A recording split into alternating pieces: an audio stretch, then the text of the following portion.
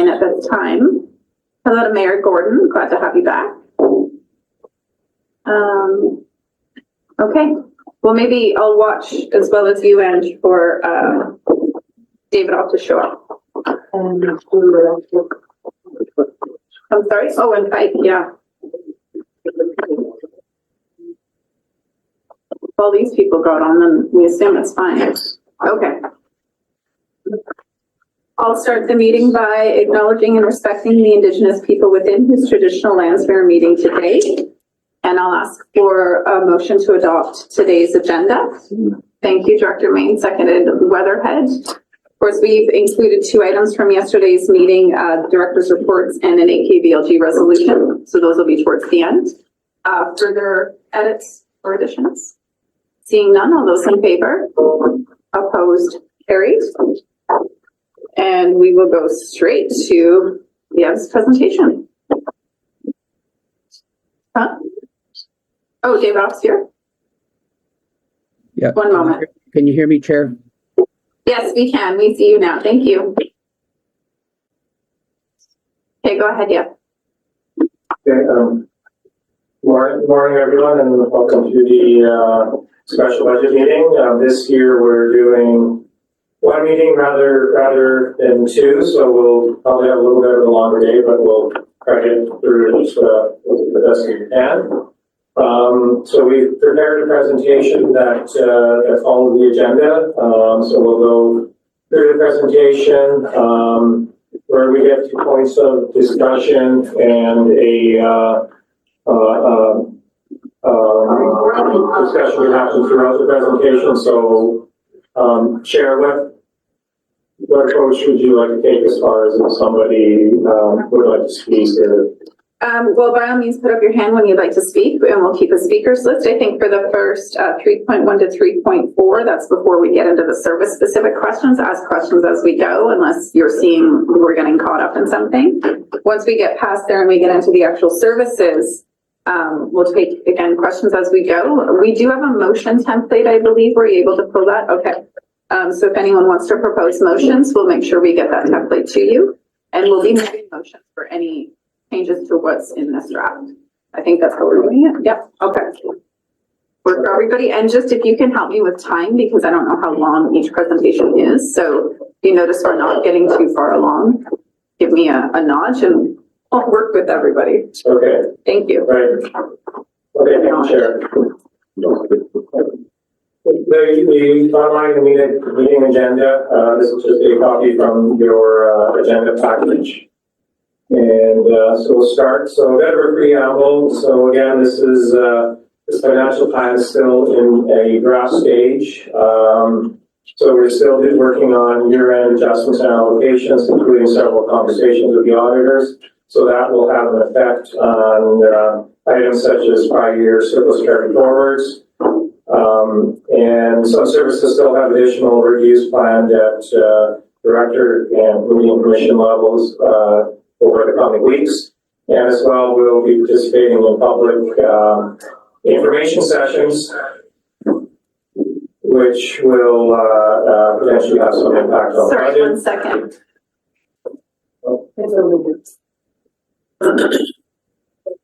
Trying to get online to see this, and your public Wi-Fi doesn't hook up, so I was trying on my phone.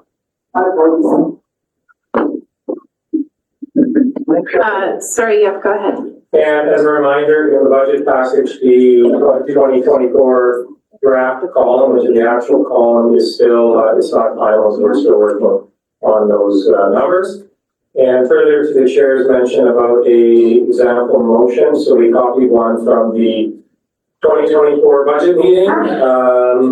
So basically, this says that the board directs staff to increase transfer from reserves or whatever the account might be from the transit service or whatever the service might be, this amount, and then reduce the requisition accordingly. There might be cases where we're not reducing requisitions, we're increasing contribution from reserves or transfer from reserves, but anyway, we can, with this account, let's certainly get through those, creating those motions. I just need to write that down for a minute. Yeah, sorry. Sure. So Chair, point of process, I guess, can this be posted in chat so we can copy and paste it or email to us so we can use I it? will do that. Yeah, Okay, I will do that. thank you. I'm writing it down right now. Sorry. It's, you've got it? Okay, Aiden's got it. McLaren Co's got it. Thank you. They're going to call everybody by their first name. Sorry. Yeah, please continue. Okay, thank you, Chair. So as this is a public budget meeting, we're going to go through some items that the directors are very much well aware of, but we just want to share some main points regarding the budget process, how the regional district functions, and as well how assessments and taxation work. We're not going to go into the same details we did in public budget meetings, but at least we'll cover some of it today. So the way the budget review process works, we of course have today's budget review meeting, which will cover mainly some of the core services, emergency planning, and as well as bus transit, which was added. Then we have committee and commission levels to cover parks, recreation, utilities, resource recovery, etc. Local service committees in Preston and Caslow, and then as well as directors and participants in other meetings. So a fairly complex or approach. This process started, I would say, in October. So I would say we're well into the four figures of the number of peak person hours put into putting this budget together. Next slide. So public budget meetings have all been scheduled. There is, we put out a poll, as all the directors are well aware. There's virtually zero flexibility in this budget. This fit everybody's schedule exactly. So we've got the meeting schedule, location scheduled, and time scheduled. And those should be in everyone's calendars and available on our website calendar, as well as in this presentation here. Yeah, can I just ask you directly, are we putting these in the newspaper and whatnot? Where are we advertising? Yes. Okay. They're in the newspaper, they're on our Facebook site, so they are being advertised. Thank you very much. Yeah. And then the final approval of the budget comes on March 20th at the regular open board meeting, which is the final opportunity for the board to make changes or recommend changes to the budget before adoption.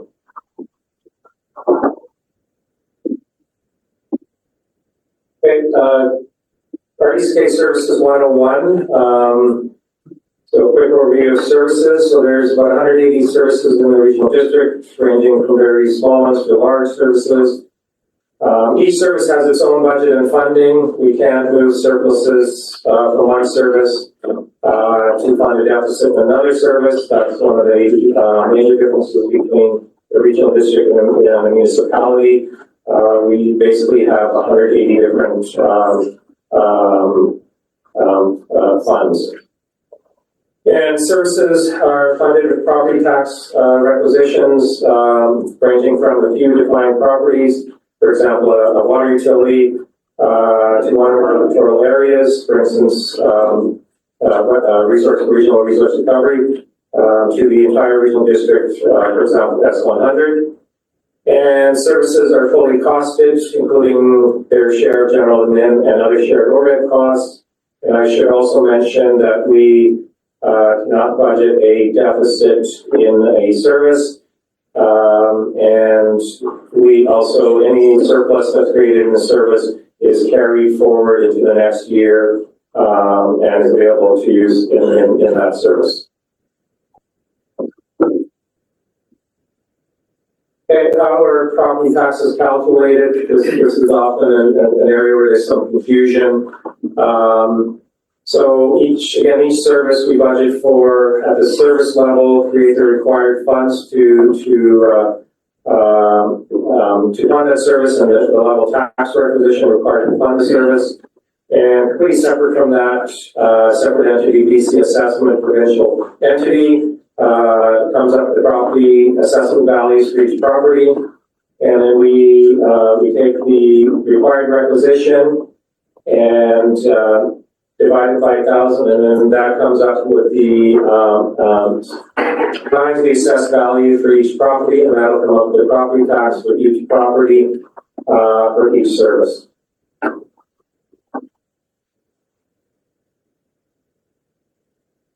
We'll get into a little bit of numbers here regarding assessment changes. That should say 24 to 25. So the headings haven't changed here anyway.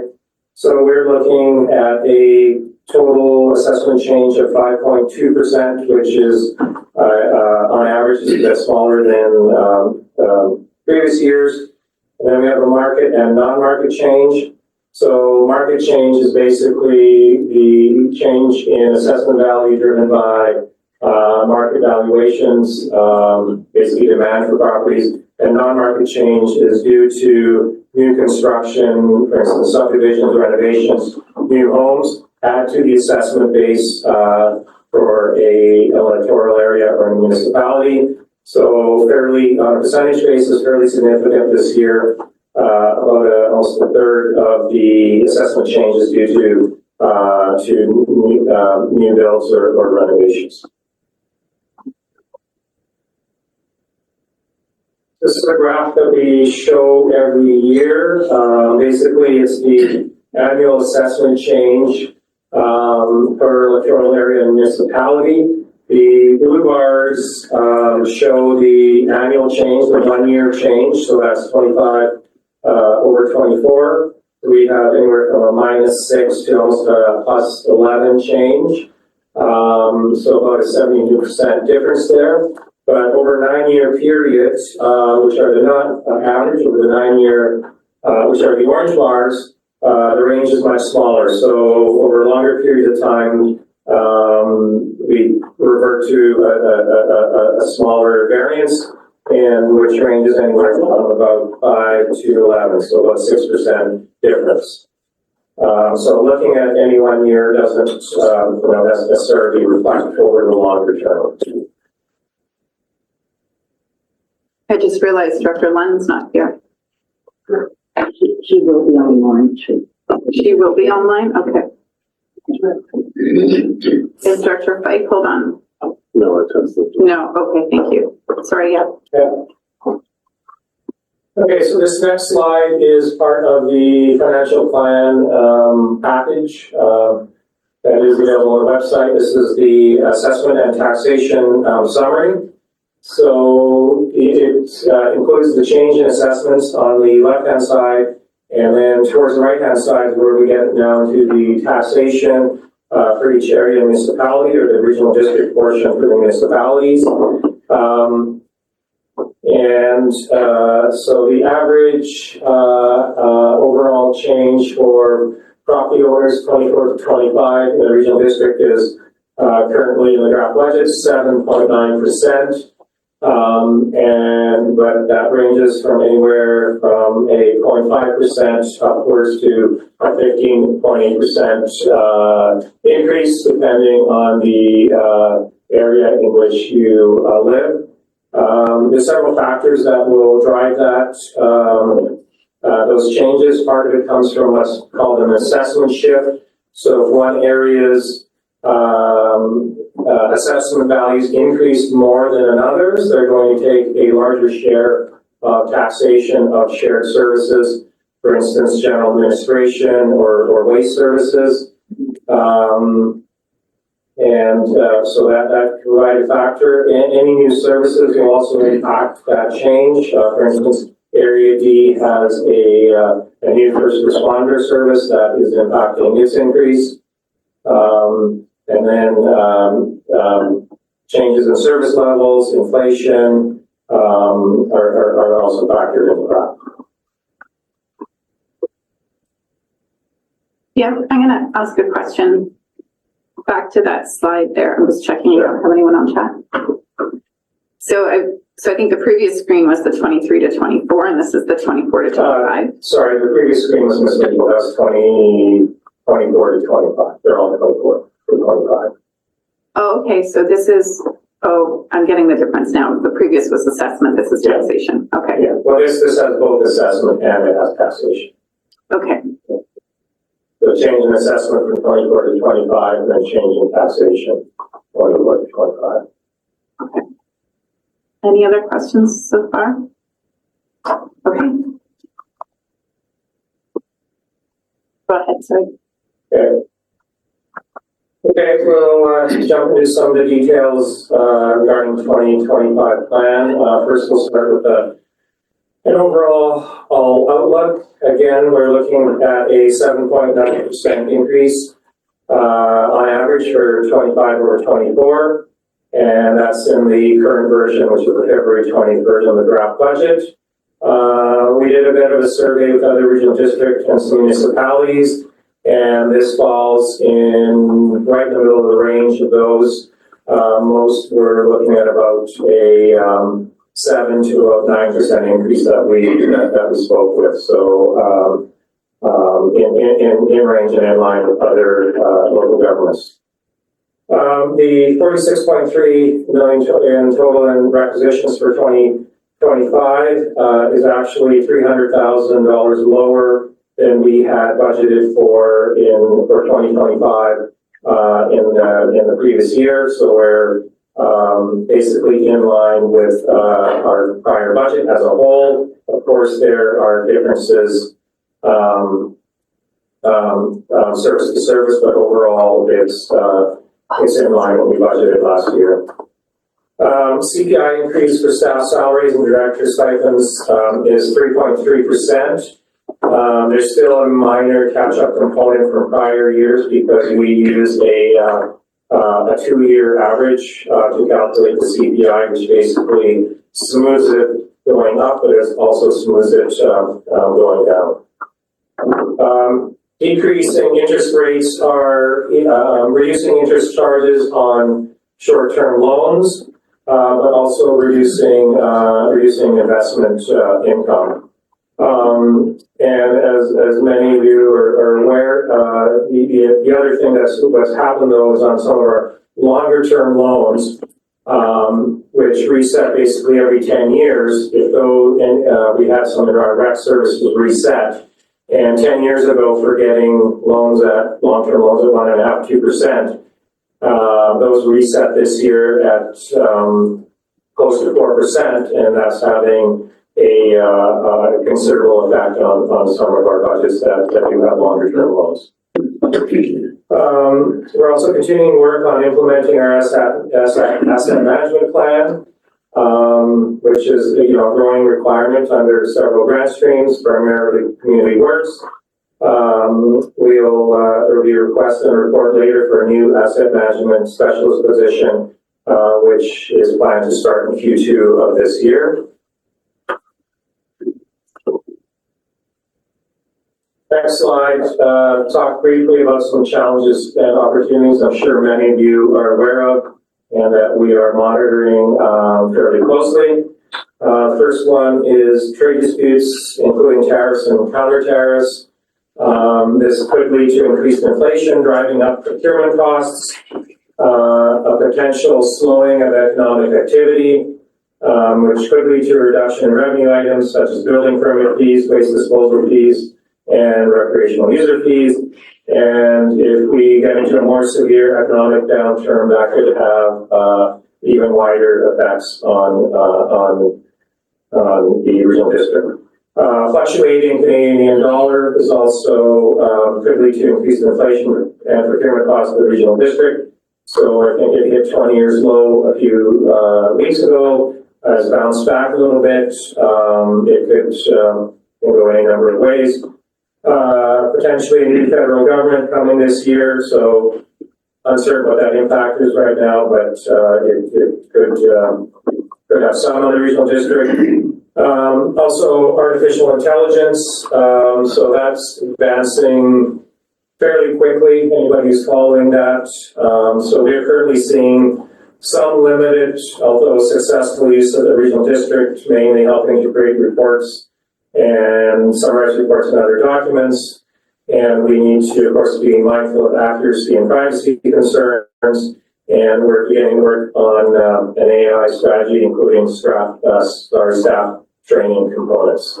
We have a question from Director Tierney. Yeah, is this the presentation you're giving to the public?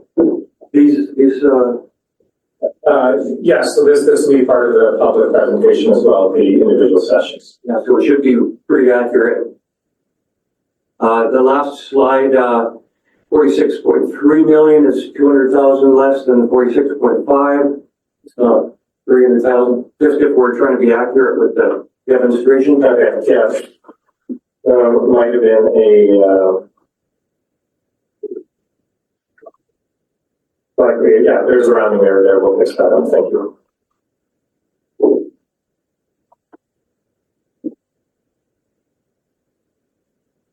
Any other questions on this slide? Not seeing anywhere but on chat. Thank you. Go ahead.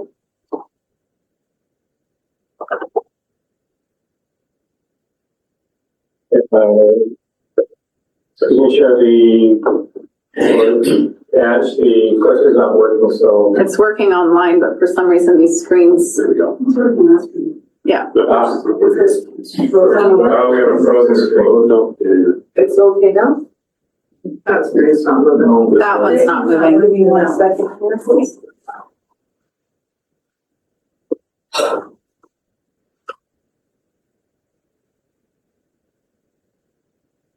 Now, yes, Keisha. That looks like it changed. A moment. Try again. Yeah.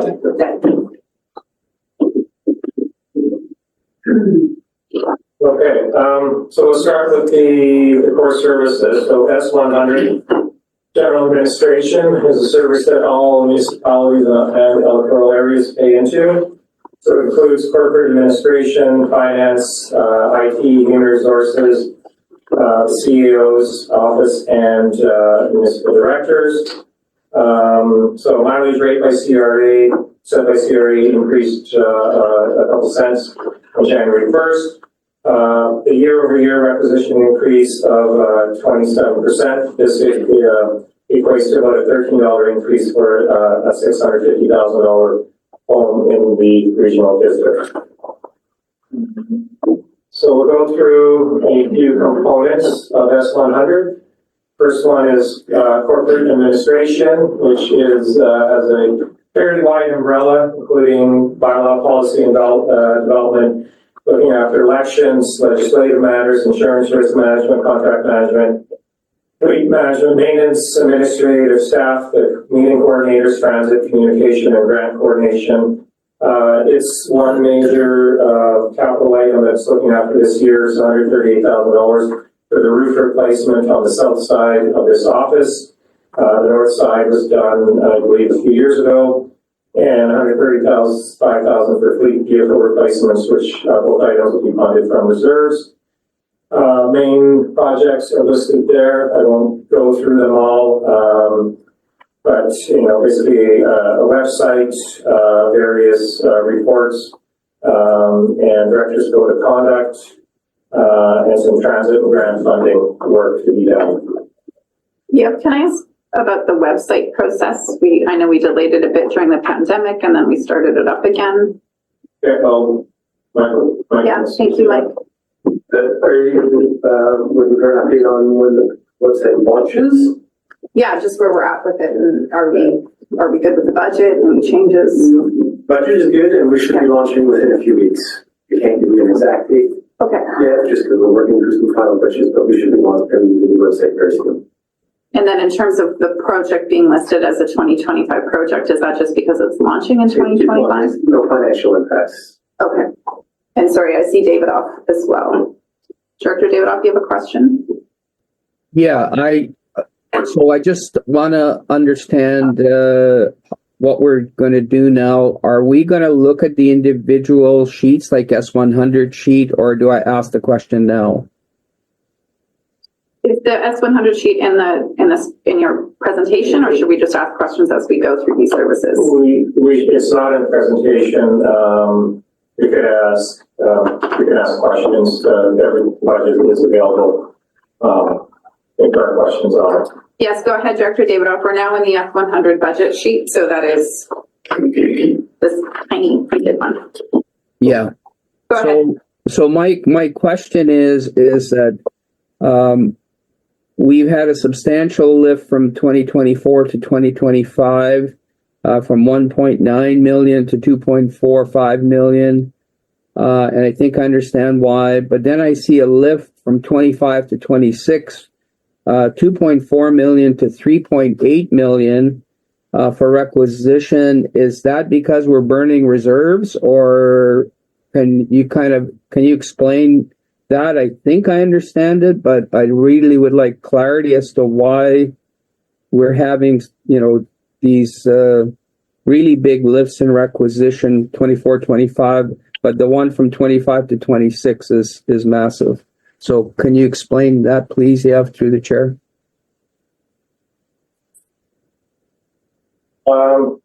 Through the chair, so one, the major items is we have a surplus this year that in the budget that we're not forecasting to go into next year. There's also a $260,000 transfer from reserves from prior year surplus that this board directed us to use over 3 years. So that is in the 2025 budget. So between those two items, there's about $1.1 million that make up the bulk of the difference between 25 and 26. Supplemental, Director? Go ahead. Supplemental, thank you, Chair. Yeah, and I looked at all the reserves for S100, and thank you for sending those out with the package of materials you sent. So we're looking at all those reserves. Now, those reserves, there's in S100, there's 1, 2, 3, 4, 5, 6, 7, 8, 9, 10, 11, 12, 13. There's like 15, 16 reserve funds. Those reserve funds are all in S100. Are they statutorily required to be in for example, the General Administration Stabilization Fund, or can we use any of these reserves for any purpose in S100 because it would not be a transfer to another service? Through the chair. I can take that one. Mm-hmm. Through the chair, Director Davidoff, the only statutory reserve, if you want to call it that's guided by a bylaw, is our the administrative and equipment reserve that's in there related to the building. So when the regional district moved into this building, the building on Vernon Street was sold, and the proceeds from that building went into that reserve. That's what started that reserve back when that building was sold. So that reserve is guided by a bylaw, and that's where the funding for asset management for this building goes into. So I think it's sitting at about $600,000 plus or minus. So that one is the only one that needs to be used for a specific purpose. The only other item I'll mention, it's not statutory, but we have set up a relatively robust vehicle replacement reserve around asset management for our vehicles. And we only use that to replace vehicles, so there's no impact on year-to-year taxation regarding vehicle purchases, so it doesn't spike and go up and down based on the purchases there. But everything else in there technically could be used for any purpose, although we do have the reserves labeled for the purposes they were set up for, but not legislatively or statutory or by bylaw. So, Chair, I will defer to other people if they have questions on this. I do have one more question on the reserves. Okay, and I've got Jackman. I just want to clarify one thing. When you're looking at the reserves here, you have several grants in here that cannot be transferred based on the grant requirements, like COVID, growing communities, climate action. Those are very specific, so they can't be used in general, correct? Yeah, through the chair, the COVID restart funds that's remaining there, that $32,000, that's relatively loose. We have expenses related to being accessible online for directors and the public. So the costs related to our Zoom licenses could be covered by those funds, for example. So they're relatively loose. The Growing Communities Fund, the board has specifically identified that amount to go to asset management work. So from the board's perspective, you've directed that one specifically go to anything related to asset management. Yeah. And the Climate Action Reserve, is that LGCAP? Yes, through the chair, that's LGCAP. So that's also defined by its criteria. Yes. Okay, thank you. Sorry, Director Jackman, I just wanted to clarify those. Well, Chair, Over to you. Chair, I did have one more question, and Yeah, you indicated you would go to the rest of the directors and we'd come back to you. oh, yeah, that's fair. Thank you, Chair. Thank you. Go ahead, Jackman. It's on a similar vein, and it's a little complex because of the way you said 100. So reserves in general, I've been trying to wrap my head. I guess we have 600 million in assets, 50 million in reserves, less than 10%. We're not holding too much money, but we're holding in the wrong place for the wrong reasons, I think. Asset management money will fix that. But I think what Director Dave outlined in the meeting at in part was we show a $298,000 contribution reserve in this fiscal, and assuming maybe I'm wrong, is that going to go to the stabilization reserve, which is already 471,000? Is that a necessary contribution to the stabilization reserve this year? Or should that be used to offset taxation? If one at a time, if that's easier. But through the chair, the 298 does not have any stabilization contribution in there. That's $135,000 to the IT reserve, which the board has approved as part of that asset management, $100,000 to the building reserve for this building that the board's previously approved, and then the remainder is the contribution to the fleet vehicle reserve. Okay, perfect. And then following that, this was nicely, because the IT reserve, years back, we spent, I think it was 300 grand to replace our main servers, duplicate servers, we have all this data, we have to store this, we have the time to replace it again. Cost of hardware might go down a lot.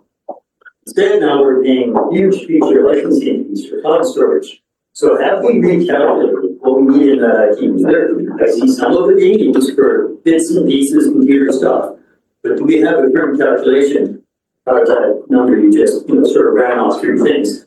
Do we have a justifiable rationale for putting, say, 100,000 in the IT reserve this year? Will we ever replace and have dual servers? Are we going to look completely different in 5 years? And we get an updated number on that, or do we have a little number? To the chair, we'll defer to Deb on that if that's something you and Dwayne have talked about. Yeah, through the chair, that number is still relatively current. I don't see it increasing or decreasing. We still, as we move to the cloud, that is the future. But our data center, we're looking at a replacement in 2 or 3 years. Hopefully it'll be of a smaller size. But having said all of that, hardware, the price of hardware is not actually going down. You're getting more power for, the same money, but laptops we're buying now at $1,400. We used to buy them at $900. So it's a better laptop, but you don't want to buy a $900 laptop because it doesn't have the service or reliability that you need.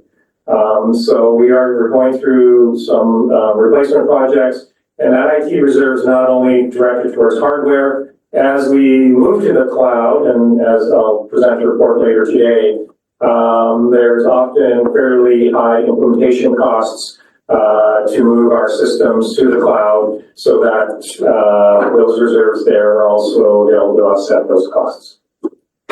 So next year, I guess we'll hear that from the couple who had chair. I was wondering about the same thing for GIS. The GIS is equipment intensive, data intensive, and hopefully by next year we'll offset some of these high licensing fees, but maybe less contribution reserve to replace the hardware. And it's always a way to get a cheaper vehicle and not the biggest, best current vehicle. There's got to be a way to get a cheaper data storage hardware unit instead of buying the best one that's 10 times bigger than me.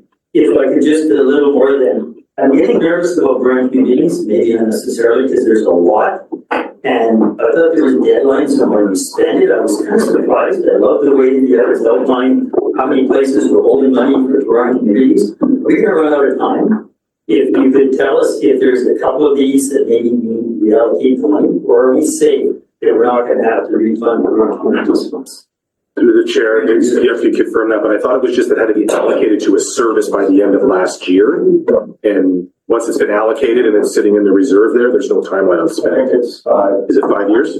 Through the chair. No, they're 5 years, so that's. And then final question, from Director David, regretting you let me go.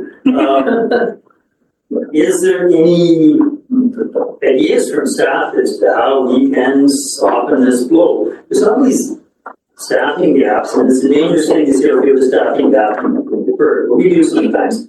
Sometimes the staffing, like I started looking through the grants, the few $1 million of grants that are free money, except they require 1.2 FTE to state handle this, 0.05 FTE to do that. Given our conversations recently about new work versus just core work, are there any opportunities on the general admin side where we can hold off, take a deep breath for this year anywhere? Are there any potential savings in general admin that can be offered? Because we've seen those from time to time every year. Or is it already in? Through the chair, there is some that's already in there. You know, the budget's had a hard look. That being said, I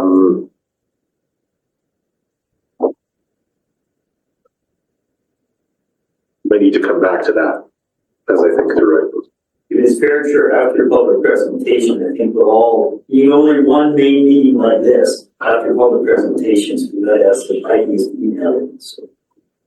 I think it's important to, it's a good time to just remind ourselves that when it comes down to the March board meeting, any changes we want to see, especially if they are our own services, email those in well in advance of the March board meeting. If you have services where you have a partner or several partners, work that out with your partners in advance of the March board meeting so that whatever's in the budget on that day, you've already worked it out with your member partners on that. So that's a general budgeting guideline. You can email that in, just make sure you include whoever is part of that service. If it's a service that's covered by a committee, you don't do that outside the committee. So just some general guidelines that yes, post-budget public meetings, and this one we're likely, I've already got stuff in here that I've asked to change that hasn't been done yet, only because of everything we're doing, so I know it'll occur.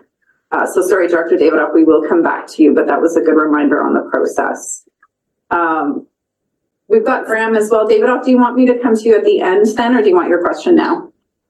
No, I'll defer to others. I will defer to others as long as we know how many questions we can ask. If it's one in a supplemental or three, as long as it's I don't know. I deferred to Jackman, but I know he asked some of my questions, so that was okay. I'm just going with gauging the timeline, but I'll go to Graham for now. Thank you. So through the chair, and maybe this is explained before, but I don't remember. So can we understand why we need $470,000 in general administration stabilization? So through the chair, we might want to give, I don't know if you can speak to the entry that hasn't been made yet for that, because there is a stabilization entry that the board directed as part of the budget last year. So I think that 470 might be a little bit higher than the year-end balance will be. But to Director Graham's question, that was in the stabilization reserve was instructed by the board last year to be used over a 3-year period. So I believe at the budget presentation, it was $700,000 or something in that range, and the board directed for equal installments to be used over 3 years to try to smooth out any taxation increases. So that was board direction last year, but that board direction can change based on what the board decides this year. Supplemental or? Well, supplemental, just when we're looking at a 27% increase here, that we might want to consider doing that. So those are the kind of things that as we go along, we're gonna, if you can track that, we can move motions at any time, and then there'll be discussion on the implications of doing so if we do that. But that's where we have that motion template. Yeah, if you want to respond, and then we'll go to McFadden. Yeah, through the chair, just I got received confirmation that that 470 doesn't include the entry for 2024 yet. So about 250,000 will be the entry. So will be about 220 left on staff year-end entries within the remaining stabilization. McFadden, or are you good, Graham? We can come back to you. Okay, go ahead, Director McFadden. Yeah, just a general thought for the day is, because we've already run into it once going through our transit budgets, is that every time you use anything to offset taxation, including surplus, it will catch up to you. And so I have extreme caution with what Director Jackman was talking about, is that I already get red flags when I hear that we are using surplus to offset what we need. In my opinion, surplus should always be used for one-time costs. And that should be something like capital or something like that, and never for your operating expenses, because it will catch up to you the next year. Whatever you're using, you actually have to do that, plus whatever the normal increase would have been that year to make it up. And that's how you end up with numbers like this, where you have big 20% or, transit. You hear everyone upset about transit when we did that meeting, talking about, oh, well, because you used your surplus, you used these money to offset increasing it last year, so now you have last year's increase and this year's increase that you have to deal with this year. And so I say that to be careful that we might be able to make it less this year, but deeply think about the impact that on next year and the year after that, because they're all the same taxpayer. And so they might be ticked at you this year, but they'll be even more ticked next year if it's double. So just be careful that we don't make short-sighted decisions as we look through what money we might be able to save. And there might be places we can save, but I just say that to make sure that, so I've seen it happen more than once at this table, that it's not smart to make short-term decisions that are going to have long-term impacts that negatively affect our taxpayers. Okay. And it's a good point, and I learned that with transit, because when we did that last year, we were like, do we need reserves? How's capital? That's what we asked. We gapped on asking, wait, this is gonna jump our operational next year. So I learned that one this year, although I already knew it, I just forgot. So it's an important one. When we did the stabilization recommendation originally, it was to smooth it out so it didn't have that jump. So that is exactly the kind of perspective we took at that time. Again, here we are, we can change anything at any time. So, Newell, and don't worry. Oh, no, I had someone before Newell. Okay, Newell, go ahead. And David, you're still there. Is the transfer from other service, i.e. general admin fee, are we comfortable with where it's at right now? In other words, are the other services contributing enough to cover I know it doesn't make any difference in overall taxation, but just in general terms, and looking at the increase over the next 5 years, et cetera, are we comfortable with that? I can't remember if we rejigged it or when we last rejigged it. So anyway, just thought I'd throw it out while we're here. Yeah, through the chair, we're following the direction from the board, I believe, given in 2017 or 18. So there's a document about how we're to do those calculations. We're still following the same method. It's updated every year. There's new positions added. They're included in it. So that doesn't mean that we shouldn't revisit it, and maybe at some point we have a look at it. And since it's been about 7 or 8 years, so that could be something we address this year. The IT fee, which I was going to talk a bit about later. We did change how we do that calculation. So if you look through all the services, there's been some large changes in their IT fees, either up or down. So we used to use a model based on the number of workstation counts. Yes. And that used to work in the old days when everybody worked in the same office and had their own workstation. But in a hybrid work environment where we have many staff working at home using their own computers or we have shared systems, so we changed it to more a per user fee based on their level of Microsoft 365 licensing. So we have some people who have full gamut, and others just have an email, and others in the middle, and we use that. Then we combined it with our actual payroll data to see where everybody works, and prorated all of that and their licensing to come up with what I think is a very fair and reasonable idea. Excellent, thank you. Okay, so I'm going to go back to Director Davidoff, and then and again, we don't have any motions at this time, but I think we have asked staff to consider where could we reduce this. Good point, process. Are we going to finish the presentation and then open this up again. You're encouraging a motion, but we're not even done the presentation yet. So because we're gonna go by service currently, if you want a motion for general admin, which is what we're in right now. Right. This is when we would do it. It doesn't mean that when we get to the end of all of the presentations, we don't go, hey, wait, let's go back to that. That was my question. My question is, we are in S100. We're in S100. We haven't completed the presentation yet. Oh, yes, sorry. If you want to keep going, I was trying to honor the questions, but yeah, do you have more in S100 to present? Yes, so Okay. we talked about. Thank you, Vandenberg. Davidoff, we will not lose that you're there, but Vandenberg makes a good point. Let's get the S100 presentation complete.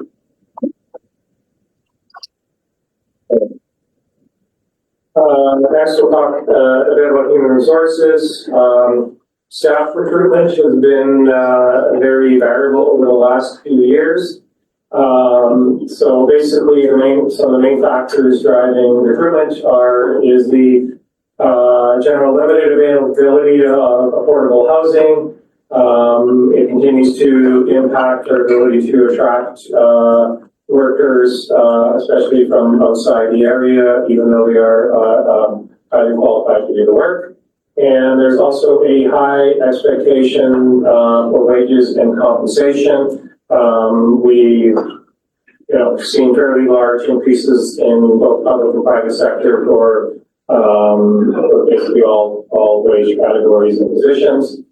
HR initiatives for this coming year include a strategic staffing initiative, including succession planning, some marketing, DEI strategy, updated to include the mental health strategy, leadership development, and a potential organizational review, which a report will be presented later today outlining that, and as well as the associated work activities around that organizational review.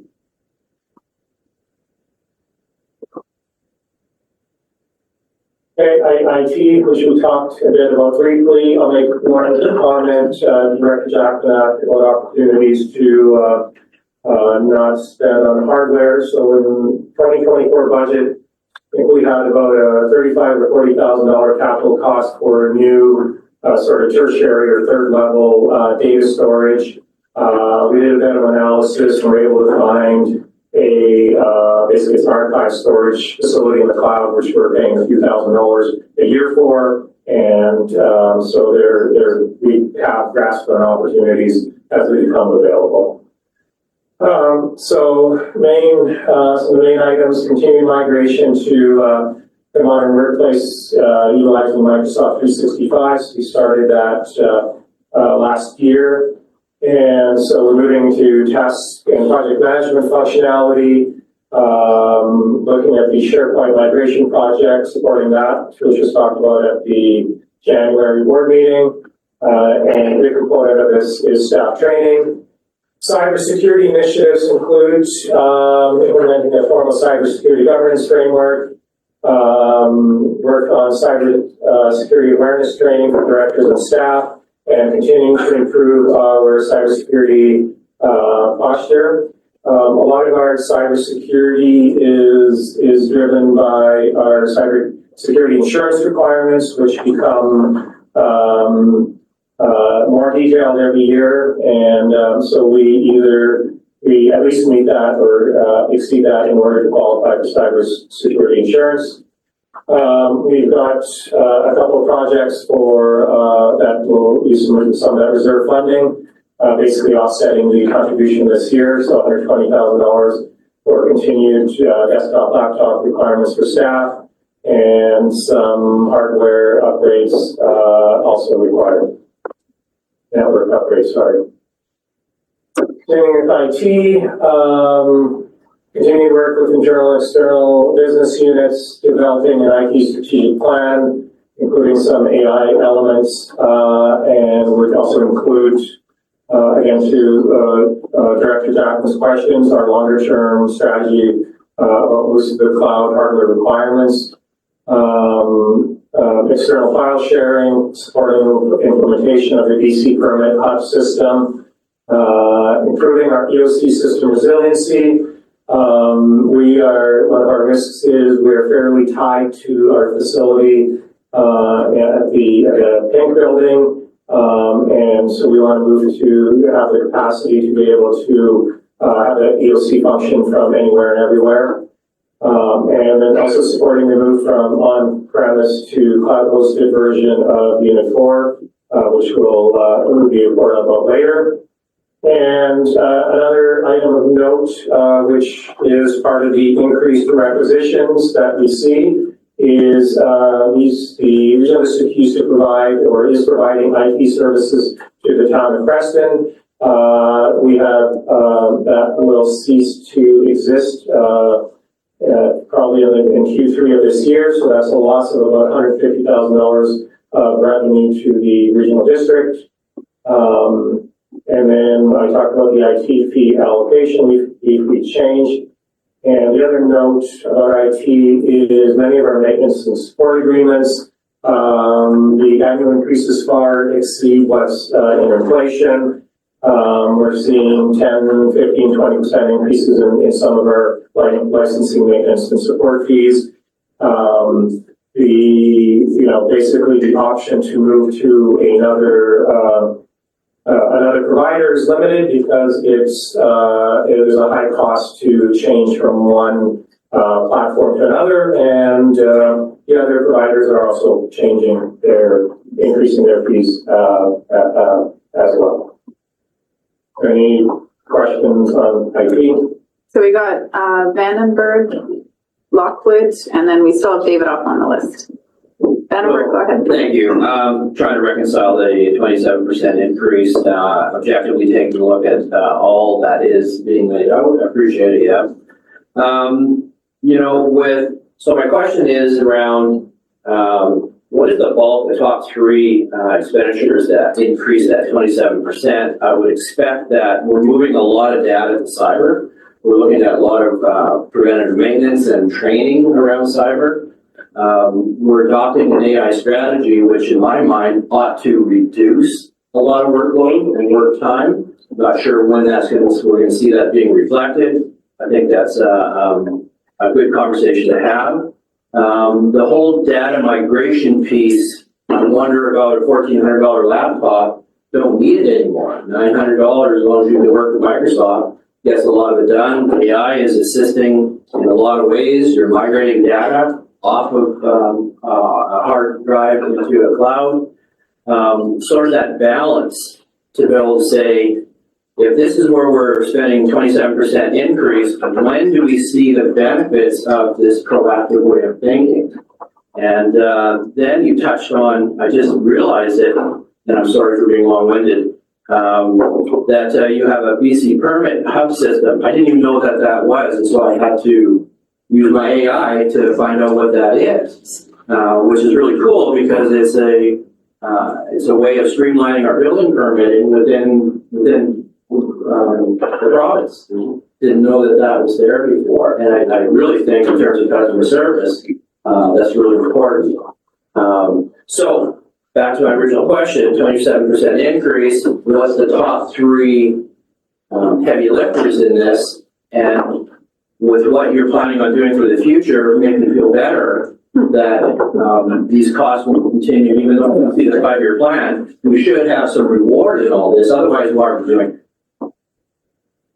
Go ahead, yeah. Okay, through the chair, think where, AI is moving fairly quickly and advancing fairly quickly, we're not at a state to say, these are the costs we can reduce. So we see the opportunities that are coming. I think where we're at right now, and there was a discussion yesterday's board about, we've got over 175 items on the quarterly report of items outstanding. So the use of AI enables us to, I think, chip off some of those faster than we otherwise would have been able to.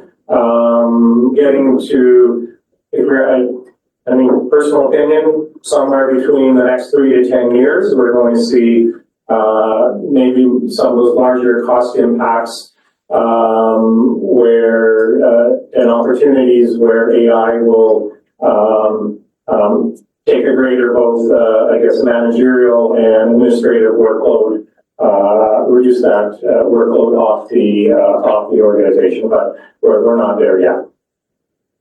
And moving to the cloud, has a cost to it, and as we'll see, and the savings of the cloud sometimes do offset what it costs us here on-prem, for instance, storage, much cheaper on the cloud. Moving applications to the cloud is not always cheaper. We're moving our ERP to the cloud. It's basically going to cost us an extra $100,000 per year to have that on the cloud.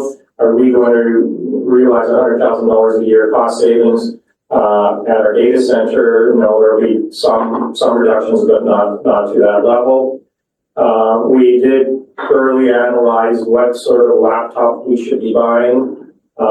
We, reached out to various other users and organizations, and once you get sort of below that $1,000 level, you don't get the service reliability, 3-year warranties, and other support features that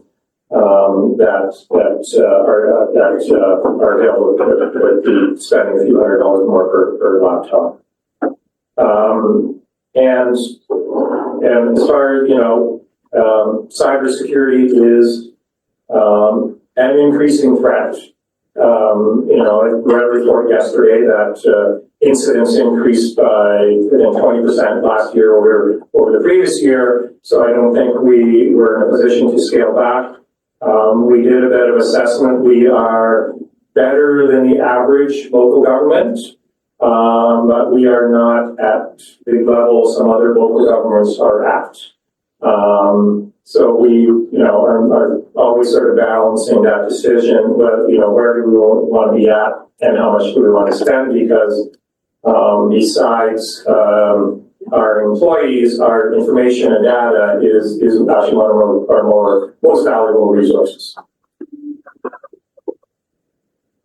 So do you have more? I've got Chris. Just supplemental, so I'm hearing cost of labor and cost of IT. These are main drivers of the 27%. Is that what I heard, Chris? IT I wouldn't say is a main driver. We would have to go line by line. Labor is 6.5 folks. Yeah, is a chunk of it, which includes IT, but yes, the contracted services, our license and permit fees increase, a good chunk of that, probably $100,000 of that is related to IT. Thank you. And I can do the rest of the background stuff. Thank you. So I've got Lockwood for the first time, and then we'll go David off Grant. Thank you, through the chair. So in here, it says that we're losing $150,000 from the town of Creston in the third quarter. So we're 3/4 of the year in, but we're gonna support the transition. Is that, and I'm not picking on the town of Creston, because the reason I'm asking is because it's a service agreement with the town of Creston, which the RDCK has service agreements with multiple municipalities. So I'm trying to learn how this happened. I don't see where that 150 is in here as an agreement. I'm just wondering, is that one staff member in IT? Through the chair, no, it's not, because that $150,000 is not one person providing $150,000 of service. It's 7 people plus the organization as a whole providing $150,000 of service. Okay. Okay. So where would I find it if I was to look in this S100? Where do you find agreements that you have with different municipalities? Where would it fall under? Because I would think it would be income. Yeah, through the chair, it's in external contributions and contracts. Thank you. It's in 2024. I did not see the word contract. Thank you. So, so external contributions and contracts, those two numbers there, 88,281. You see that in 2024 actuals, that's Yeah. the contract with the West Kootenay Boundary Hospital District. And then the 159,994 would have been the town of Creston amount. And you can see as we go out, total 172 in 2025, and then drops to 83, which is just the hospital board come 2026. Thank you. Supplemental, or that was No. your question? Okay. We will go back to Director Davidoff. Thanks for your patience. Thank you, Chair. Yeah, next time I'll try keep my spot in the queue and do some additional comments, but I will try to be brief. So I have a follow-up on the IT question, and then I want to go back to reserves for my supplemental. So the loss of the 150 of annual revenue, are we going to be reducing staff because we no longer have to expend our human resources to support the services agreement with Creston? Will there be a staff reduction commensurate with the reduction in the loss of revenue? Through the chair. Thank you for the question, Director Deva. No, we're not planning to do right now to do that. Currently, the issue is there was some economies of scale with the service agreement. So we had an IT or capacity and built-in expertise that spread across the 7 members of the IT staff. So the service provided to the town of Creston was spread across those 7 members. And so the absence of that contract does not give us an opportunity to reduce a staff member. Those staff are required to support the IT, our current capacity of required for IT for the regional district. It's very similar if you're a local government is providing has a fire hall and is providing fire services to a rural area. The incremental cost of providing those fire services is very small, but you would charge say a full cost on it. And just because that participant is no longer there doesn't mean a commensurate or similar reduction in cost compared to your revenue. Yeah, it sounds like Preston didn't think they had a good deal. My supplemental question goes back to the reserve items. So we have an vehicle replacement reserve of $636,941.35. My question is that we have gone to borrowing, or we are moving to finding other ways of financing vehicles, for example, for fire departments. I mean, we use community works funds to pay for things now that we can. But I guess my question is to staff is that, are we getting to the point where each vehicle we're buying to replace the ones before, the ones that are worn out, are we getting to a point where we could be looking at leasing or long-term financing instead of outright purchases? Through the chair. Through the chair, that's a good question that we do think about the use of reserves.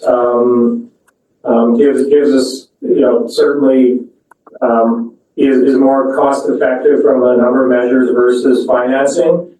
The reserves for the positive side of reserves are the regional district earns a higher than market risk-free rate, tax-free rate on its reserves, and versus when we borrow, we don't get to deduct tax as a business does on borrowing. We pay the full brunt of borrowing. So where available, I think we, from that financial perspective, reserves where available are preferred. The way our reserve balance is basically built up is from the use of vehicles And over a period of 5 years, we assign a life and a number of kilometers.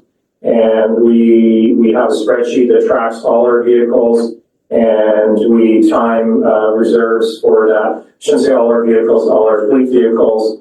And we match the use of those vehicles to building up reserve to replace those vehicles. Okay, and Chair, I have a process question on resolutions, if you would allow me that, because, Yeah.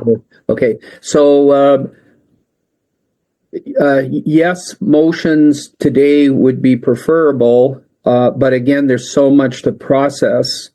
And I know in past years, motions were also, staff would recommend resolutions for us to consider to make reductions in different services.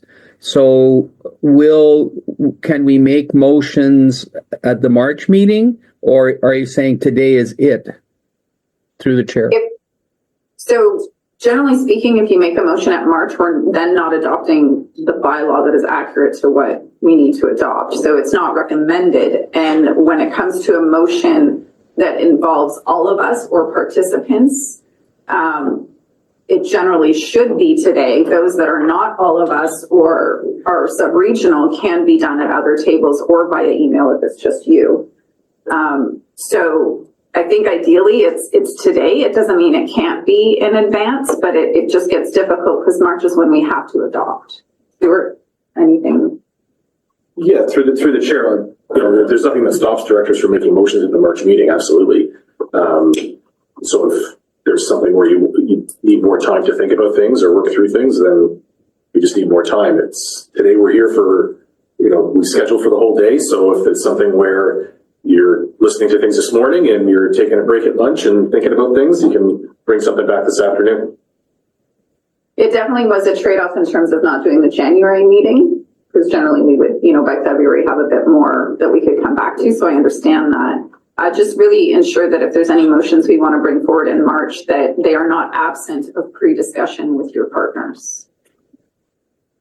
Yeah, the issue is that when it involves everyone, like for general admin, like I'm formulating ideas for motions, but the problem is that there's no way that I can process everything because I need to see all of the budget. And I went through it last night, went through everything last night, but the staff presentation is really important.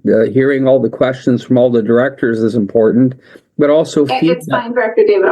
That's understandable, and we'll do our best. Yeah, and feedback from constituents, ratepayers is important. So that's the other piece that has always helped me. Thank you, Chair. Yes, of course, definitely. And again, that's where there's, we're talking general admin right now, which is everybody. So it is important that if we have something and you need time to process, I don't debate that at all. Again, just really emphasizing that sub-regional and individual services you can do outside of this is definitely post your public budget meetings as well. So there are other options, yes. I'm going to go to Jackman for the second time, and then Graham. Thanks. So interesting, Director David, formulating. I was going to lead off by saying, looks like I'm fishing. And you want to state that very much agree and in alignment with Director McFadden's philosophy. I dig a hole around here. I hit bedrock sooner than I thought I would. That's hard on the back. It's even harder on the body when a little while later you're walking around the block and you step in the hole. So I'm not looking at the deep holes. I'm looking for transitions in business. How we're doing that humor of the day. That's fine. I'm looking for where we're transitioning potentially. So the one is IT, because the escalating fees we're paying, and we're stuck. I mean, if we ask for limited fees on it, you have to be stuck, because it sounds like the service provider is saying we can do business as usual. So that's off the table. So we're left with all of them. We're left with the providers. So I want to make sure that we're calculating well in advance whether the savings are today or next year. We shift money because we put a huge amount of money into a little room back there. That's why I'm looking not for a hole, I'm looking for a shift. The other thing I'm targeting, fishing for, is we are taking millions and millions in grants. God knows all the way through. A101, we're going to go from $485,000 to $1.55 million in fire smart grants. They all cost us money in terms of staff. There's a ripple effect. So if I'm looking to use a operating surplus or what appears to be a reserve or something to offset, I'm looking for an opportunity, not for ongoing business as usual, core business. That if we decide we're gonna stop taking money for nothing, because it's never money for nothing, it's 0.2 FTE or 0.07 FTE or it's this or it's that, I'm looking for those opportunities as well. The huge amount of money we throw through in grants, the impact it has on our core service, and the presumption sometimes that we need to be prepared to take on whatever comes our way. So I'm looking for those one-offs, not looking into the sun. I don't like stepping in holes because they're aging, it's more and more painful. So as we go through the rest and we keep targeting the same philosophy, are we always going to presume, I can't go too far, A101, we're doing massive investigation. I've seen a bunch of stuff and I've seen very little work on the ground. Does that make sense? And what does it cost us as an organization and the taxpayers to do all this background work when the crowd says, hey, you can do this, and it sits on the desk? That's what I'm targeting. I'm formulating. You're formulating, okay. Fran? So thank you to the chair, I might as well ask this one because it's been on my mind for a while. When we got like 3.5 million in salaries and we got over 1 million in benefits, compared to private business benefits, I find that very high. So I'm just wondering if these get renegotiated or if I don't know, so maybe the government is stuck with a particular supplier. We would go out for competitive quotes, like how does our benefit program work? So through the chair, we do negotiate our benefits on an annual basis. We have a broker who does that. That portion of the benefit cost, though, is probably the smaller amount. Because when you look at CVP and EI plus the pension plan, those are the three largest ones. And the pension plan is where we're locked in as a local government. We're forced to use the public pension plan. So that's a set percentage contribution. And that is the biggest piece of benefits by far. And that's for staff, directors don't have that. But through the chair, directors have the option. No, sorry, not for pension. Yes, directors have benefit option, but not pension. Yeah, okay. So then that's it. We don't have any motions at this time. By all means, if we want to go through everything and come back.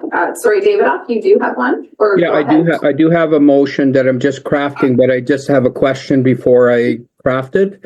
Yeah. Would it be, I guess to the chair, would it be appropriate for me to make a motion to reduce her salary line item by $75,000 because of the loss of the IT services agreement with the town of Creston? Is that an appropriate motion? Through the chair.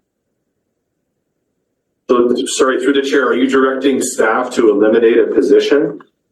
To reduce the salary line item by $75,000 because we have lost, I could go 150, but I'm going 75. I'm thinking 75, and then staff will determine how to do that.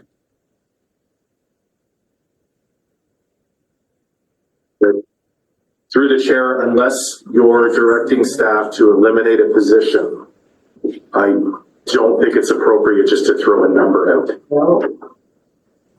And in that position, we would have to take back and tell you what it's going to cost to eliminate that position. I think you would have to focus on a line item that is not related to salary. It would be a project or other one-time contribution. Yeah, Chair, the logic behind what I'm thinking about is when we lose a contract, $150,000 contract, that's a big chunk of money. And the key thing is the CFO explained that, that work can be done over 7 people. But the thing is that you'd think right away, say, okay, we lost the contract, so there's less work and we could reduce the salary budget in that department by some percentage because there should be less work now, even across 7 people. So 7 staff. So the these are the kinds of things that you think about and say, okay, CFO explained that, no, we're not going to reduce staff because we lost this contract. We're going to, there's this incremental impact on 7 people, 7 staff in the IT department. So Director Davidoff, I just need to pause you for a sec because we do understand what you're saying and it's repetitive. So I don't think you need to repeat it. We understand what you're trying to do. The cost implications is if you do let go of somebody, there are costs you have to pay out to that person. So that would be part of the consideration. And I think what we need to do is not focus on staffing, which is not generally our purview, but on the overall operations and capital, perhaps. So don't lose sight of what you're trying to do. I think staff is just directing that you can't just direct to reduce staff. And we have others that have ideas, so can we circle through those? Can I just say one more thing? There's another way of doing that, is that when we hire again, right, we don't hire 1.0, we hire 0.5. That's another way of doing that because I'm just that now you see what I'm trying to figure out. Like, Absolutely. I don't have the time to talk to staff about to anyone about how to do this because we're doing this all in one meeting. Otherwise, I'd be talking to the CFO. Completely understand. Yeah, thanks, Chair. Okay, so Stuart wants to respond, and then we have a speakers list.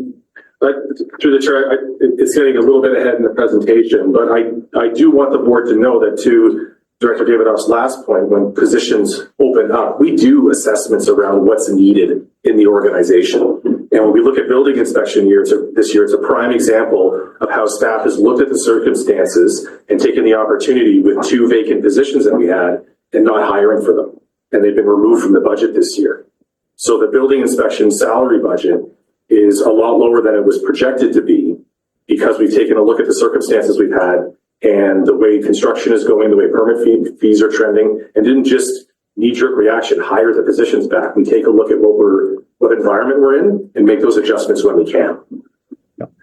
Chair, could I ask staff to think about what I said and maybe assist me, or like you can see where I'm going. Yes, we absolutely can. And I'm brainstorming, and I apologize for doing that at a board meeting. Yeah, it's fine. I'm just going to help you not repeat yourself just for everybody's timing. But we get what you're doing. I do see Dwayne has a response here. Can I ask him to provide his feedback? Sure. Dwayne, go ahead. Staff, Dwayne Lau.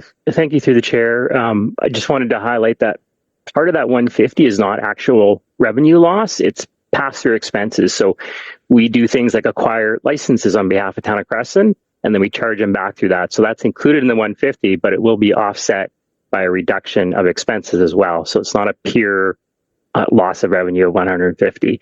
It is, I don't have the exact number. It is probably less than 100 in actual loss of revenue. Thank you, Dwayne. So I'm going to go to Jackman, Cunningham, Tierney, and Page. Thank you. I hope what manager will be doing, is completely capable of doing every time he goes to his numbers, is he would think of what's going to be contracted services for this big transition to cloud, and maybe internalize some of it within the existing trained staff in our new system. So if there's an offset, we have conceived between now and the next time he emails us a package, maybe we'll identify a $30,000 offset from salaries for external service to replacing what would have been contracted hired people to do whatever needs to be done for this big transition. Those are the things that I'm trusting our managers are looking at every day. And if it's a hard number to present to us, I'd love to see it. But we're not going to get there today. Also, Okay, Cunningham. Thank you. And further along the same line, we look at some of our services that need staff and need catching up when things were behind it. Remember the things we were looking at yesterday. And I know that our staff looks at those kinds of things, and it's difficult because we're gaining people in one area, we could move them into another. Thank you, Tierney. Yeah, thank you, Sharon. I was basically going to say what Stuart said. If a vacancy became vacant, if a position became vacant during the fiscal year, a review should be done to determine whether that position should be filled or And page. We have a couple short or rapid fire ones and then okay. So when I look at 538080 license and permits, am I seeing a key licensing package within that? Yes. Okay, so that's true of consulting fees as well. Well, some contracted services, yes. So we do. Okay. What's the IT consultants are in contracted services? Okay. Maybe in future years, we may want to start seeing those coded out. If IT's been a major conversation in general in each time, so I don't know if that's start to delineate it out so we can see it a little bit clearer. I'm really interested in where we can end, Dwayne, with our IT strategic plan. And I think to where cost savings might exist, it ties me back to the EOC system resilience and where we can work with partners. And I said this last year, but where we can work with partners to have the same systems that are naturally rollable and redundant between partners and sharing those costs. It does make me think how we work with citizen services with the province. Like there are some jurisdictions that have broader systems. BC permits is one of those places where we're sharing applications because the cost that is driven from things like vendor lockup. That would be my biggest concern over the coming years is how much vendor lock-in is going to be put us at the behest of what these services offer. As we are reliant on them and as we take the skill set inside and move it out. And I'm not saying that's not something we should do. It's very, very hard to maintain the same level of service internally for stuff like that. So I'm really interested to see where we end up with our IT plan and what it sees for the next 5 to 10 years and where we need money. We want partners will be working on. And then the only other note I had from earlier was on the housing and approval piece. Obviously, to me, I would think there's a strong connection between wage expectation and the challenge around housing. People looking to try to afford the place they're moving to. And I would just plug, because I think it is part of the solution, is the Happy Pad initiative coming off of Greater Nelson Economic Development. Specifically because it is trying to connect, it's something RDCK and Nelson's already working together to do high quality room-based accommodations for coveted workforces within a building stock. So I think as a professional organization trying to recruit, I think we're also putting that message out to our employee base. There might be at least a few spots that could open up and have some professional formality. Happy Pad is a non-profit that the economic development is pushing that takes care of the contracting, the conflict management, and the money when it comes to renting out a room. So if you're a senior and you want to rent out to a healthcare worker, Happy Pad plays middleman if that in their way. And so we had identified that was one way we want to open up rooms. When we're recruiting, sometimes it's about 6 months or a year so they can find their forever home. And so it's transitionary. That can be supported that way. Sid? Yeah, the Happy Pad looks very interesting. So we're at the end of general admin. It does not mean we cannot make motions later in the day, nor does it mean we can't make it in March. Ideally, if we can today, but completely understanding. I would recommend before we go to rule admin that we take our morning break. And while I really don't like doing this to you guys, if we can work as a team just based on the timing we have, just if we all, as best as we can, while being amenable to the fact this is a lot to absorb and work through. So team efforts. Are we good with the morning break now as it's 5 minutes to our usual time? Okay.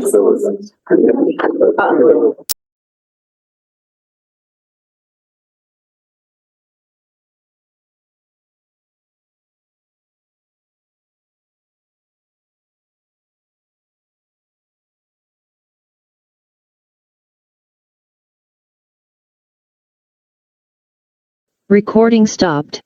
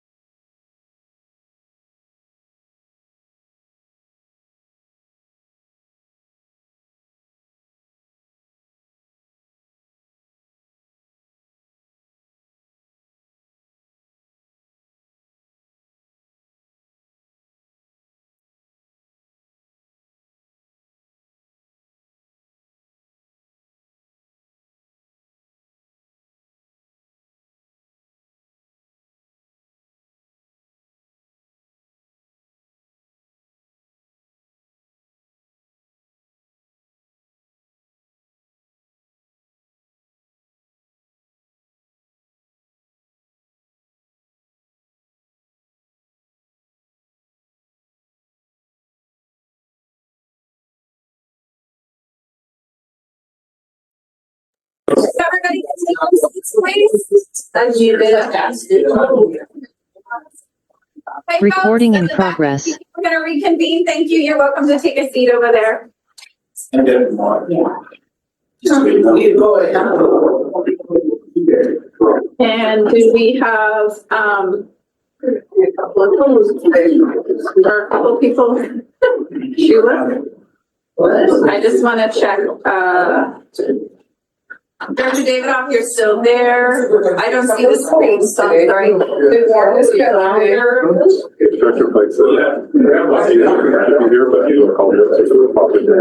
Okay. And still no director left. No, I texted her too. Okay. All right, folks, we are back. Okay, are we back? We're back. We're back. So we're going to keep going. We do have a motion that Yev and Stuart was sent by Director Graham looking at some options. So once they've had a look at that, we'll circle back to it and propose it to the board. Okay. Does that work? Are we ready for rule admin, Yev? Yes.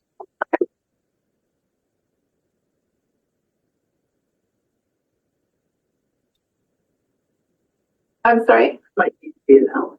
What's that? There's another one. Oh, if there's any vehicles parked in the lane behind us, you will unfortunately get towed because the cement factory over there uses it. So if anybody in the gallery is parked in the lane next door, you want to go and move your vehicle. Okay, thank you, Director Lockwood. Go ahead, yeah.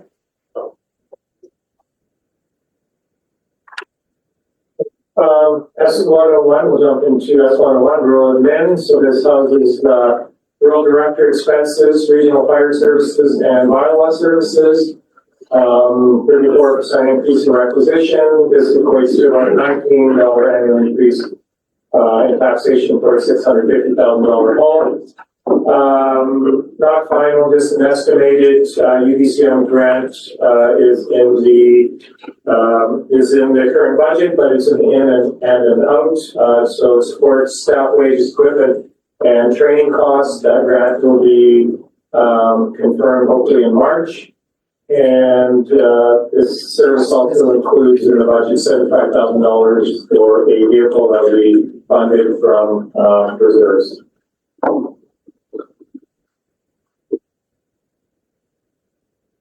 That's the one slide on rural administration. Oh, can you go back to rule admin? Yeah, oh, sorry. That's okay.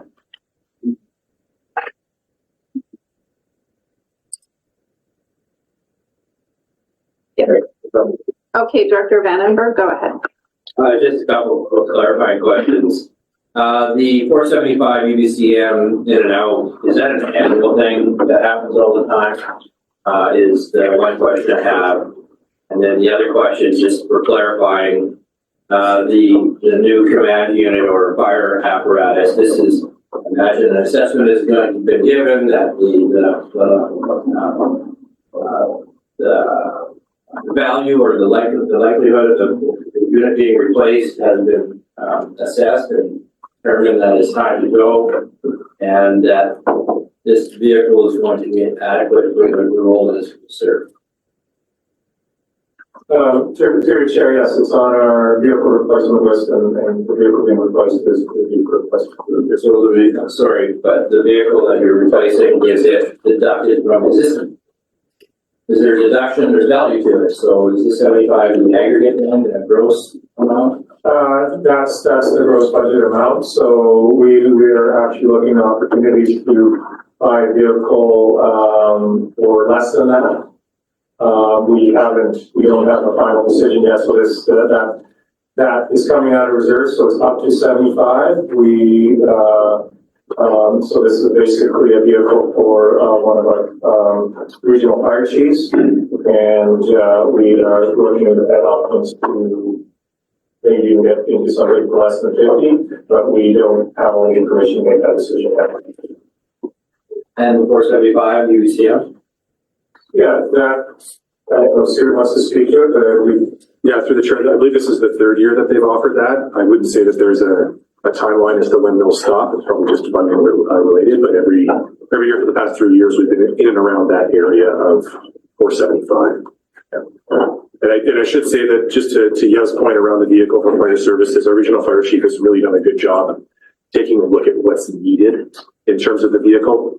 So does everybody need a large pickup truck to respond to calls, or can we get into something a little bit more economical based on what's actually required at the response site? So he's done a great job there. That's the reason it's again in the budget this year. This was originally the budget we purchased last year, and he's deferred it because he wants to take a good look at what's required. And the vehicle that it's replacing is the vehicle that we purchased originally when the fire chief position was first approved, probably 13, 14 years ago. Yes, but never mind. I won't speak. No, it'll pop up on the list. Okay, so we've got quite a list. Jackman, go ahead. Thanks. So again, I want to understand a little bit the opportunities.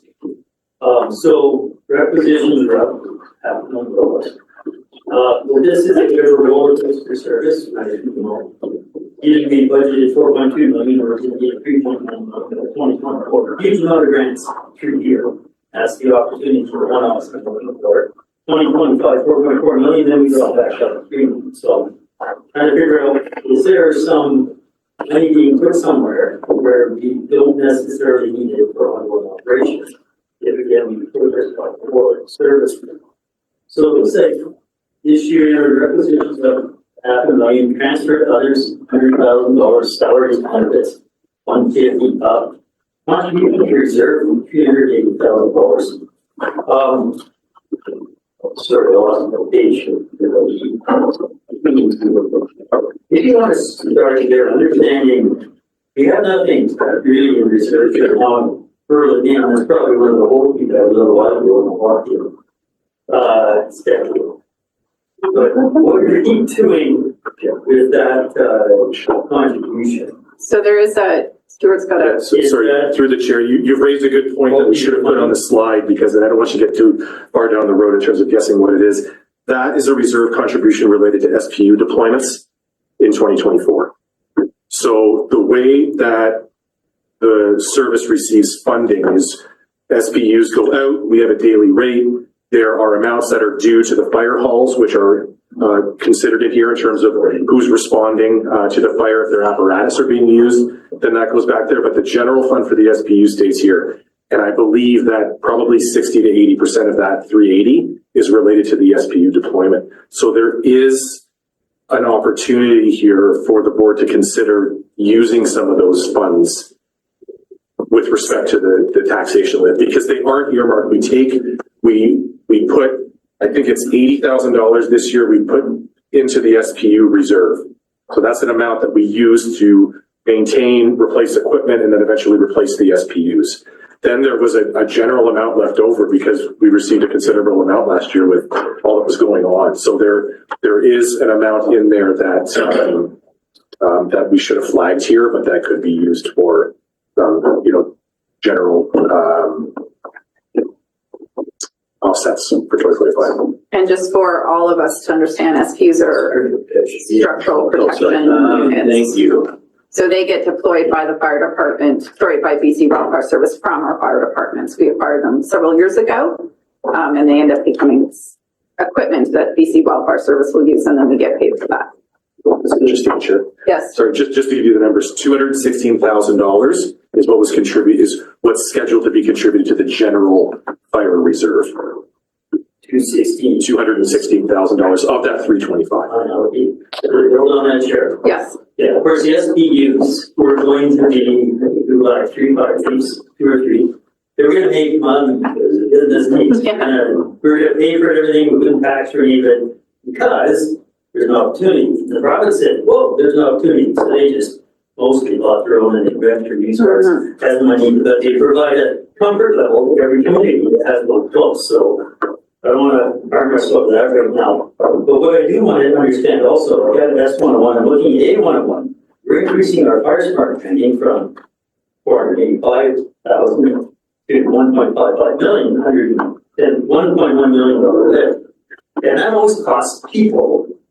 And then but it goes away. Of course, the province never tells us what they're going to do in the future. So again, I'm looking at a target and we say, oh, sure, we'll do this, we'll build databases, we'll draw maps, we'll have all these interesting things. And then,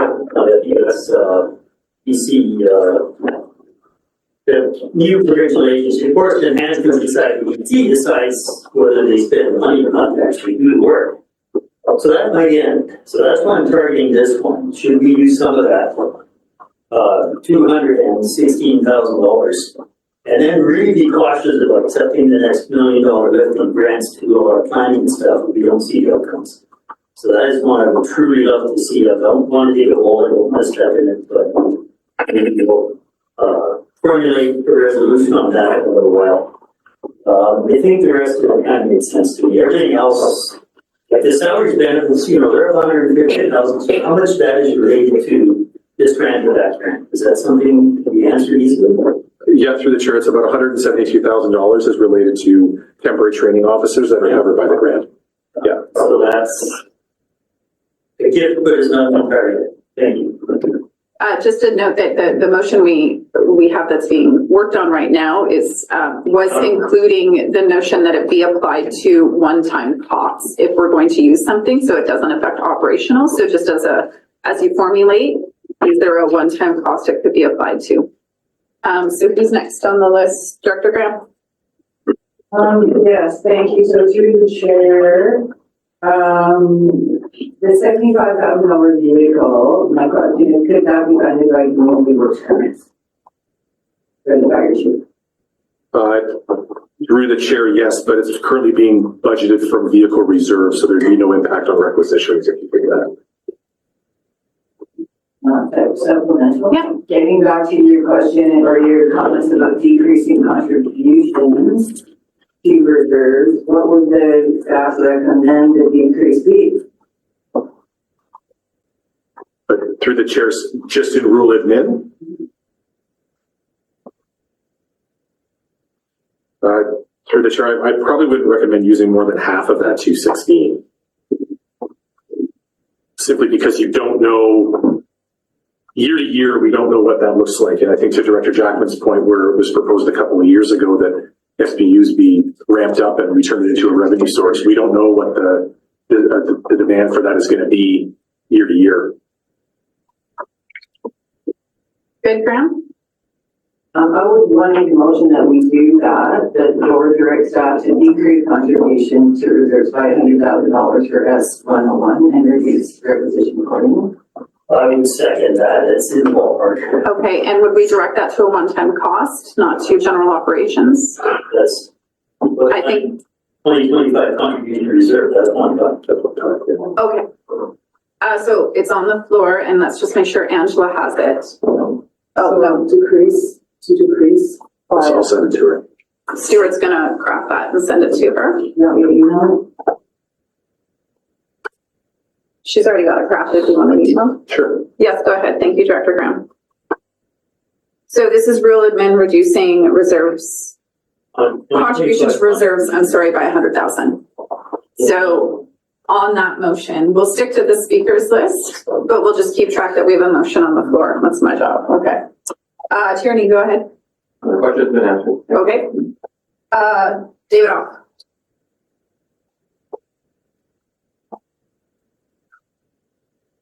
Oh, there we go. Sorry, Chair. So, That's okay.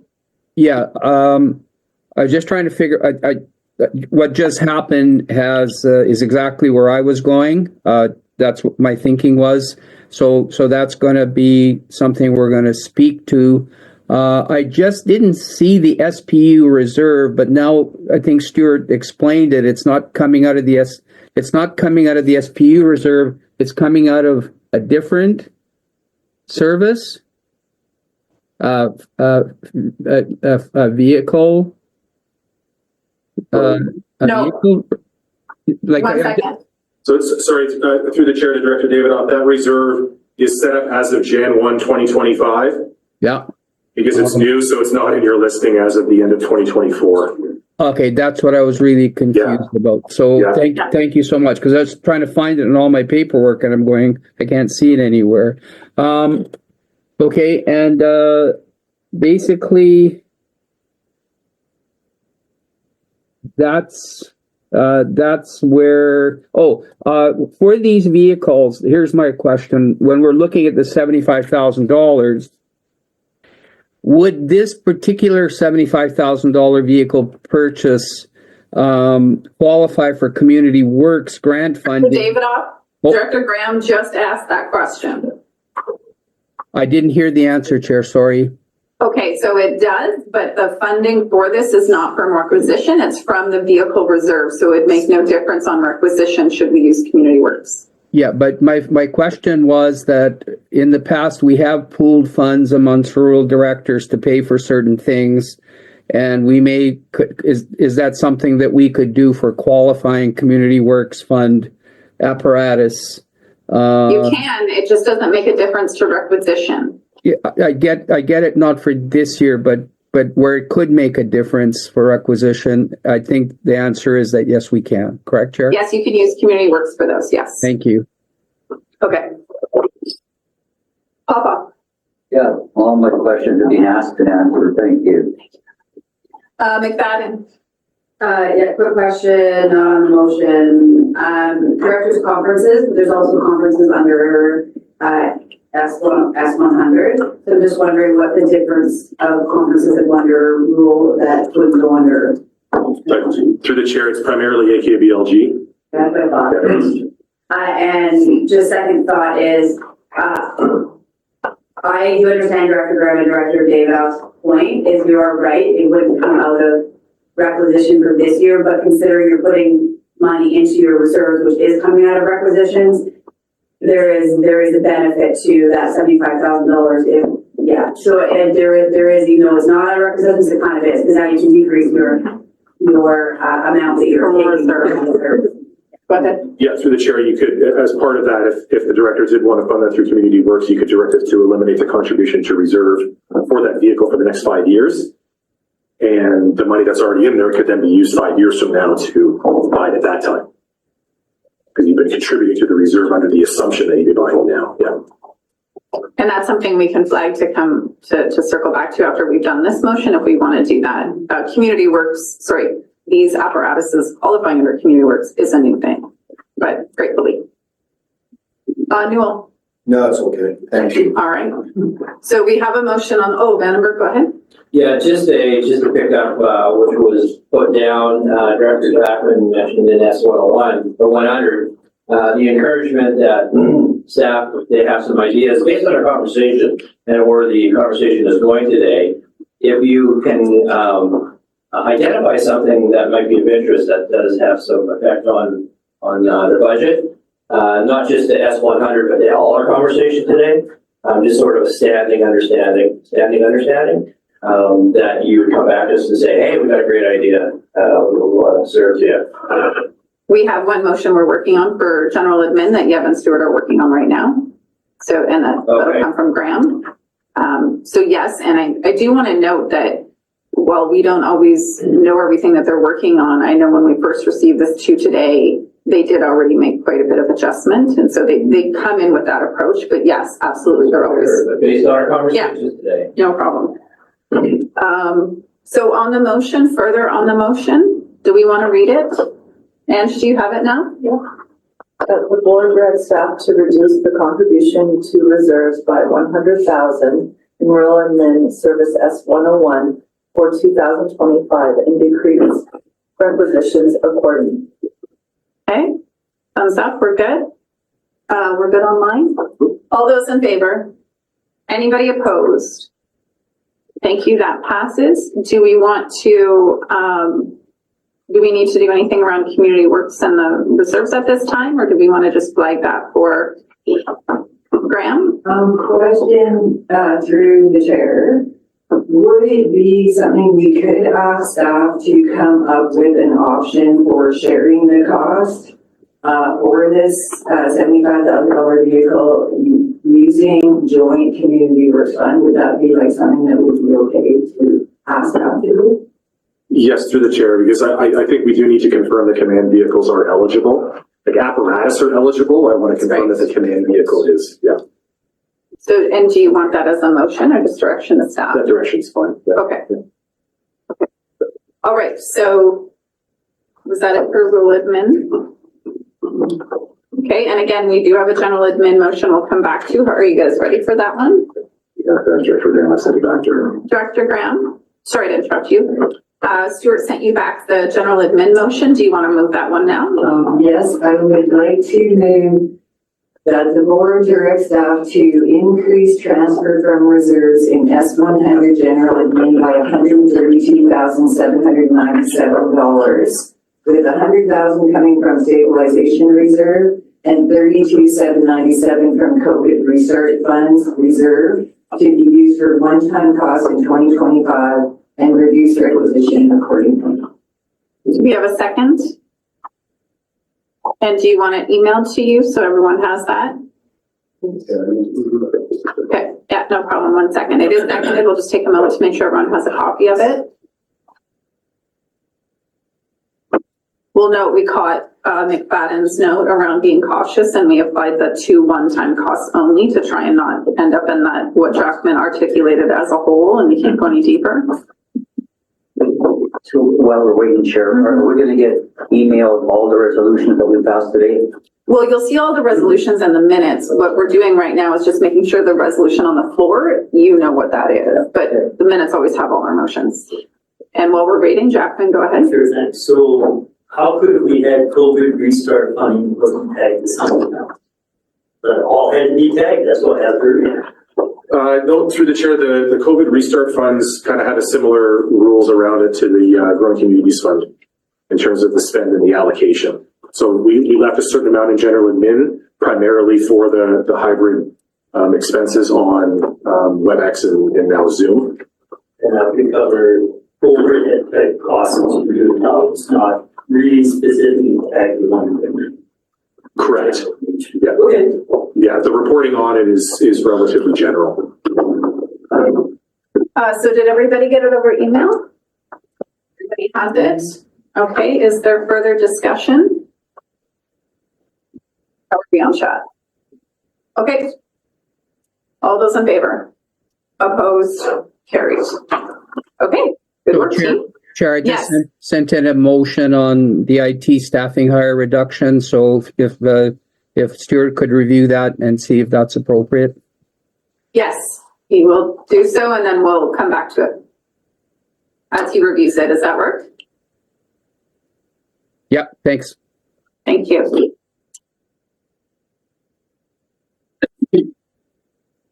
Okay, so, Jackman? Sorry. Changing the stabilization reserve formula that we said a few years ago, so the direction was then, is we're in year 2 or 3 right now, so next year is just 100,000. Yes. That's, and so. So that was a trade-off, and I'm sorry, we should have made sure. No, to as do long that. as the rest of the money is still Yes. next year, and it's the balance. So just to be clear, what we're doing is we had that stabilization fund essentially in 2026. We have a 200,000 rough amount. We've reduced that to 100,000. So that's what we have traded off at this time. And that doesn't dig a hole unless we stop doing something, period. Shouldn't hit the rock bottom, but yes. Yeah. Yeah. Just to clarify, the stabilization we used up, I think, this year. Well, It should leave 100.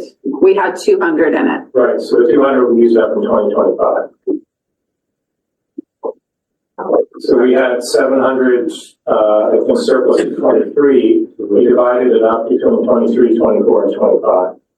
No, 25, 25, 26. 4, 5, and 6. That was 4, 5, and 6. Yeah. Okay. Well, currently you have it at 470. And we knew that there was about 200 in there that was already accounted for that doesn't show in our reserves.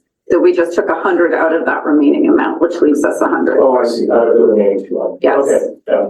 Okay. That's clear. Is it? Little. Okay, little one.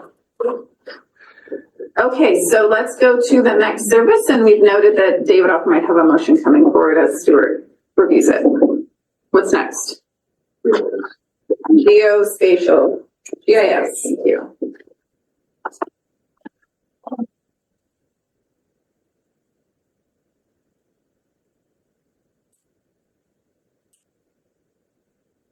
Yeah, are you good for GIS? Oh, sorry. Back to you, Yev. Yes, GIS, okay, so operations are stable, basically a inflationary increase in requisitions. We are in the middle of a GIS strategic plan, assessment, started late last year, so there's a budget of 40,000 for that. Next Gen 911 transition project is also underway, so $75,000 of funding from NG 911 grants in 2025 for that.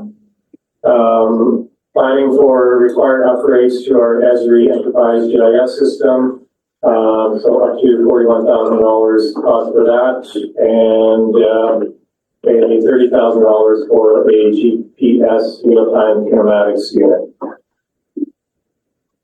Is that your full, that's it for GIS? That's it for GIS. Sangeeta is in the room as well. They'll answer your question. Are you wanting to say something, Sangeeta, or just letting us know you're here? Okay, good to see you. Cunningham, go ahead in the chat.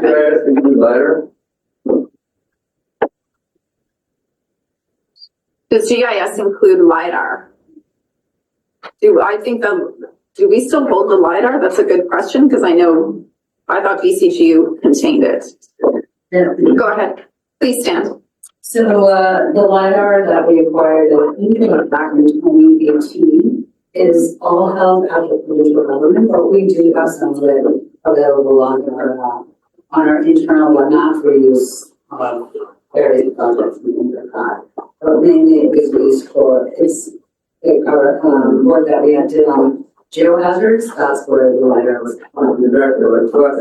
Yes. Yeah, like the fighting work that was done in tunnel with the use of LiDAR. And when we look at those kinds of things, I just wonder if that kind of stuff is still available, or we would have to buy it. So through the chair, occasionally we do, but when we do that, we work with individual agencies and other partners like BC Hydro or Fortis to try to get like a lot of money in a pot so we can all acquire LiDAR from one possible. Jackman. Yeah, thanks. So again, there's going to be a big analysis transition how we business. It's just curiosity because there is some reserve funding for GIS, and I don't know how much that is related to data storage. But in 2025, we brought to a contribution reserve zero, and then we picked up wondering why. Was there an analysis or that just doesn't know?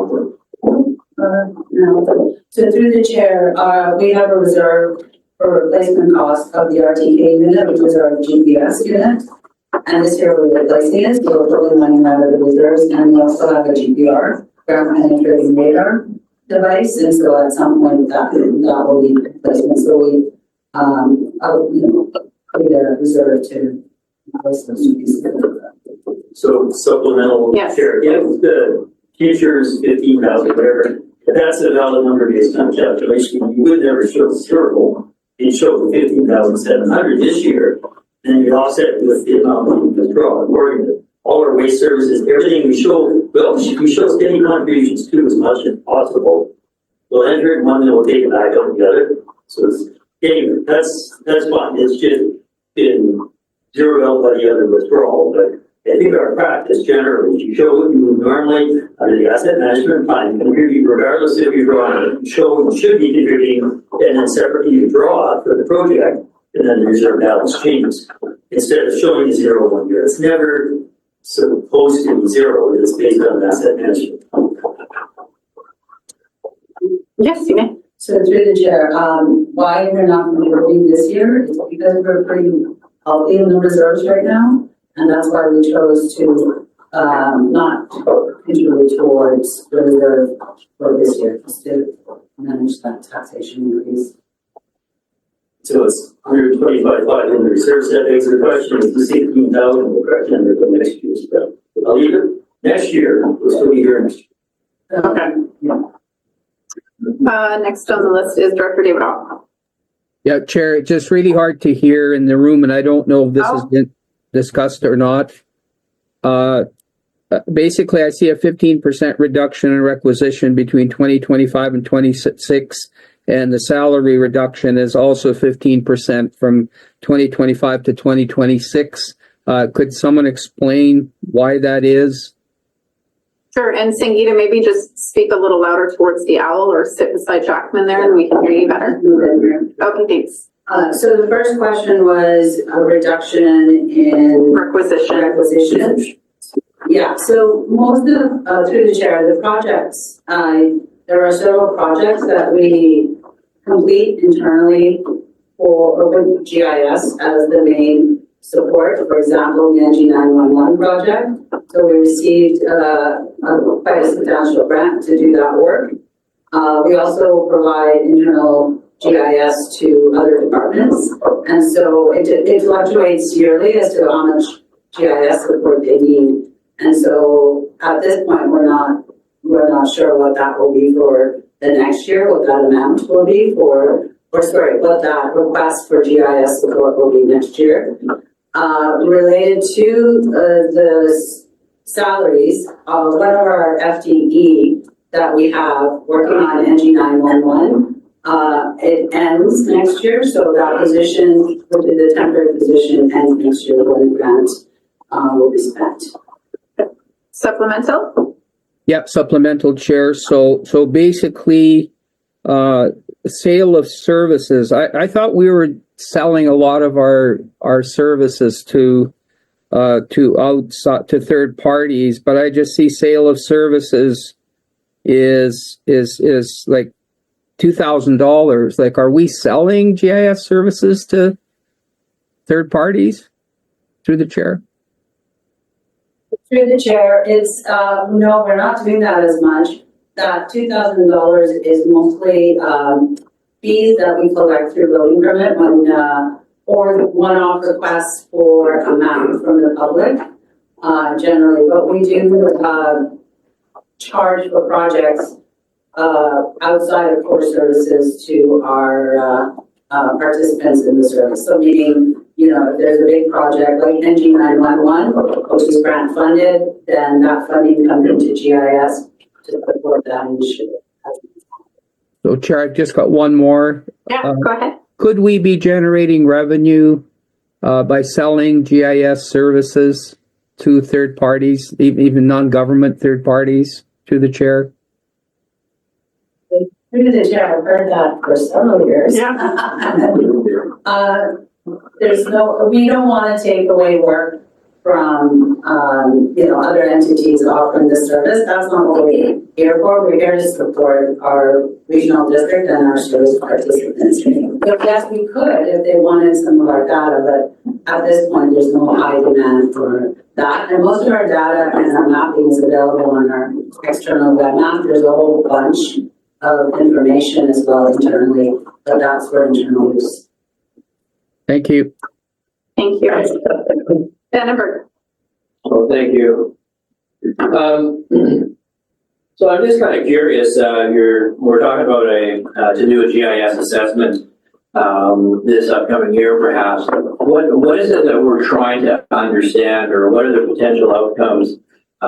We have some pretty cool devices, I call pretty cool devices, and I can't appreciate what those devices are doing for us, because I don't really understand what a work plan would look like. I mean, typically when somebody's going to go out and do penetrating radar and those sort of things. And I'll just add to that, based on what you said about the FTE, are we then looking for an FTE in 2026 and so on to be able to run these cool tools? So what's the assessment would hope to tell you? What does a typical work plan kind of look like with these devices? And I guess what's the future bringing? That's probably going to be part of the assessment, I'm sure. Yep, just speak a little louder, please. Yeah, thank you. Two questions you're asking. I think you're talking about the strategic plan, is that correct? I believe. Okay, and the second is the devices. So the devices are used on a regular basis. The GPS unit is used at our research recovery sites. It's used in parks for boundary delineation. Also, the cadastre mapping that we have is always, well, now we've got it pretty tight, meaning our lot lines match what is on the ground. Where we have anomalies, we're happy to hear about it. And then, the GPR, unit has been used, for water services, and, I think it was last year, we used it for, the rec facility and the ice in Castlegar, the concrete, there was a leak, so we used that to find that leak. And then, yeah, that, and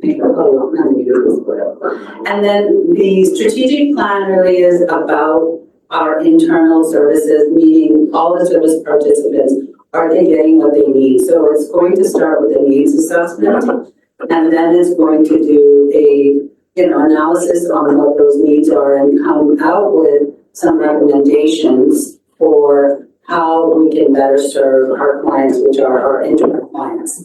That's the municipalities at this table that pay into GIS, as well as the rural areas. And we also actually talked to Castlegar, who's not a participant, because there has been some interest shown there. So we're trying to be as comprehensive as mostly to improve the service. Supplemental? The FTE question? Oh, there was a right. So if there is a high demand for, like, for example, asset management, maybe will require a GIS support. So at that time, there will be grant funding to support that FTE. And yes, we may hire a temporary GIS staff to support that if needed. But I think to clarify, the current one that you see ending was specific to the next gen contract, which was short term, it wasn't long term. So that ends, and if there's a new one, then that would come back to us. Correct? Okay. We don't have anyone else on the speakers list. You're good.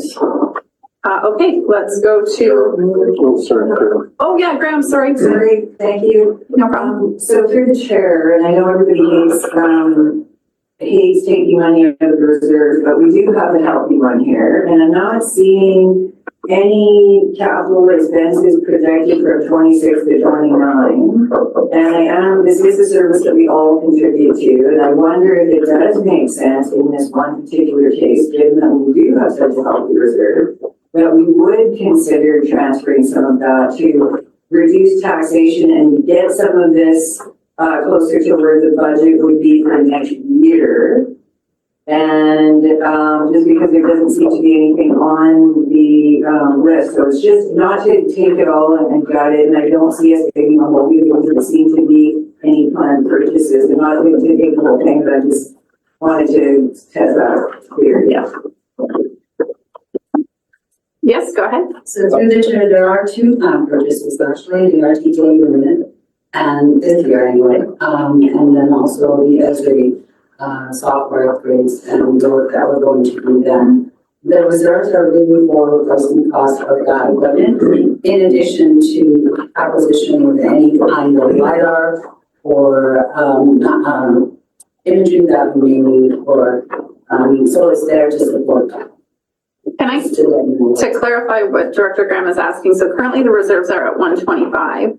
We have no contributions this year going into that reserve fund. Are the amounts noted for 2025, the capital you just mentioned, already removed from that reserve amount, or will that yet to be done, which means our reserves are actually significantly lower than 125? So through the chair now, those are accounted for. They're accounted for. Okay, thank you. Sorry, go ahead. So sorry, through the chair, so what's in here has been already taken out of these reserves, so we do have $125,000 there. Yes, okay. That's what I was yep. No, yes. Through the chair, no, the $30,000 needs to come up and still see that 95. So we have 95. Correct. At the end of 2025. But the S3 and the S3's already come out. S3 at 41,000, that's already been. Go ahead, Just a couple of comments regarding that reserve. So one was that everybody participates, not everybody participates in that service. Castlegar does not. And Nelson. Councilor Nelson. Nelson. Oh, you're putting your hand up, sorry. So it's, one clarification. The other, just a bit of caution around that reserve is we're going through a strategic plan process that may indicate that we may need to make some further investments. Part of that is a technological review that maybe this needs to move out of our data center into the cloud, which would probably cost some amount of implementation fee, subject to caution, reducing that reserve without having that strategic plan in front of us. Graham, I'm going to circle back to you because we've got a couple different answers to you there. Yeah, so can we just clarify, because it looks like one of the capital is out, but one of the capital is not. So you have a 41,000 and a 30,000 in your presentation right there.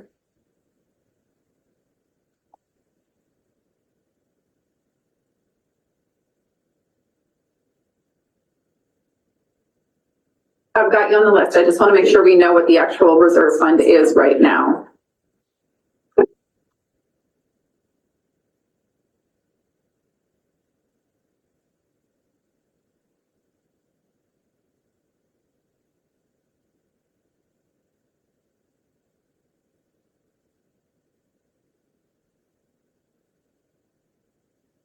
Okay, great. Maybe while Yeva's doing that, we'll just check in. Director Len, can you hear us?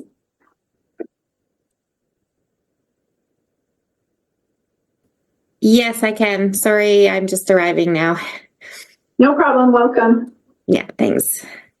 And do we have anyone from New Denver right now, or are we still? Okay, thank you. Maybe we'll keep going with the speakers list while you verify that. Yeah, does that work?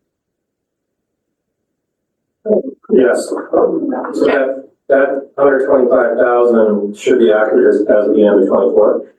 So it does not include these two. It does not include a reduction for those two items. So the 2025 amount is minus those two. Would be minus that. So this budget needs an update for the transfer from reserves to cover off those two items. So it's 125 minus 70 is what's actually in there. Will be at the end of 2025. Yeah. Okay. Sorry, through the chair, though, I think the 41 for Esri is not in capital, it's in consulting services. Are we contemplating pulling reserves for that? Because I only see 30,000 in reserves, yeah, for 2025. Can you speak to that, or that's coming through acquisition? Sangeeta, it's really hard to hear you. Can you say that again? That is not coming from reserves. The Esri is coming through requisitions. Okay. So I'm going to go with the speakers list and continue. So just through the chair to Director Graham's question, you could pull 41 of that reserve to cover the Esri cost. It's a one-time cost. Yeah. So do you want to hang on to that for a minute and I'll keep going? So I do actually have Lockwood before you. Lockwood, go ahead. Thank you. I understand, as a person coming from a municipal budgets and our reserves not being that great, having zero on as a transfer contribution to reserves this year, I feel like we're already pulling from reserves because we're not putting in reserves. And all we need is one glitch and the reserve is gone. So we're not putting in anything. We're already taking out of the reserve to bring it down to 95. And now we're thinking that we'll take the 41 out of reserve. So we're actually taking out more than if we added it all together, we would be taking over 100 and some thousand and we'd be down to very little. So I would not be in favor of that unless we have a contribution to reserves. Okay. So next on the list is Jacqueline. Yeah, thanks. And that's why I asked my earlier questions. When you see 10,000 prior year contribution reserve, that's nominal. That's not based on a calculation. And that's not what you have. What you have, the lifespan is when you replace them. When I see zero, which I agree with the director, what you never see, you understand. I don't quite understand. Why do you ever put a zero? It's been calculated a number. I see it there in the future, so it's not inflated. $15,768 is pretty specific. So there's a calculated need. It should start this year. Yeah. And go every year inflation or not, based on the equipment we have, lifespan, planned replacement, even though the withdrawals from reserve aren't shown in future year, or contribution from reserve isn't shown in 2020, it is Director Graham pointed out, but you need to use a calculated amount, stick with it every year. Then when you counter that, you draw more from reserve again because of need, yeah, it all balances out. So I'm really cautious about mucking around with this one, because when my daughter worked on some of these scanners and stuff, the $200,000 units, a realtor a month or two ago, there'll be a $5,000 unit that almost does with those 3D scanners used to do. So I really want to see this business plan update. I want to see what this equipment's worth, why we have it, where we use it. I've looked at every reserve, and I'm really reluctant to mark with ones where I don't understand why we're even holding them for it. So this one I can't support. Okay, thanks. That's some preemptive information regarding a potential motion. Good to know. Paige, go ahead. Yeah, I just want to highlight that the city council is in the midst of a GIS consolidation review, and so the $75,000 contribution, I don't necessarily think, I'm not saying or announcing, but I don't think we should anticipate that it will be there in perpetuity. That's a consideration for future years. As we look at our various needs and how we hold those. So I would say that's going to have a big impact on the reserve. The other piece there is in the principle of looking to reserves in the 48 million or so that are in there, maybe I got that number wrong. Yep. If we want to use that in some sense to ease taxation, I think the approach would be, I'd rather see this reserve list with the methodologies, maybe some color coding that says, are we meeting the target? Are we far off from the target? Are we over the target? And looking at it as a whole. Because I think that can be a more productive place to kind of go through and say, the central waste reserve is too high, too low. Before we go on an individual basis and try and have that conversation, I think we see it. I see that conversation as its own conversation if we want to have that. Because I think if we padlock it, we could cause ongoing harm as previous tables have done over the years to this reserve strategy. Stuart wants to comment. Through the chair, that's exactly what our asset management plan will help support. Yeah. Because other than water utilities has that. So all of our water use services has an asset management plan that tells you what your ideal contribution is and where we sit related to that. Other than that, it's the vehicle reserve that has that kind of work related to it, and to some extent this GIS reserve, because we do know the cost of these pieces of equipment and how long they last. But that is exactly what the asset management plan will help us do. What's the key annual contribution? When are those replacements necessary down the road? And are we on track? So that's just my thought to the board on the approach of looking at reserves as a place to think about requisitions and impacts. I'd rather look at all of them and have a conversation after we've done all these other conversations of what needs to be an activity in each service as we go. Just Thank you. Was that it for the speakers list? There's no one on chat? Okay.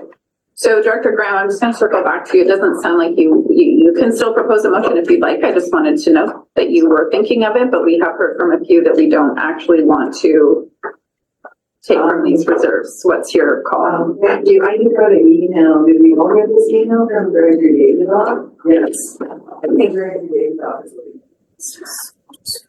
Okay, thank you. I'm not able to watch my email up here. So Davidoff, go ahead. Are you on the speakers list? Well, it doesn't matter. Go ahead. I am now, yeah. Okay, go ahead. Okay.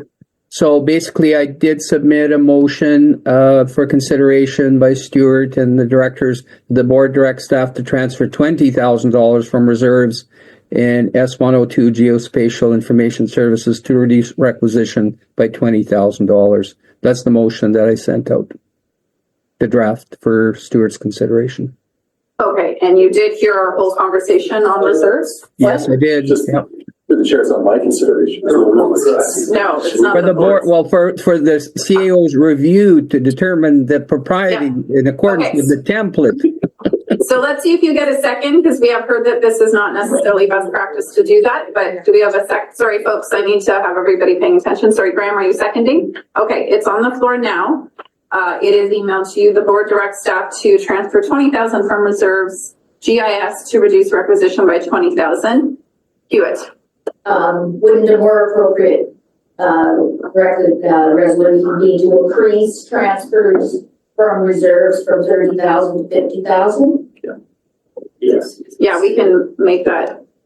I'm just being, just pointing it out. That would be a more appropriate motion. It's, I'll let the mover and the seconder make that I would change. consider, yeah, I'd consider that friendly, whatever works. And this is what we're trying to do here on the fly is a little tricky.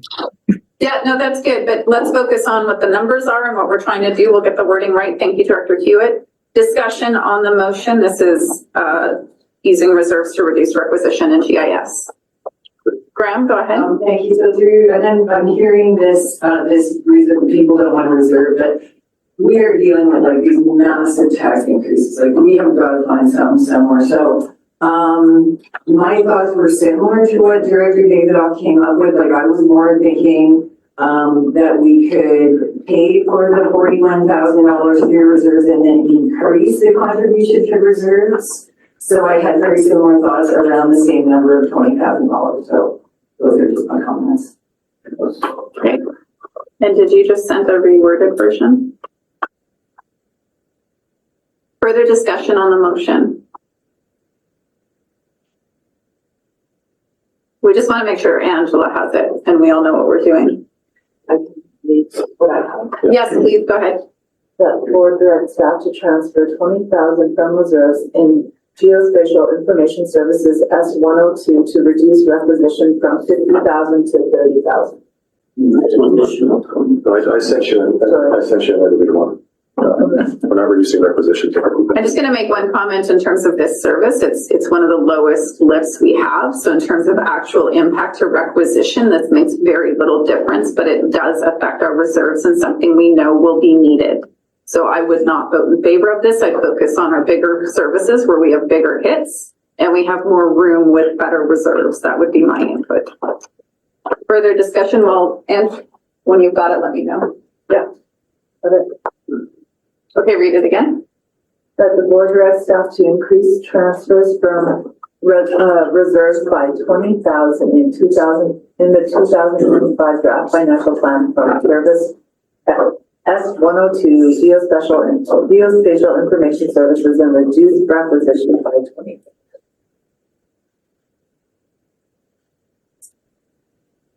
Jennifer. I just wanted to opt in a little bit. I understand. I completely agree with the conversation and reserves and that sort of thing.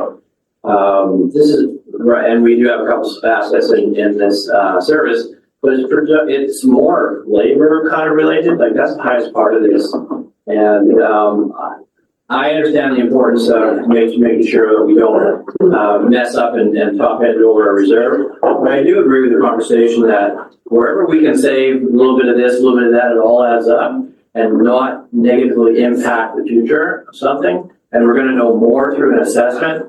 I think it's worthy to consider it and not just dismiss it as being that's not enough money to consider. All of the money is enough money to consider. Okay. Is there further on the speakers list? Are you good on chat? All right. All those in favor? 1, 2, 3, and 4. Do we have, I don't see Director Lund because so do we have 5 then?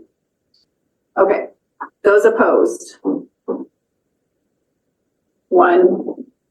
If you don't have your hand up, I'm assuming you're opposed if you didn't vote in favor. So 1, 2, 3, 4, 5, 6, 7, it fails. If someone doesn't have their hand up, they voted, in favor. Yes. Yes, but I meant unless their hand was up or opposed. Right. Yeah.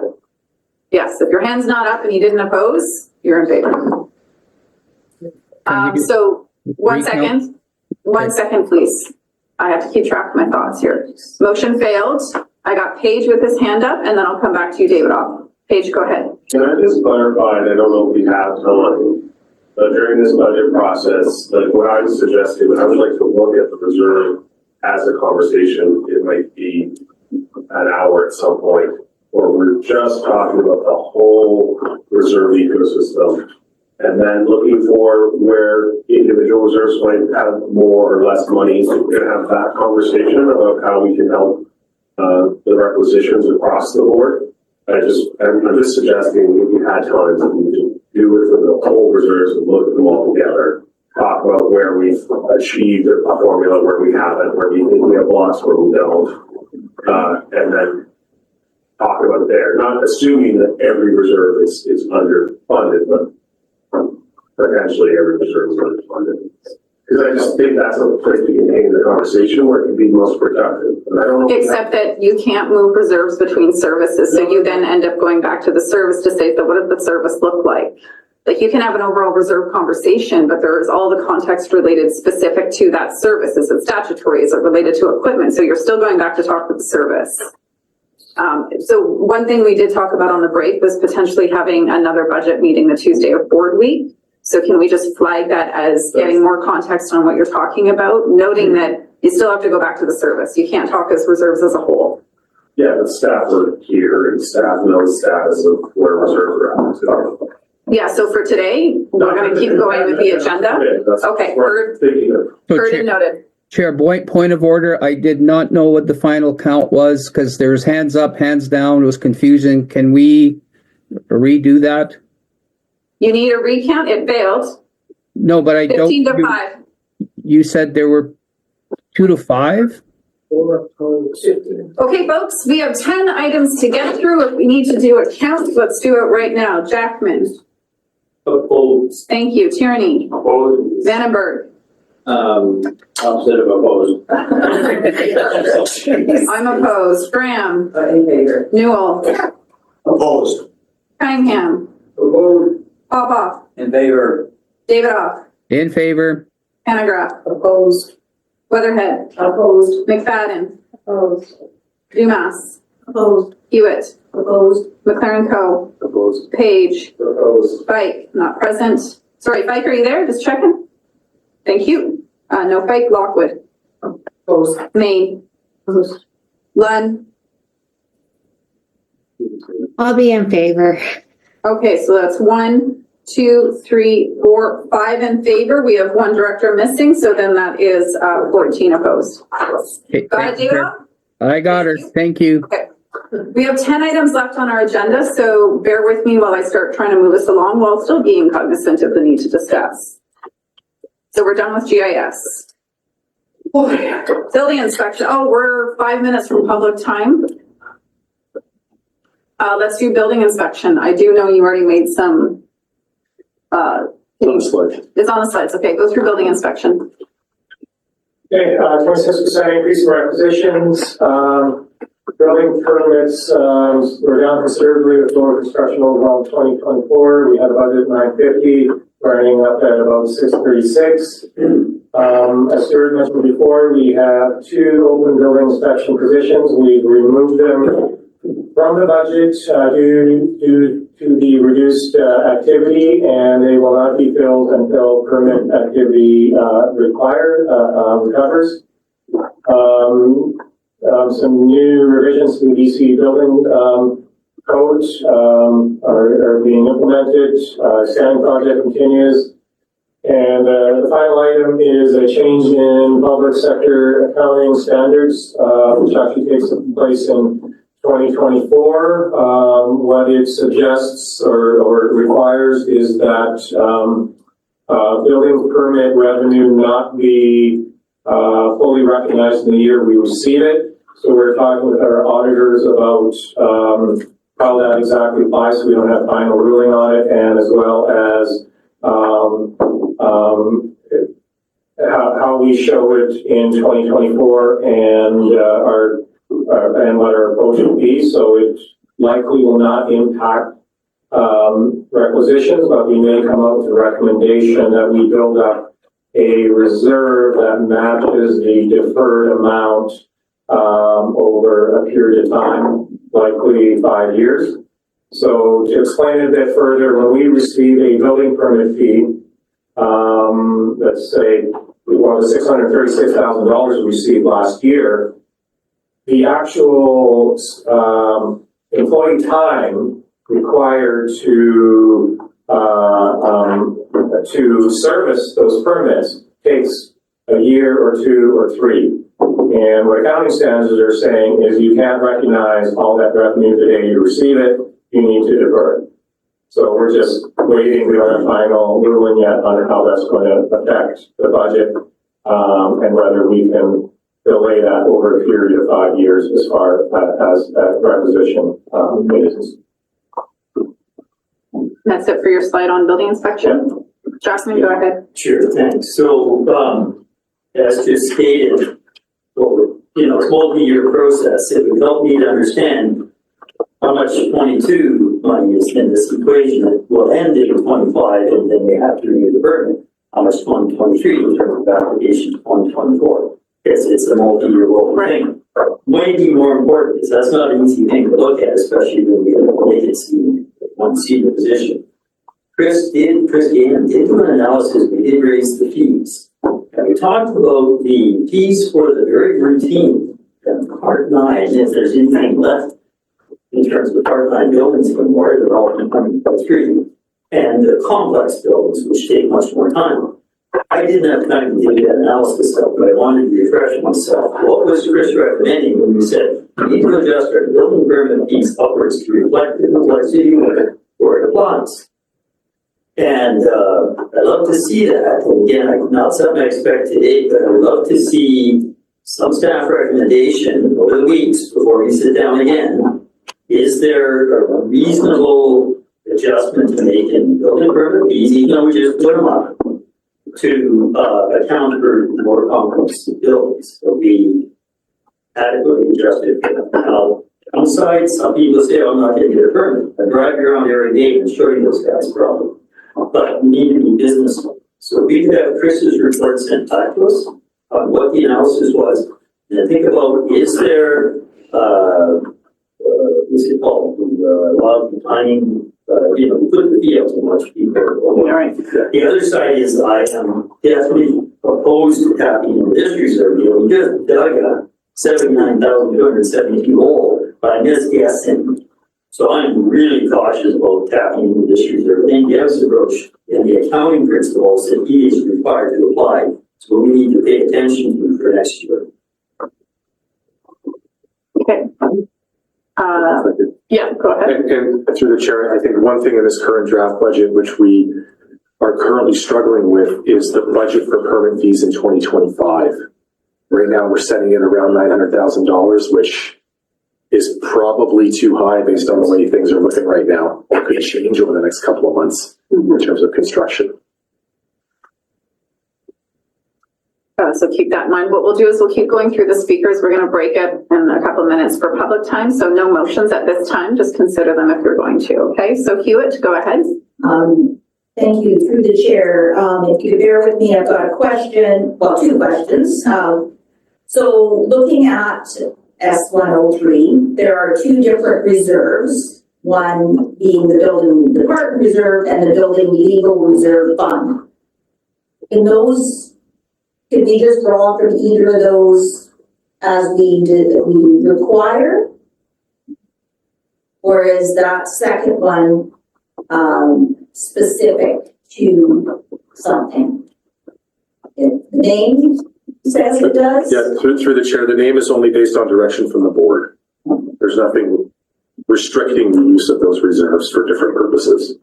Okay, because then my supplemental question was,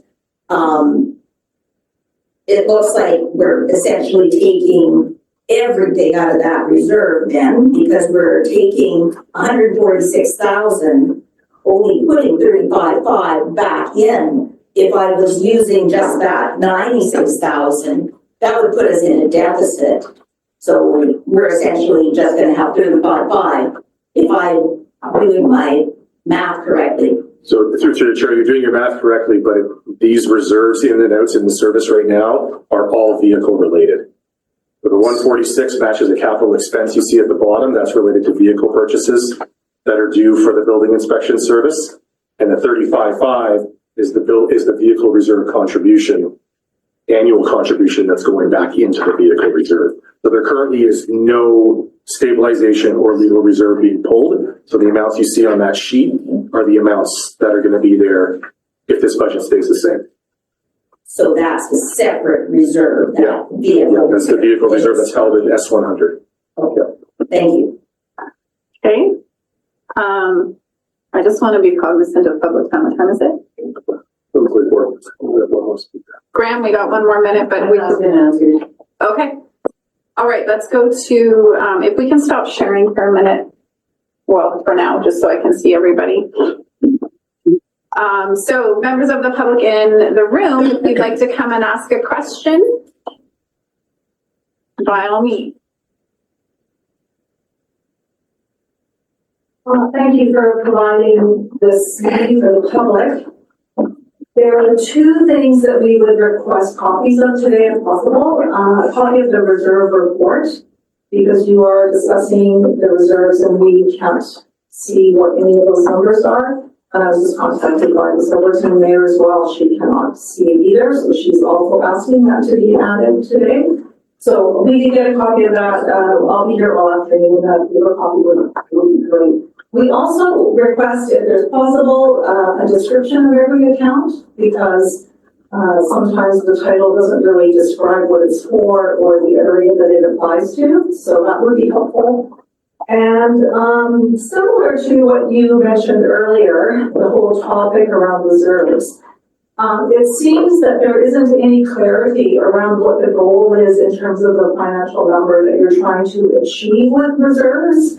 And so my understanding is you're putting money into reserves to cover replacement costs, but then when it comes time to actually replace those things, you're preferring to maintain the reserve amount than you are using the money for its intended purpose. So the whole reserve topic it looks like it's very confusing. You haven't established any sort of policies about the financial goals that you're trying to achieve with each budget, which then makes it difficult for you all to understand how much money you should be designating into those accounts. And then there's a discussion of whether the priority is to remain, to keep the money in reserves or to actually use it for what its intended purposes.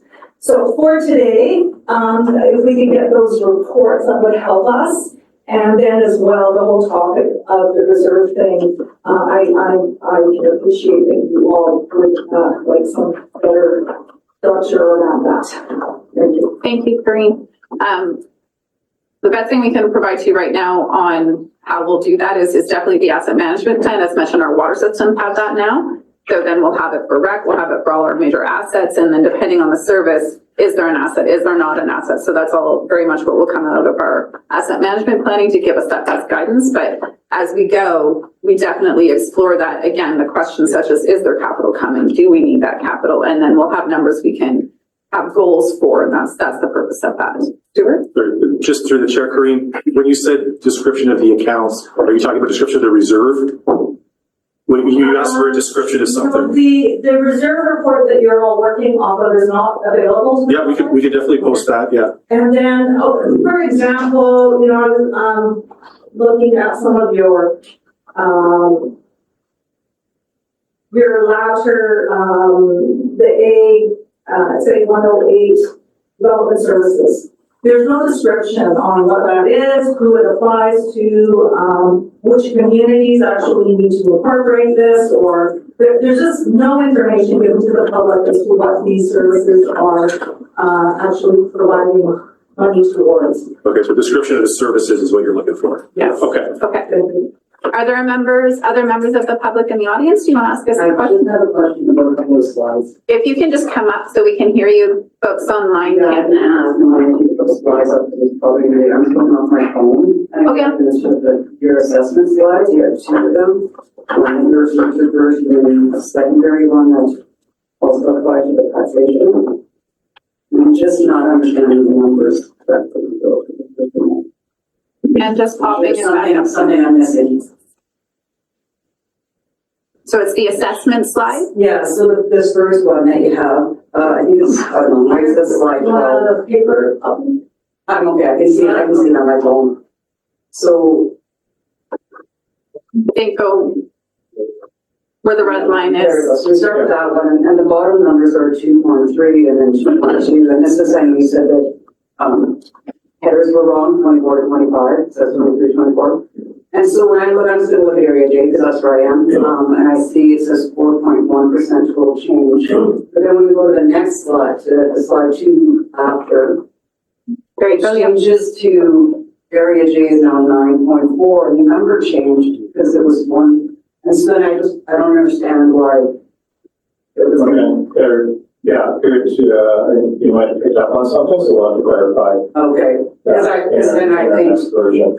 if it's 9, it looks like it went down with the total taxation from the assessment, Yeah. but, so I don't know which number's right. Did was the taxation and we're higher than taxation assessment, or, so Yeah. the numbers just don't match to me on those two slides. Okay, yeah, thank you for bringing that forward, Will. And I'll just comment that I think I echo everybody's here, that the taxation rates are just too much to manage. I think in area J, I've seen almost 30% over 5 years, and it's ridiculous. And if we're trying to plan for that for the next 5 years, it's atrocious. And I just think we have to find somewhere, some way to lower this, and if that's looking at core services, or if that's looking at staffing levels in all areas of our departments, we have to figure out something. And I understand that sacrifices have to be made, but we can't continue to have 7 to 10 to 12% increases annually in our taxation. I don't think it is too much to ask for all the residents. So those would be my comments. Thank you very much. I'm just gonna check online if there is anybody, thanks for sharing, and if we can take it down again. Is there anybody online who'd like to ask us a question? Feel free to unmute.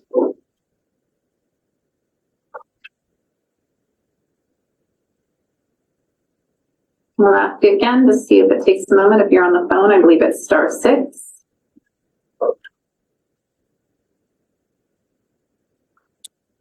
Okay, I think that's good. Do we want to, we'll do another 10 minutes of building inspection. I see a hand, and then we'll take a break. I was just gonna offer that I'm ready on the go, if they give me up to any time. Oh, we'll get to you when we get to you. We all welcome. You're on the list, you're here. And then for Mayor Gordon, I think you can just, it's in our email, you could probably just forward it to her. I did. Okay, thank you. So Mayor Gordon, that reserve sheet is in your email from your director, your counselor who is the director. Okay, so do we want another 10 minutes on building inspection right now? Okay. Further discussion. Director Graham, you were last on the list, but you were good? Okay. Anyone else then? Maine and then Lockwood. Sorry, I saw Maine first, sorry. Okay, Maine. Yeah, sorry, thank you. This is a general comment. On the individual sheets, like the sheet for Silverton that shows 23, 24, 25, it would be really helpful to me if the percentage of change was indicated for each of the items instead of just at the very end when it says, some ridiculous increase percentage. But it's not broken out. I have to sit and go through each service and figure out the percentage of change. It would be really helpful to have that included. Yeah. Just to clarify, the percentage in change in the requisition or the rate per thousand? And in the requisition. So Lockwood, and then can you put Tierney on the list?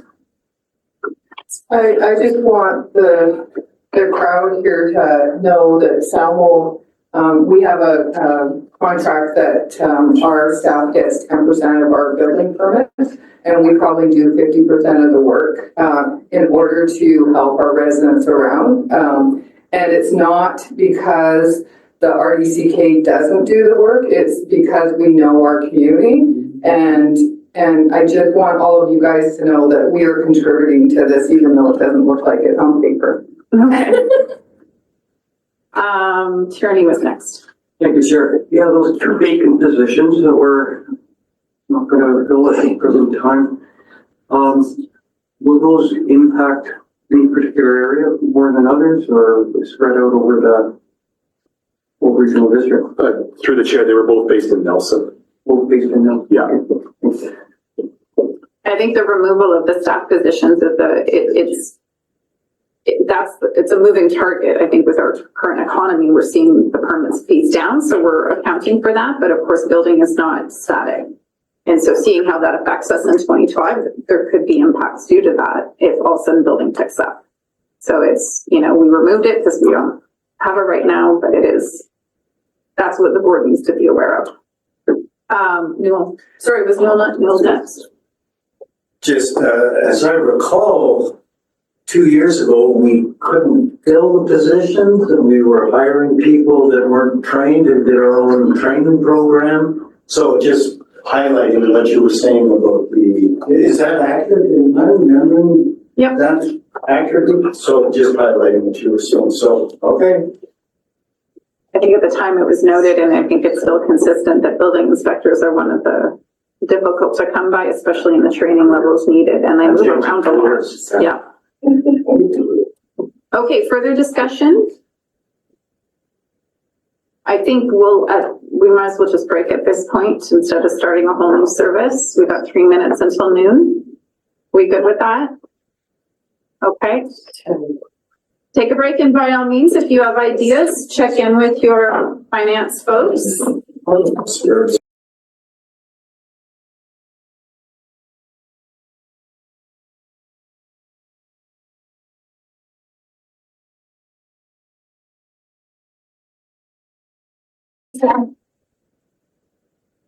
Okay, let's just check. We have David off. Hello, David off. Yeah, can you hear me okay, Chair? Yeah, we got you. Thank you. Thank you. Director Lunn, are you there? She's on there, but we'll just watch her. And then do we have anyone from New Denver? Okay. Okay, we'll keep watching. Oh, hi, Jess. We just can't hear you. Do you want to unmute, Jess, and make sure we can hear you?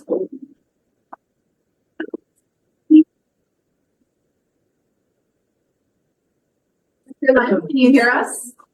Hi, I can hear you. Yes. Okay, there you go. Thanks. Thank you. And Director Davidoff, can you mute? Oh, sorry, Chair. Thank you. Okay, we're back. Why? Everybody's back?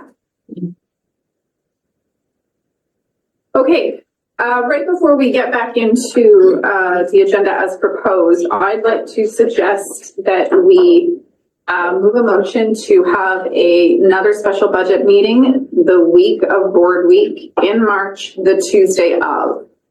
That it doesn't mean we'll shorten what we're doing today. We're still going to get through everything we can today, but then it gives us some space to come back with other motions. We could consider some of the reserve conversations we've had. So I'm curious if the board, we don't need a motion, but I just want to see if people would appreciate that. So looking to the table, Jackman, Newell, go ahead. Yes. Always like to appear in person. That night, I was hoping we were doing the hall arrangement, much more so now because they had a structural failure in the post. That morning, we had a special committee, the whole where Preston invited us to discuss the upper master plan. So I think that the expectation is much more of a spiritual that afternoon. And someone appears so tied up in the same stuff. The executive could work out some specifics around timing. Virtual is always an option. I just wanted to give us, we canceled the January because we did find last year there was a lot of changes that had to happen, so it makes for a difficult conversation to be precise. But then in losing that day, we're really compacting everything into today. So that's the option we have in front of us. Of course, we changed the way we did things this year, so we're kind of on the fly trying to make a bit more space. I've got Newell saying, yes, that would be good. Director Hanegraaff. Okay, would anybody not like that? I won't be able to make that meeting. I've got medical appointment that day. I haven't even looked at my schedule, but for staff, I know I already checked in with you. We make it work. Yeah, through the chair, the meeting can work. The only issue is you're late in the game for getting the changes into a document for Thursday's board meeting. which is essentially getting on the agenda on the Wednesday. So that's the tight part, not the meeting itself. Should we do it But it's, The week before? but I just want to clarify again that not doing any meeting would mean that stuff could happen the day of the board meeting, which is way tighter. Chair, I would support something the week before, please. Okay, can we just have the executive take it away and then we could possibly just do a doodle poll? LGLA. Yeah, LGLA is the week before. I don't want us to work around dates right now. At this time, we would aim for that Tuesday, but the executive will work on a doodle poll and figure out the best day, okay? Okay. So in general, we're in favor of another day. We'll work out the dates. No one's opposed to that. Likely a half, but we'll wait and see. We'll do our best, okay? Do it? I don't need to. The Councillor Maine or Director Maine and I will be FC on that. The week of March board meeting? Yeah. Okay. Unfortunately, yeah. Well, your alternates can participate then? I haven't heard back from my own. Okay. Well, regardless, you would have had to figure out that week, right? Yeah. Okay. Director Davidoff, can you mute again or? I just wanted to point out, it's also spring break and people may be busy and gone. I know I have commitments at that time. Okay. Okay, well, we're also trying to achieve meeting your needs to take time to process things in the most efficient way. So we'll find a common ground. Thanks. Okay. All right, then. Thank you for that. And we will go back to you, yeah? Waiting for the presentation to come back up.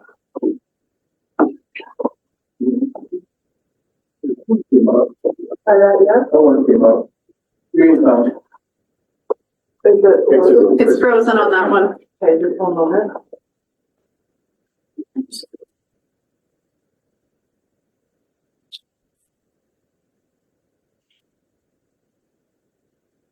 Now try it. Perfect. There you go.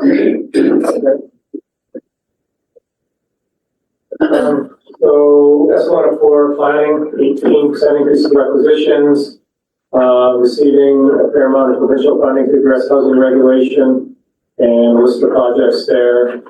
Areas, key completion, subdivision, service and bylaw, housing needs assessment, floodplain plan, and regional local community needs project. That's it for that page? That is it for that page.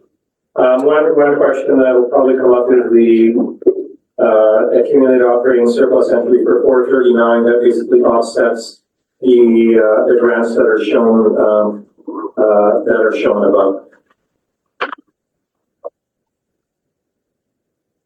Can I ask, what is the 18% increase directly related to? Is that staffing increases? What's the increase for? Like with the numbers, 8% staff increase. Budget staff. Okay, staff, can you provide a bit more articulation on what that is?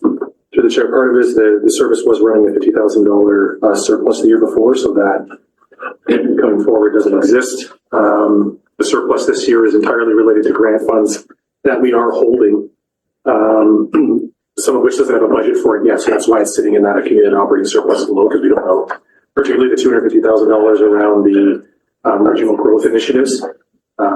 We haven't received direction or prepared a budget on how we're going to allocate that or what's the plan is for those funds.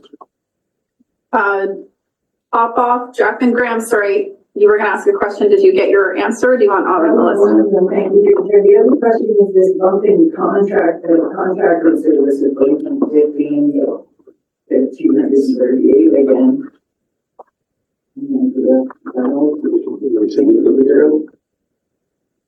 Sangeeta, yeah, go ahead. Yeah, through the chair, the contracted services is associated with the project, the accumulated surplus, I believe, for the housing, the regional and local community needs project. There was a big grant for that, and now we're going to continue it on to 2025. That's what that large sum, I think that I saw 180,000 at 200. Yeah, and, 108 is related. Can you please answer the questions? yeah, and then there's, some money for, Sangita, I'm sorry, when you sit back there and talk, we can't hear you online. so there's a combination of money for that regional, local, and local community needs project. There's funding for the floodplain bylaw review. So those are all grants, grant funded projects, including the housing needs, which was recently updated. So that was here in 2025. So the last two projects, floodplain bylaw and the community needs project. Although I don't think the floodplain bylaw funding, we just got approval to apply for it. So that shouldn't be in the budget. But I can look into it. Through the chair, it's $180,000 for the contracted services related to the complete communities project. So that was the workshop that we had this week. And then $58,000 related to the remainder on the housing needs assessment. And both of those are grant funded. Those are your questions, Director Graham? Okay, then I've got Pop-Up and Jackman. That was my question about the contracted services. Okay, Jackman? So thanks, building on that, some good segues today. So, yeah, 18% of the taxation, $171,000. Roughly half, $93,000 is salaries and benefits related. And some of that effort will be towards our unfunded portion potentially of these projects. So, of course, you want to make sure that out of this accumulated surplus, we're taking every dollar we can from these grants and not taxing for the staff time, but making sure we use as much money as possible in the grants. But the other observations, based on conversations Wednesday morning, I'm not going to quite be doing this much work on the environmental ticketing docket, which has diminishing returns. Because if you do 3 out of 5, it's not as if you say 40%, but there's some that's worth. I'm not sure what was allowed in terms of staff time and coordination for whether how we view driven 100 versus an approach shifting as we discussed, and that may free up some expectation staff requirements. I look at the regional needs assessment as, yeah, I want to see the data that the consultants down the path, but maybe we could tell them these planned virtual sessions may not yield anything. I think we've heard conversations about the relevance. So maybe we won't get much of a refund from the consultant for not doing that, but it may actually substantially reduce our staff requirement. And I want to do something that gives us potentially historic data. So maybe there could be a relaxation on expected work plan, volume of work for staff on that. The housing needs, I think all the municipalities are not blacklist. They really know what they're doing. And hopefully we can relax our amount of effort that we're thinking needs to go to the housing needs. So between now and the next meeting, maybe senior management can think this through. If we've done a little bit of shifting in what we're going to do beyond, like, we're not going to do the ultimate of every grant program or do everything that we possibly could do, and then staff be returning to core work, maybe relax that expectation of needing another $93,000 as part of that request for $93,000 more for salaries and benefits. Also, then, I don't know if either Yev or Stuart had anything to suggest on this. It's $439. Have we extracted every penny from grant funding that can offset the staff costs? Through the chair, I think that's a discussion that we still have to have after I've taken a look at the budgets. There are some funds that we are anticipating returning to the province. So I'd like to see that what kind of work we've done so far and whether or not any of those funds could be allocated to time spent. Yeah. So I'm going to comment. You're good, Director Jackman? Yeah, it's the takeaway. Okay. So with planning specifically, first, just to note, municipalities are not a part of this service. And so just in terms of explaining who's in a service, planning is specifically rural areas. We have several projects in here that are not limited to rural areas. And so I just want to identify that there is some staff from that department that, such as the Community Needs Project, is bridging those areas. I have expressed concerns with planning over the years, so I'd still express those concerns. We really need to get to our core servicing, and I would like to suggest that we use an extreme caution around new grants to do new things will we continue to not be up to speed on our core needs, which is planning. So I do have a lot of concerns with this service in terms of how big and wide it can get with all the grants that come in and how much we're trying to do and how well intended it is, while still not achieving the tangible things we have to achieve.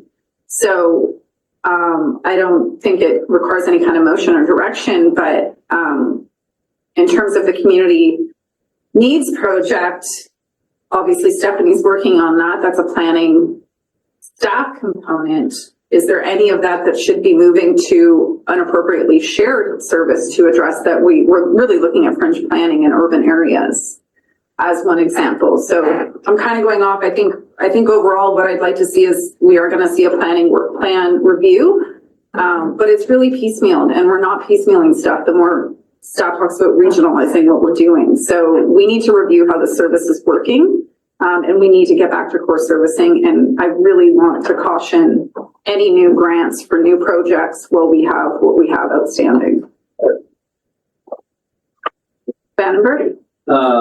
Okay. Oh, sorry, was he? No, sorry, Lockwood, it's two eyes, sorry. I know that municipalities are not paying into this, but when you talk about the thing that we just did with Stephanie the other day, municipalities did pay. So I don't want, like, we got a grant and we forwarded that grant. So I don't want the public thinking that municipalities are riding on the backs of the electoral areas, that we are paying our share.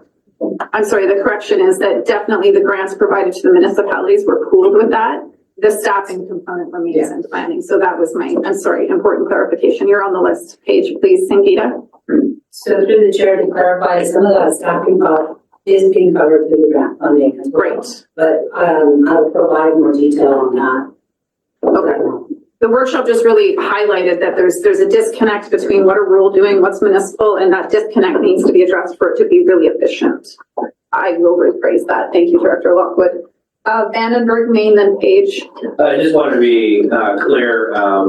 So is this a direction of the staff? Because as Director Jackman has pointed out and yourself, this project shifting the return to core services, is that understood? So the next time that we get together, we can review that again. Yeah, through the chair, definitely. Thank you. And I just to reemphasize what I said, that I'm also saying that to us as a table that gives direction and votes on things. So I'm sharing it with staff, but I'm also saying when we see those projects, let's all be mindful about what's outstanding. And I'm sorry I keep speaking. It's important. I appreciate Lockwood clarifying for me those notes. Main and Page. Yeah, through the chair, some of those grant projects are projects that are required by the province. Yes.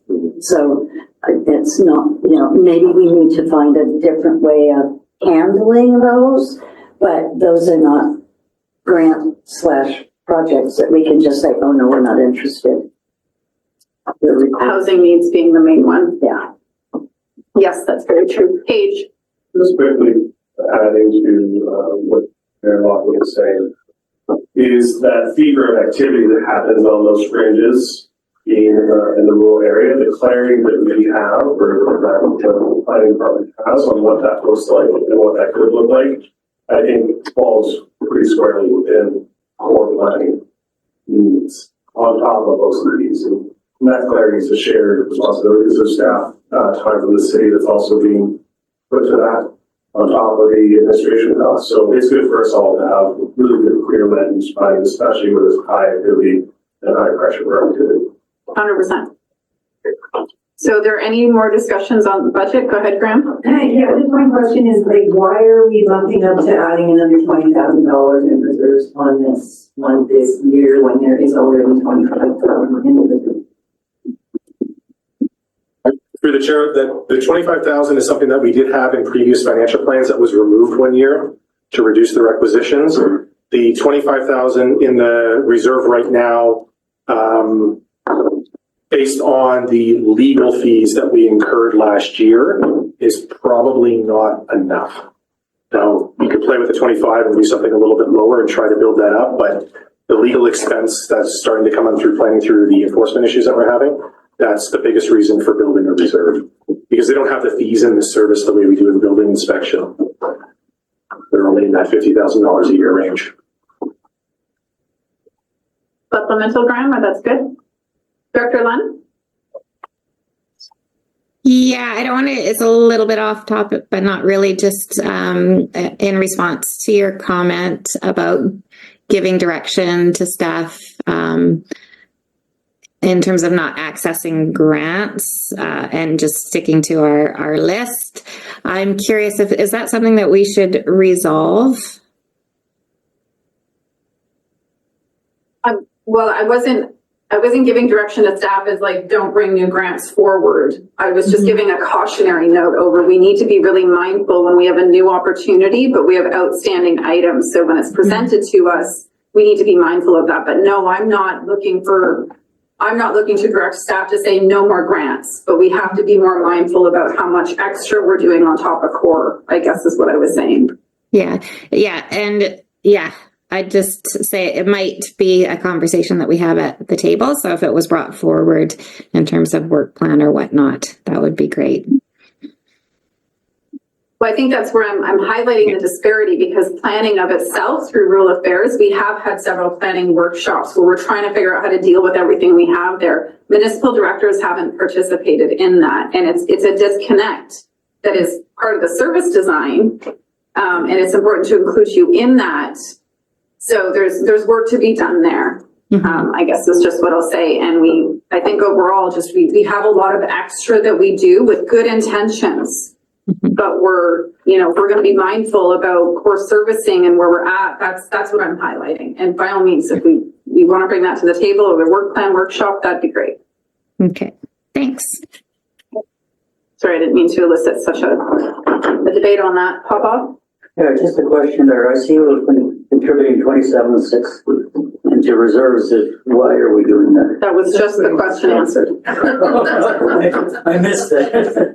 Through the chair, $2,600 is the vehicle reserve and $25,000 is the stabilization reserve for planning. Okay, we're good?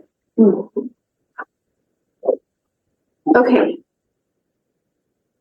Emergency consolidated services. I saw Dan come in. So Yev is going to present. Dan's available. Thank you. Oh, okay, great. Sorry.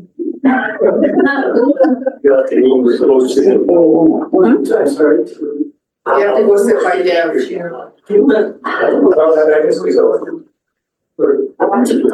Wherever you're comfortable. No, we need to be able to hear you. Yes, hello.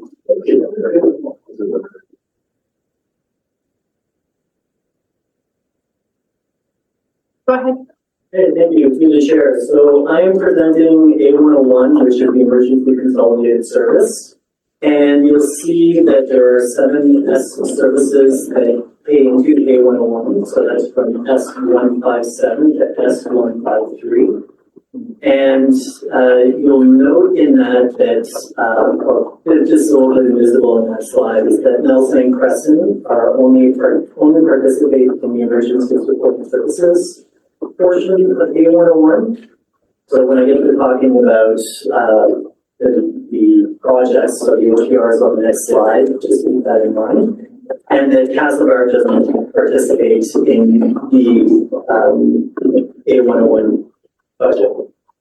So the long and short story of it is in 2024, we had 988,938 that went to requisition, whereas in 2025, we'll be at 1,008,821 for a 2% overall increase. There are some of the S services that, well, all the S services have different percentage increases between 24 and 25, and much of that has to do with the changes in assessed values, except for S157 and S160, because for emergency support services, the way that IT was being charged in prior years, they shifted their model in 2025. So ESS is a lower, is being delivered at a lower cost So those two particular, best services don't have as big an increase, this year. I think the big good news story to me in looking at the budget this year is that while we added a third a third emergency program coordinator in 2024 through the board's direction. And we have been asked to find or to get UNCR to pay for 50% of their salary and benefits.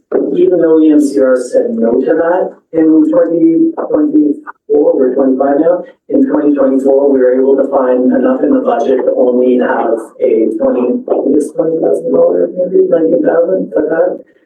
Ariel figured out. Sorry,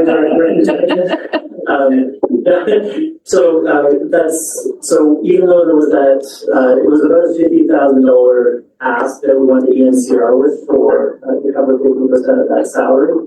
And so that would have been a $50,000 increase, but we were able to adjust the rest of the budget so that we're only experiencing a $19,000 increase. And that includes any CPI increases that we have across the rest of the budget. Next slide. Next slide. Oh, or question. I don't know. We can do questions as we go if you'd like. Well, maybe I'll learn it in the next slide. Are there other questions at this time? Okay, go ahead, Dan. It's about the additional percentage for Area K. I'm reading into it. It has to do with the assessed values. And I think you're going to be speaking to how the taxation piece works. But I reviewed it with Matt right before, so I also saw that it's an 8.2% increase, and specifically Area K is the bigger bump than everywhere else. And my understanding is that it has to do with the changes in the assessed values of your particular area of the homes. Sorry, Weatherhead through the chair so that people online can hear your question.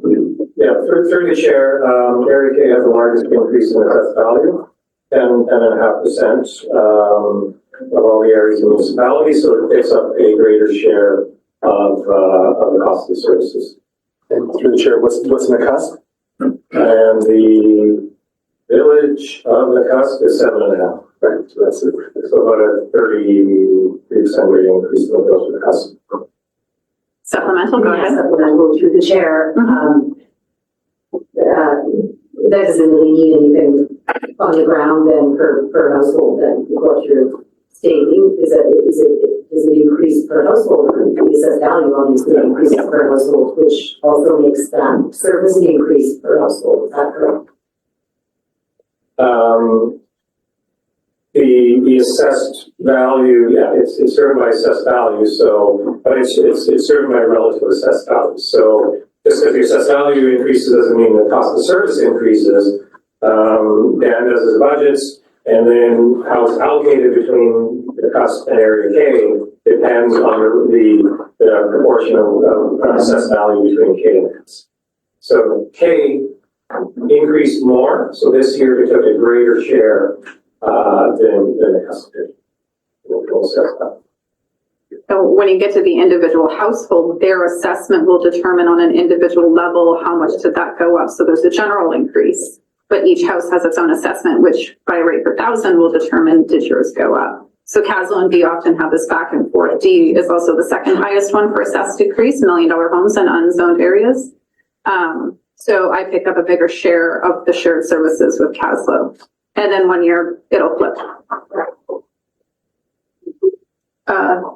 Were there other questions at this time? Graham?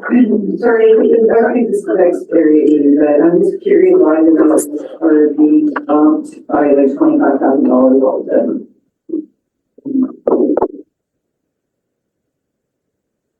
Anybody? Go ahead. Yes. Oh, yeah. Following proceed. Just go ahead, no problem. Sorry. Commissioner, I'm going to talk about reserves and a little bit more detail in a moment. Do you want your question now or? Yeah, just a clarification question. Through the chair, to you, what I'm looking at the page 21 of the draft financial plan with all the assessments, And you say, and I'm just making sure I'm looking at the right numbers. You say area K went up 10%, but here it says 20.5%. And the CAS went up 7, but here it says 14. So, like, where should I be looking? Okay, through the chair, in today's presentation, there's a table that gives the correct changes. The financial plan, there was some numbers that were not entered correctly for the assessed value change. So that will be updated in the next release of the financial plan. But there's a slide called residential converted assessment changes. 23 to 24 is actually 24 to 25, and that shows the change in assessed value and split between market and non-market change. Great. Thank you very much. Okay, we'll keep going, Dan. Thank you, through the chair. Oh, no, that's the correct spell. Thank you. So these are the different work orders or projects that align with the delivery of the A101 service. So just briefly, because I overheard, we don't always have an understanding what these descriptions are. So 402 is direct emergency costs. So that's anything that has to do with EOC response, and there's cost recoverable by the province, which is why you're going to see a zero budget number for 2024 and 2025. In addition to not seeing a budget number, we've added a new allocation service. So A121 is going to also be associated to emergency services, emergency management, so that we're pulling out all the response costs, so that when I'm looking at my budget on a monthly basis, if I have responses during that particular month, I was seeing all the expenses coming through my monthly statements, which makes it really, really difficult to understand, am I over budget, under budget? So we're going to be pulling all of that out 2025 going forward, so it'll just clean up our books and make things easier for just understanding where we are for financial management. Then we're going to OPR 403, which is general overhead costs for emergency management and A101 service. And these are things like common costs, lease fees for the office, admin paperwork, that kind of thing.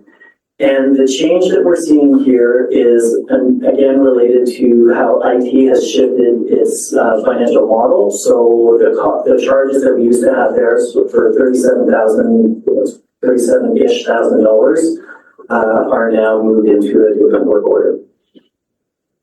OPR 501 is the general costs that are associated with running the emergency management for the regional district. So that's the delivery of services piece. There's most of the salaries that go into that, cell phone usage, sat phones, etc. We're still using sat phones. And there's a series of different grants that go into that particular work order, which is why you see such a difference in budget numbers. A lot of that has to do with the budget. The other thing I'll point out is that what we're seeing on this slide, I think we got it updated, reflects the decision that the board made yesterday to enter into a contribution agreement with CBT for $230,000 over 2 years, which has $160,000. Is that $160,000? Sure, $160,000 for 2025. We've also got the Indigenous Engagement Requirement Grant showing up there. We have a SEP grant, which I can't remember what it stands for, but it's essentially Emergency Operations Center improvements. They go into that. And we've got a small prior year surplus that's also showing up as a result of timing that we hired 2 EPCs, emergency program coordinators last year. And it was just a timing difference from when we had budgeted that person would start and when we actually started to pay them, which is why we're seeing a slight surplus there. And from an expense standpoint, but this is also where we're seeing the third emergency program coordinator salary showing up, where we didn't have that last year, but the third position that's new to the department and our EPC position is new to the department, so that's showing up there now. And that is one of the places, OPR 501 is one of the work orders where IT is now being billed, which also increases that particular work order. Moving on to OPR 502, that's the Emergency Operations Center overhead. And these are costs that are not recoverable by NCR. So we've got a portion of these costs. It used to have some IT charges. I'm sorry, I don't have any note on that. The IT charges, I'm not sure about that one. I think there is a portion of it. I think it might be 37,000. And some salary-related benefits costs when we go into response. So EMCR covers incremental staffing costs, but not, so incremental staffing costs for overtime, but we don't cover benefits. So for example, last year in 2024, we had, this is off the top of my head, I think it was like $33,000-ish of overtime, or specifically benefits for overtime. And so we have to pay for that, so we carry that in OPR 502. And we had $60,000 surplus from 2024 in OPR 502. And the big reason why that happens, specifically in that work order, is that we've got costs that are preemptive in case we need to do standby, but that has to be a dynamic. We can't know at the beginning of the year how many hours of standby we're going to need. We were activated so much that we didn't need as many standby as much standby funding, and we also have funding that goes into the EOC director pay if I'm not the one that's sitting in the EOC director seat. We have one of our EPCs coming in that there's an equity of pay to the director level of position because they take on the entirety of the responsibility of the position. We didn't spend as much as we had budgeted for, so we take that and that in the surplus that we're carrying over because we might need it in 2025.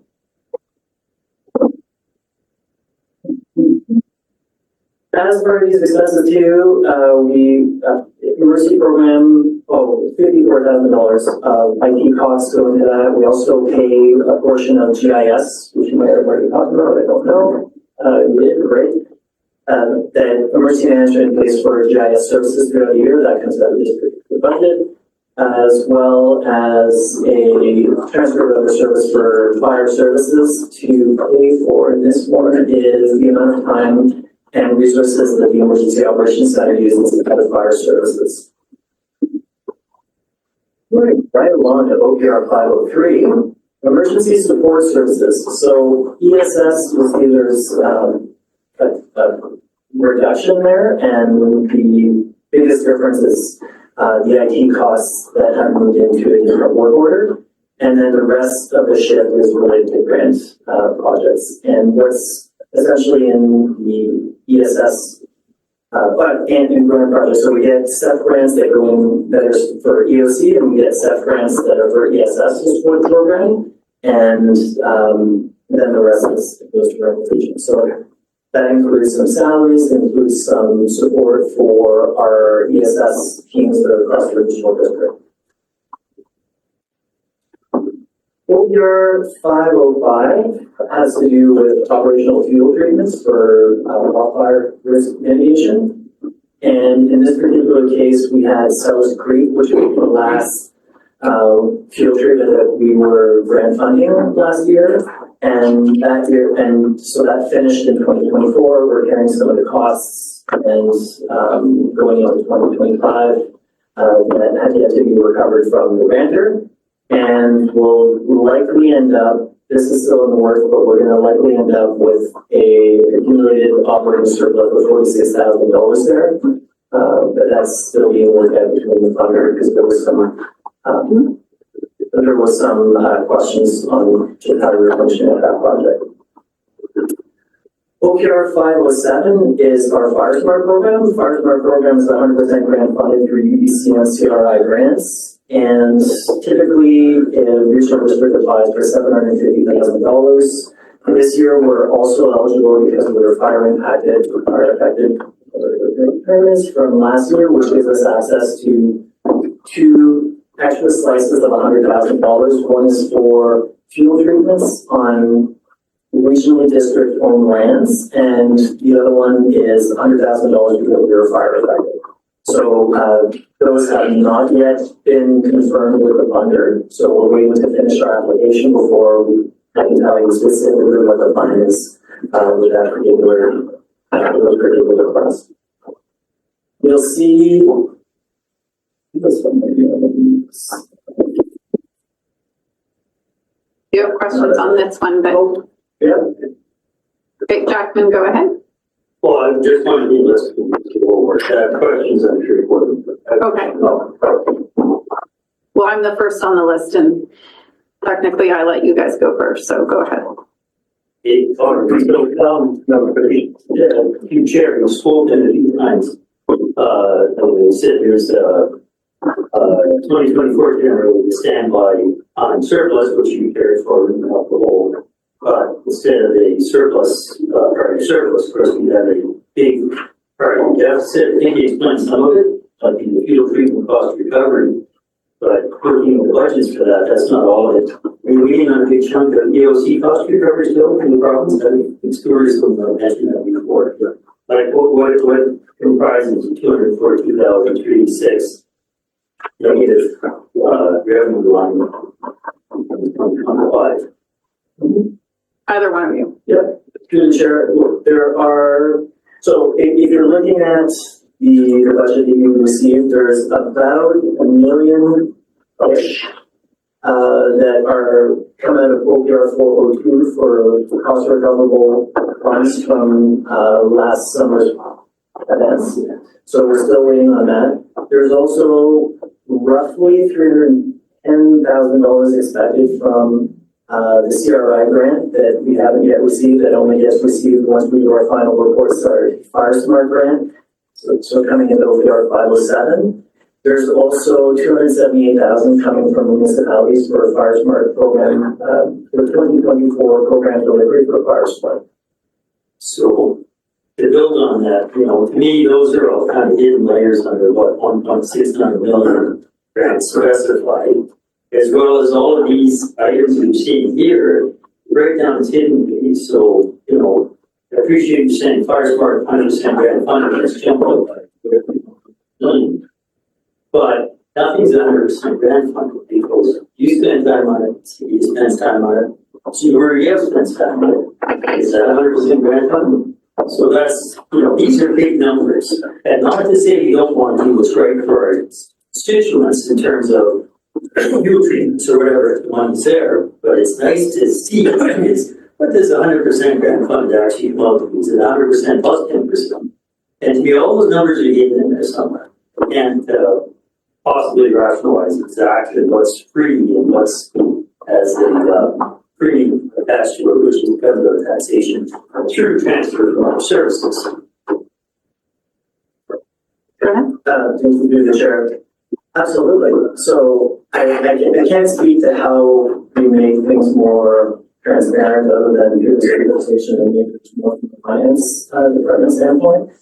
But when it comes to Fire Smart, I can't speak to Stuart's particular wage and how much money he spends on Fire Smart, but when it comes to Norm, myself, all the wildfire mitigation specialists, our Fire Smart coordinator, our administrative coordinator, all of us have a portion of our salary that comes out of Fire Smart relative to the amount of effort we put into it. So we try to get as much cost recovery for staffing, specifically for Fire Smart, when we have a project. And when we do a fuel treatment project, we also include a portion of the disaster mitigation and adaptation. So Laura's session, mitigation, adaptation, advisor's salary that comes out of those. So just to close on that, the statement should never be 100% grant funded. You could say that something with accepted grant, which covers 100% of our costs, excluding senior management team, whatever. And at some point, the pressure on the senior management team does matter. So it's nice to be able to understand that. Especially when these are all coming at you left, right, and center, and you got 30 days to respond. I'd like to get an understanding of that percentage of pressure is on senior management. Dan, can I just check, were you done with this slide? I thought you said you were about to flip slides and that's why I went to questions. Oh, I might have misspoken. I can speak to the two last. Finish the slide, my apologies, and then I'll go with my questions and anyone else's. I'm sorry, go ahead. Thank you. So OPR 510 has to do with wildfire mitigation. So it's any of the overhead costs that we have when it comes to wildfire mitigation, which includes, again, a portion of my salary, a portion of the disaster mitigation adaptation senior advisor. And there's also a grant funded project in this one that has to do with a regional ArcGIS project that we're working on, through the regional roundtable that's grant funded through CBT and also paid for the contractor, but we participate in that in kind. That's our contribution as CBT likes to do, where there has to be a component of opt-in or a in-kind contribution. OPR 677 is new as of 2025. The work that was being accomplished in a particular work order used to live in A101 in A108, and that is a legacy from the NDMP work that was done through the original district. And so when we were talking about the Creston Valley Flood Management Project yesterday, or when we talked about the risk tolerance policy and we're about to go into RFP, that's what this work is being done through. So it's broken out as a work order, and a reminder, there's no service yet attached to any flood mitigation work. So it sits in the broader regional approach to emergency management, that's obviously including the board of emergency management. So what you find in that one is grant funded risk tolerance policy for about $130,000 and the CVF Crescent Valley Flood Management Project for about $173-ish. And it included some salaries and some expenses for legal opinions should be needed. Okay. So pop-up, I'm on the list, but I can go again. Pop-up, go ahead. Okay, I might have missed that, Janice. OPR 510, you mentioned something about CBT funding? OPR 510, yes. So OPR 510 is wildfire mitigation overhead, and we have CBT funding in place to run a regional project, an interagency regional project with BC Wildfire Service, ourselves, and First Nations Emergency Services who are amazing, and also Ministry of Forests for an RGIS project. So we're overlaying different types of risks and field treatments onto the same map across different agencies so that we get a fuller picture. It's something that's not being done anywhere else. It should be a provincial responsibility, but CBT was fabulous in supporting the cost of that project. Okay, that's the part that I missed with the overlaying of the project or whatever. Good. Great, thank you. I'm going to build off that last one there, Dan, because we do know through the EDMA work that they're developing a dashboard based on risk management. So I hope they would be coming. I did mention LiDAR work with them when I was on that committee, but that dashboard, that information you just highlighted would be critical in a dashboard. So hopefully the province will come to us for what do we already have. My question was actually related to wildfire mitigation, operational fuel treatments. Not so much the numbers, but how we plan for those, because we have CWRPs we have some that have been updated, we have some that we're updating.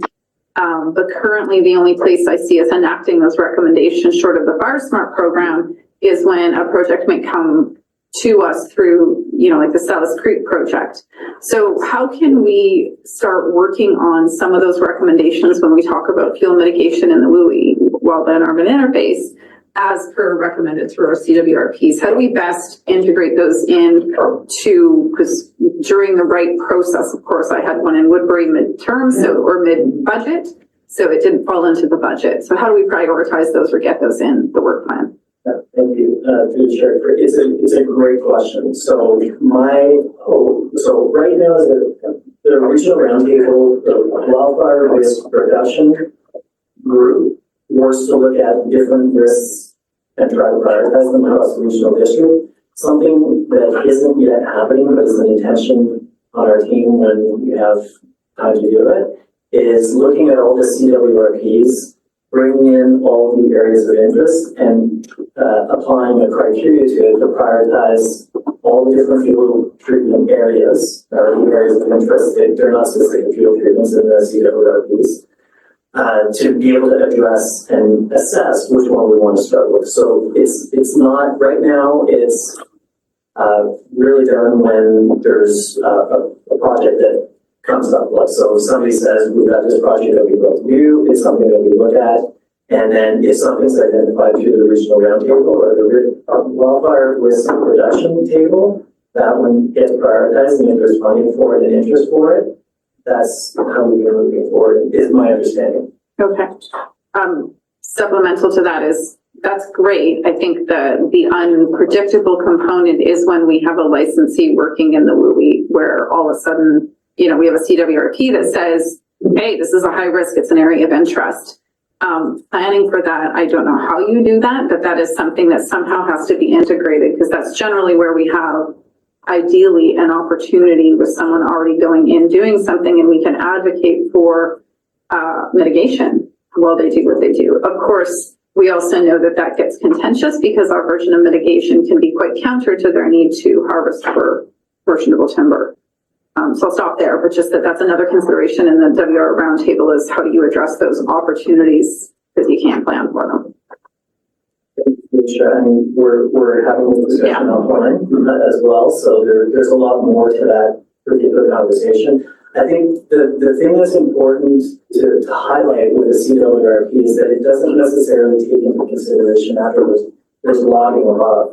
So it's not necessarily that we're worried about the logging that we're doing with the practices that they're doing, although personally I am, and there are challenges with that. And what I have influence over as a local authority versus the province is also a challenge. But what we're seeing in that particular case is I'm worried about what's happening downstream, downslope, not because of fire. They're actually going to be better off when it comes to fire because we've got a big fire break now. However, they're leaving behind something that might be more susceptible to debris flows, slides, etc. And a CWRP actually doesn't speak to that, regardless of what they do above in terms of forestry practices. But it's definitely, we're talking about offline, something we have to figure out. And it might be something that the board wants to look at as part of your work plan at some point, as an offer, to look at what the policy is and what we want to do as a local authority so that we don't overstretch ourselves and start putting our opinion where we don't necessarily have subject matter expertise. Yeah. And I apologize, I don't want us to go too much down the hole that takes us away from budget today. These are really critical conversations. I do have Jacqueline for a second time, but we have others at this time, specifically to the budget or whatnot. Go ahead, Graham. Thank you, so through the chair. So one of my biggest struggles with these budgets has been these allocation services. And I really struggle, and I think the public would agree, as to how do we ascertain which allocation service belongs to which S service, and from that figure out which participants are in these. So I'm struggling with this at the start, we'll start with now. Was it helpful? No, go ahead, just go ahead. Was it helpful to see the first slide that articulates which area and which municipality is? That slide. Yeah. Oh, yeah, can you go back a slide? It's a favorite question, right?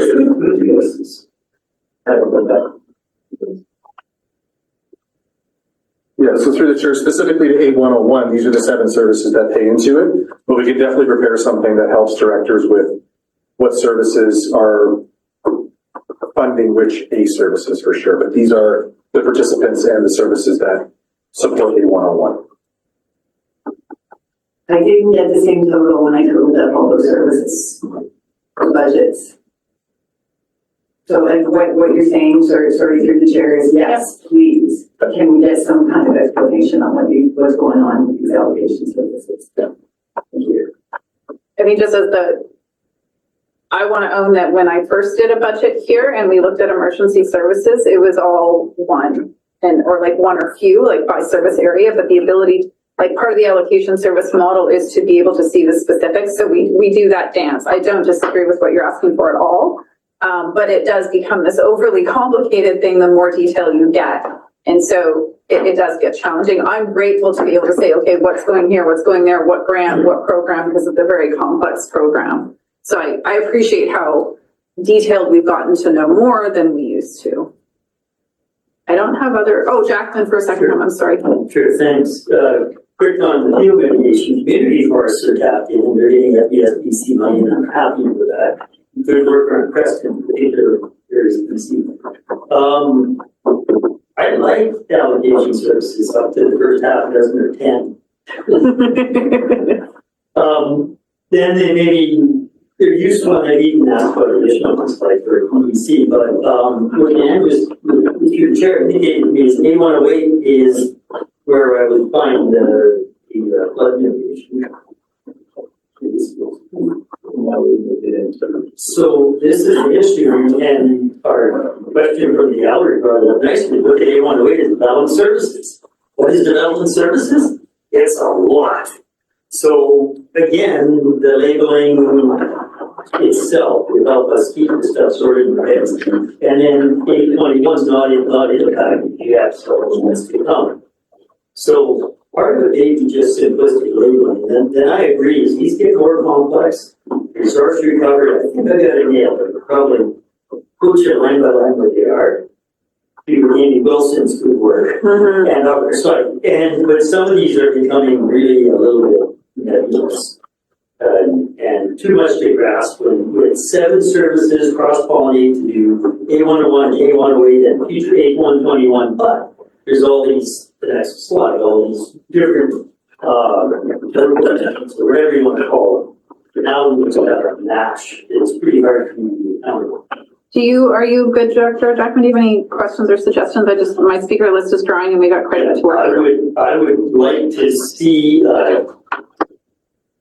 some kind of matrix that shows us, maybe here's all the money in, here's all the S101 or A101, A108, and sub to that is OC, whatever this is. Okay. Just a breakdown, and then you put an X. He's got to pay for this, he's got a matrix that I think would help us see where everything is going. Thank you. Vandenberg, then Leatherhead. Thank you, Dan. Through the chair. So with your OPR 510, your OPR 677, there is some base reports that I know we talked about this, so you can remind me where to go to get my head back in this. Because as I look at this, this is I've just learned what CWRPs are and what they're supposed to do. And it's all part of the risk reduction assessment. So that work identifying potential fuel loads in a given area. And you and I talked about this. Then there's, from my point of view, there's the boots on the ground. What solutions are you going to derive from that assessment work where we can actually see boots on the ground? But that's not in here yet, correct? We're just in the assessment stage of wildfire mitigation, flood mitigation. Is that correct?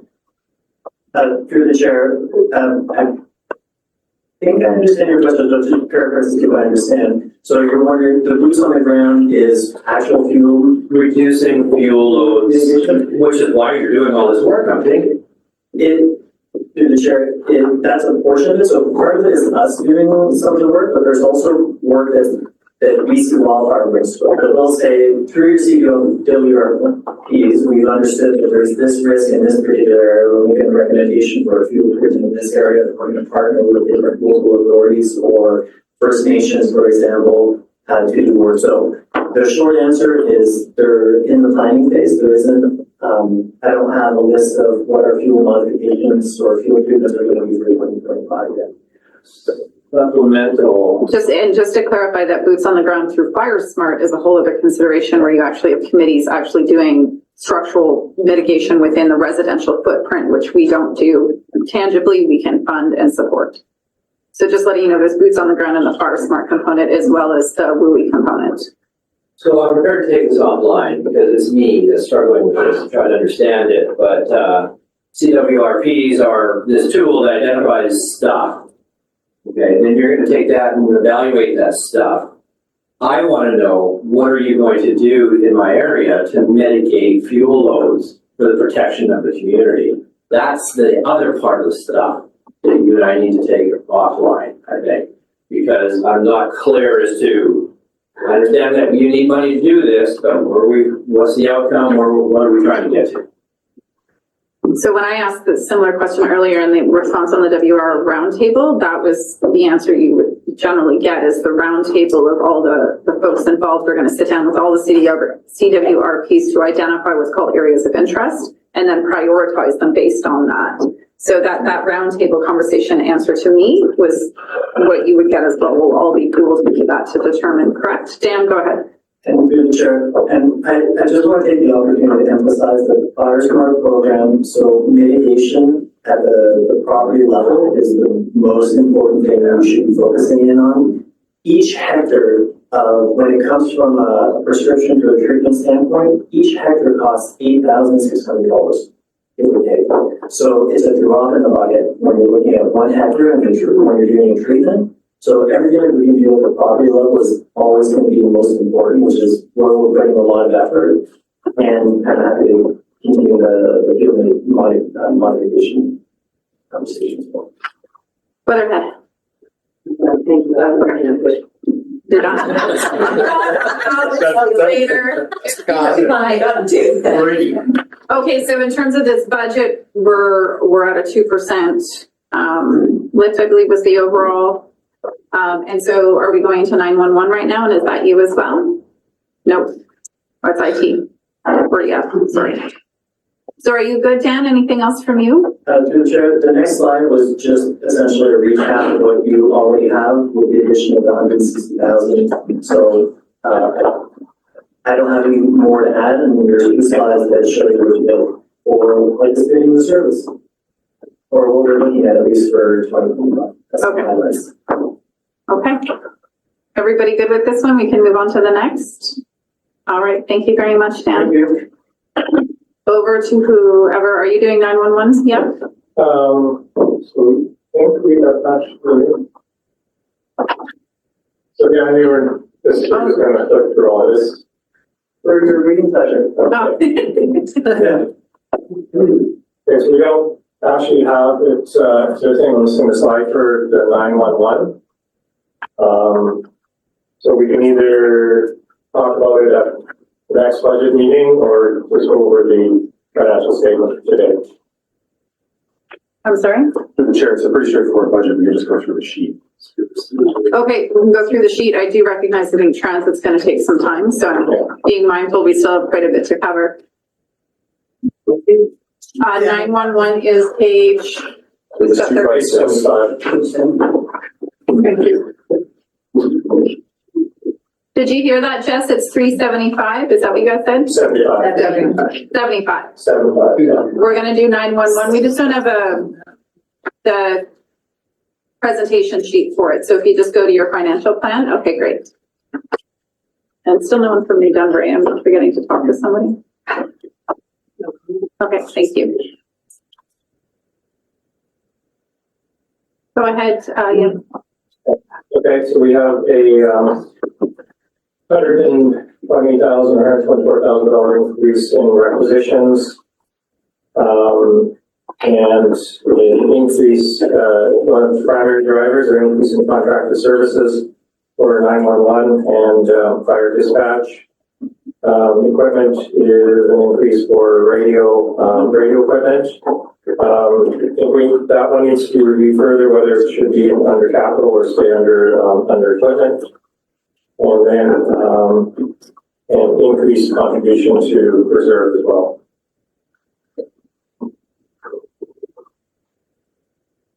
All right, I'm still struggling to find the page. 76, here we go. I'm sorry, I was behind. You got it? 76 on the agenda. The printed copy is 75. Okay, gotcha. Okay, do we have questions? Beckman, go ahead. I'm not on chat right now. Obvious why you want that increased contribution to reserve, I'm gonna put back another page to see the reserve. There, it didn't need it, we stored on. Future needs. Well, that was put in there as an offset to the, partial offset to the prior year surplus being brought forward.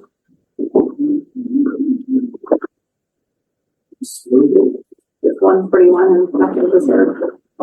Yeah, that's basically the purpose of smoothing and keeping the requisition relatively stable for the next 5 years.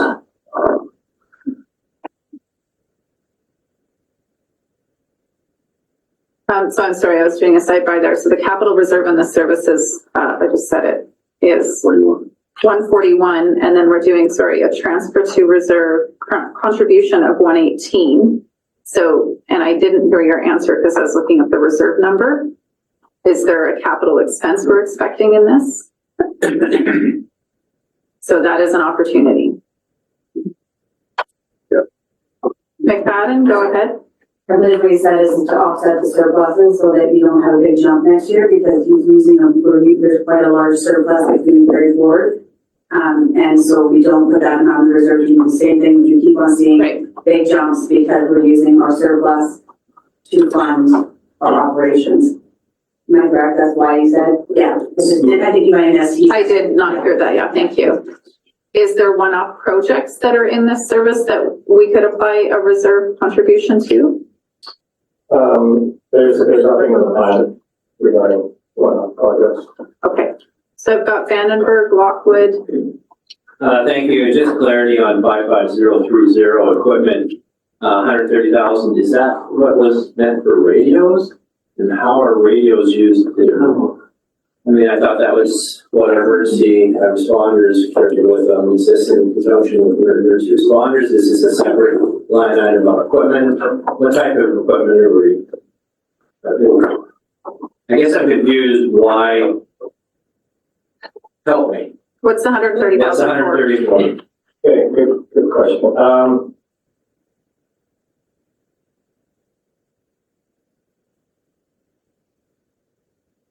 First responder radios would go through the service. Radio infrastructure.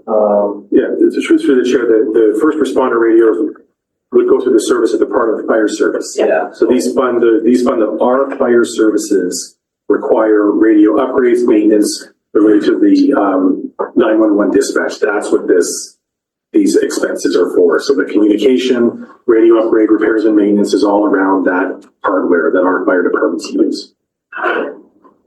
Supplemental? Why isn't that brought forward with fire departments then?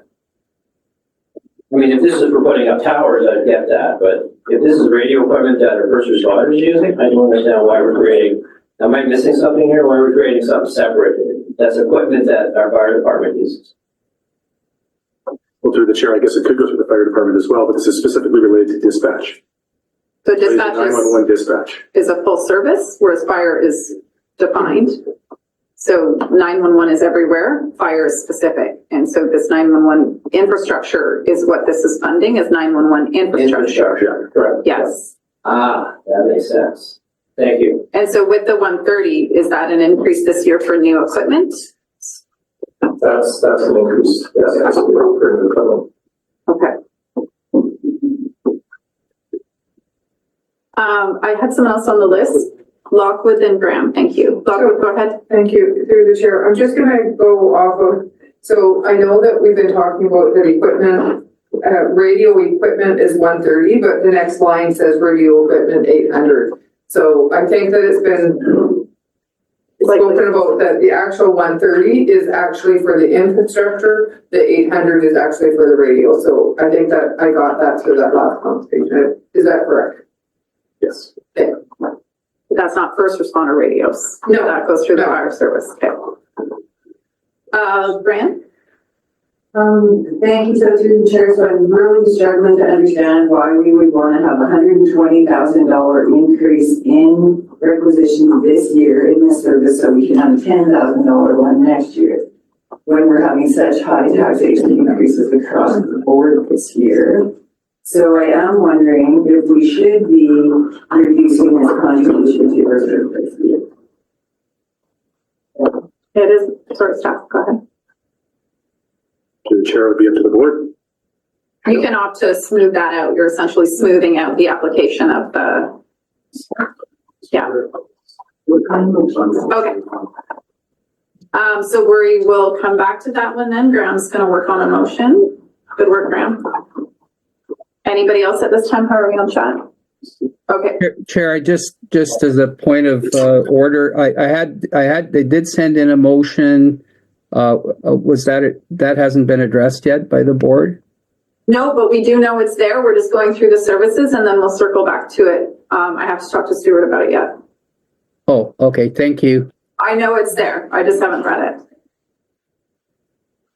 Can you just clarify where we're at, or we asking questions? Well, currently we're on 3.11, emergency communications. Director Graham is going to work on a motion, but it's not ready at this time. May I ask a question? You sure can. So in the reserves, that you sent out for this S-156, there's a number of 141,000.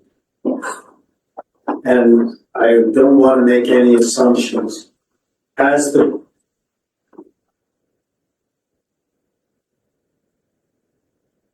So we have a surplus that we're using, and then we're contributing to the reserve, so that 118 will add to the 141 that's currently shown yesterday when you sent it out. Yeah, correct. I caution on that reserve number that the prior year surplus showing on this budget is not completely accurate. We haven't completed the entries for this service. So I would caution that we even have the capacity to do that $118,000 contribution to reserve is probably not an accurate number. Might be lower. It's probably significantly lower. That prior year surplus showing at 267. Yes. Will likely be adjusted down considerably. Thanks.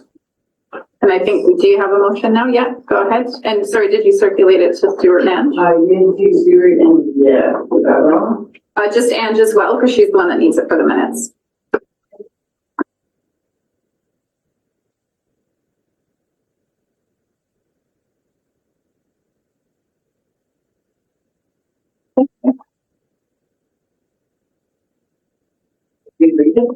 Yes, please. Okay.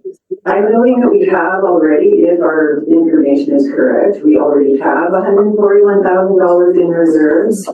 So I am going to make a motion that the board directs staff to decrease contribution to reserves in S-156, emergency communications 911 by $60,000 for 2025 to reduce requisitions accordingly. So it's been moved and seconded. Is that what you said, Maine? Yes. I'm just going to check in that staff have that. 1 second. You have it, Ange? Okay. You're on chat. Okay. Discussion on the motion. Jackman. Again, I have a difficulty understanding this, the formula for this reserve contribution. I can understand if you take part of the prior year surplus, put in reserve, that allows us to smooth. What you can all understand, smoothing a little further this year's bump, but I see beyond 2025 the contribution to reserve recommended goes down to 25. Next year's 25, and then it jumps back up to 118.7. So I can't understand the need for that reserve whatsoever when I see kind of like roller coaster contributions. Is there a formula that says deep down we have $1 million in infrastructure that's getting about 8 or 10 years, so we need $100,000 to put aside? So that's why I was reluctant to say let's touch the 140, because I have nothing to go on as to what do we need. Again, I'm going to talk about waste management. I know where our landfills are.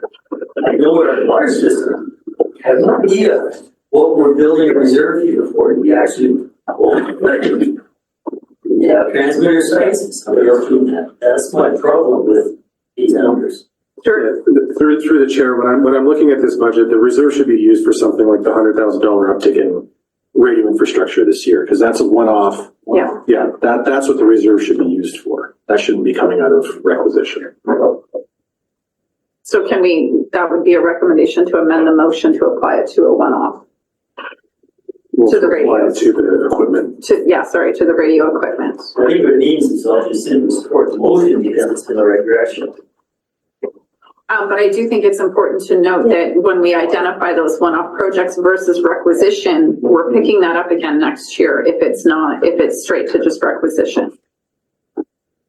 That's my understanding, is that we want to be cautious over that, creating that hole. So if you do it to the radio equipment, which is a one-time purchase, you're not doing that. Am I following that correctly? Yeah, through the chair, putting it to radio equipment in 2025 would not impact 2026 requisitions, because that $100,000 is not recurring. Right. So I'm going to propose a friendly amendment, Director Graham, that we direct it to the radio equipment. Do you accept that? Yes. Do you as the seconder? Okay. Do you have that, Angela? Where would you like that inserted, sir? Decrease the budget, reserve. 140. Emergency services, that's 156, by 60,000. Thanks. For 2025. You guys can't do that because you're not pulling from reserve, you're reducing your contribution. I'm sorry, I got confused there. Okay. Sorry, folks, if we can, so my apologies, I forgot your motion was to reduce the contribution to reserve, not use reserve. So that's my bad. So we can do this motion. And then if we want to do one that pulls from reserve to pay for that radio equipment, we could do that. Okay, I'll withdraw my motion so we can do one to pay for the radio equipment. Okay. Do you agree? Okay. Lockwood? Can we start using infrastructure instead of radio equipment? Yeah, we can. It's radio equipment. We're being very specific in the budget. Huh? Oh, because it's infrastructure. Okay, got it. That it was for infrastructure. Yeah. Okay, so that motion has been withdrawn. Let's keep track of what we're doing here. Thank you, everybody. Ange, do you have that? I have that, yes, we don't record withdrawn motions, Okay. so yes. Thank you. Someone want to help me craft this one? Move that we draw $130,000 from reserve for the 2025 budget to pay for the Radio equipment. Equipment purchase. Equipment. Okay. Second that, Graham, I'll get you to second that. Okay. Everybody know what we're doing? Cunningham, go ahead. Where are we in the plan to move from analog to digital? Through the chair, this is the completion of that process. Thank you. And we're good online? That's what I thought. Okay. Further discussion on the motion? I just want to Oh, yes. that the board directs staff to take 135,000 from reserve in emergency communication 911 service S156 for the purchase of equipment or yes. Yes. Do you want the line item or you guys? 55030. No line item needed. Okay.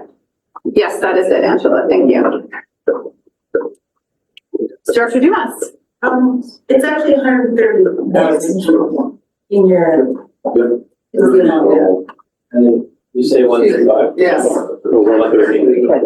Oh, thank you for catching that. I did not hear her say that. Oh, you got good ears over there. Paige, on the motion. Leave the one time $100,000. I know, but the 30 is basically recurring. Good work, everybody. Friendly amendment, drop it to 100,000. Yes, that is a friendly amendment. Thank you, sir. That's the one guy. Sorry, Ange, drop it to 100. Drop it. All right. Nice catches. We're all awake for the afternoon. Okay, further discussion. Are we good online? All those in favor? Opposed? Carried. You can have fun with these minutes. And just gonna have fun. Okay. Anything else on 911?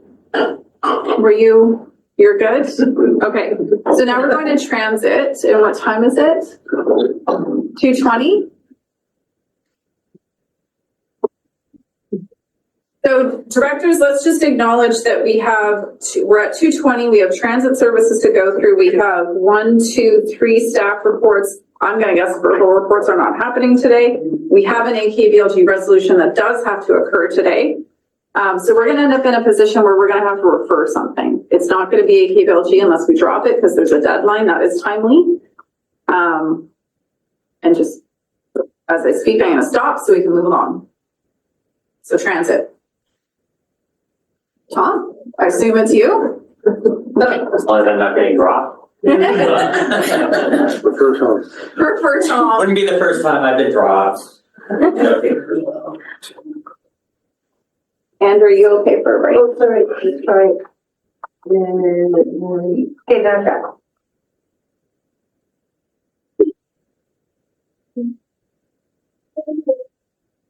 that.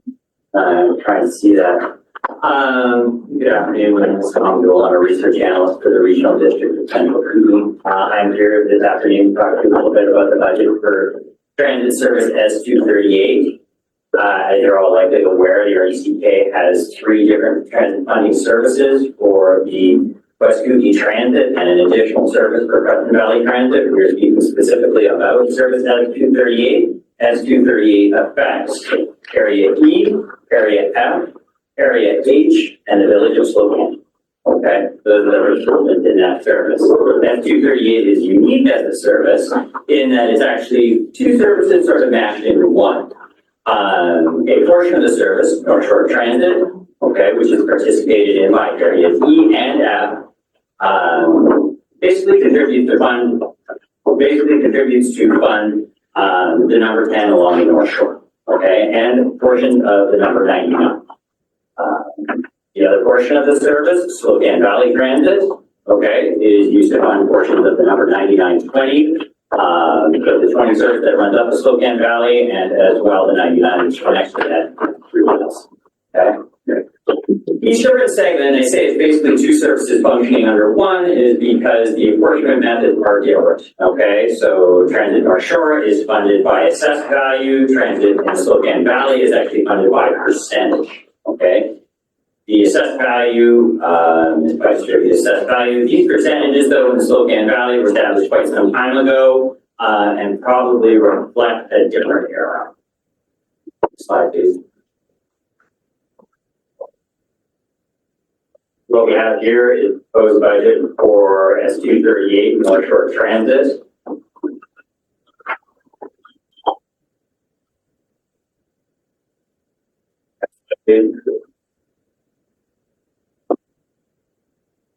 Proposed budget for Slocan Valley Transit, the Slocan Valley Transit component of this service. Question. Any questions so far? Papa? Yeah, just a question to the Sheriff Tom. You did mention these were established a long time ago. Have you reviewed them? Yeah, we have done reviews of them. We made a proposal, I believe, 2 years ago to reapportion this service. Because particularly the Village of Slocan pays for 7% of the cost of this service. And I think that 7% was actually identified at a time when things were fundamentally different, when there was a mill actually in the Village of Slocan. Transit services probably functioned a little different in the Slocan Valley when a lot of people were getting to and from Slocan. Things change now. Yeah. So I don't think that 7% really adequately reflects what's going on. Area H, a defined portion of Area H, pays for 60% of that service. But that service is also a connector for other services in the valley. It's just, the current arrangement does not reflect what goes on in terms of the use of transit in the Slocan Valley. Does that answer your question? Kind of, sort of, but I'm not too happy with the answer. Yeah. Next slide, please. Go ahead, Director Graham, sorry. Thank you. Through the chair, you're saying 60% is area H and then area E and F are shared 33, but when I add E and F together, we're actually funding like 358,000 And each is going to be 226. This is on the 2024. Respectfully through the chair, that's because you're looking at the aggregate. So you're looking at the combined totals for North Shore Transit and Spokane Valley Transit. This is the problem with this service. You cannot see what's happening with it. I believe you actually made, recommended that it change. And it is on the work plan. We intend to have a proposal in front of the West Transit Services Committee on April 18th. Thank you. Any other questions, Director Lund? I'm just watching for you in chat. If you have a question, I know you're in this service. Okay, good. Keep going. Next slide, please. These are the aggregate requisition amounts for the service. So this is both the Spokane Valley component and the North Shore Valley component. So this is what participants would pay as a whole, and this is what the numbers are really like. You'll see there's also the requisition increases.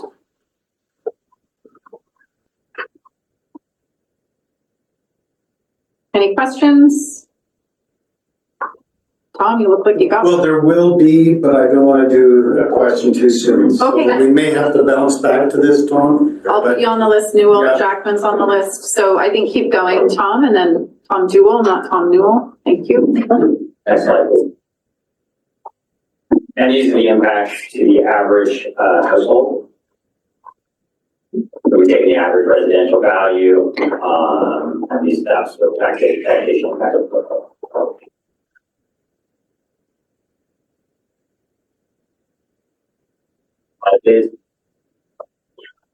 So obviously, there's two places to look in order to address these budgets. We can look at revenues, we can look at cost savings. In terms of looking at revenue, we requested a priority for the service. Currently is $2.25 per ride. I think that could be increased. We've got these transfers to look into this. We're also working with Selkirk College regarding UPass in order to engage the Selkirk College students. So this is a product that would allow basically for every Selkirk College student pass, we would receive somewhere in the neighborhood of $85. And that would mean that Selkirk College student pass would then become a bus pass as well. Now, there are some challenges with this because in a declining enrollment environment, this may wind up not being a net plus for us, but we are working with the college and BC Transit services. Director Lund, do you want to ask your question now? We have a few that are going to wait till the end of the presentation. You're welcome. Sure. I just wanted to go back 2 slides. And it took me that line to find the chat. Oh, sorry, one more forward. That one there? Yeah, I feel like it's a little bit misleading, the 330 average. And I just wanted to point out as well the discrepancy between Area H and Spokane, even despite that residential value. So just pointing out the the cost per household concerns, just flagging.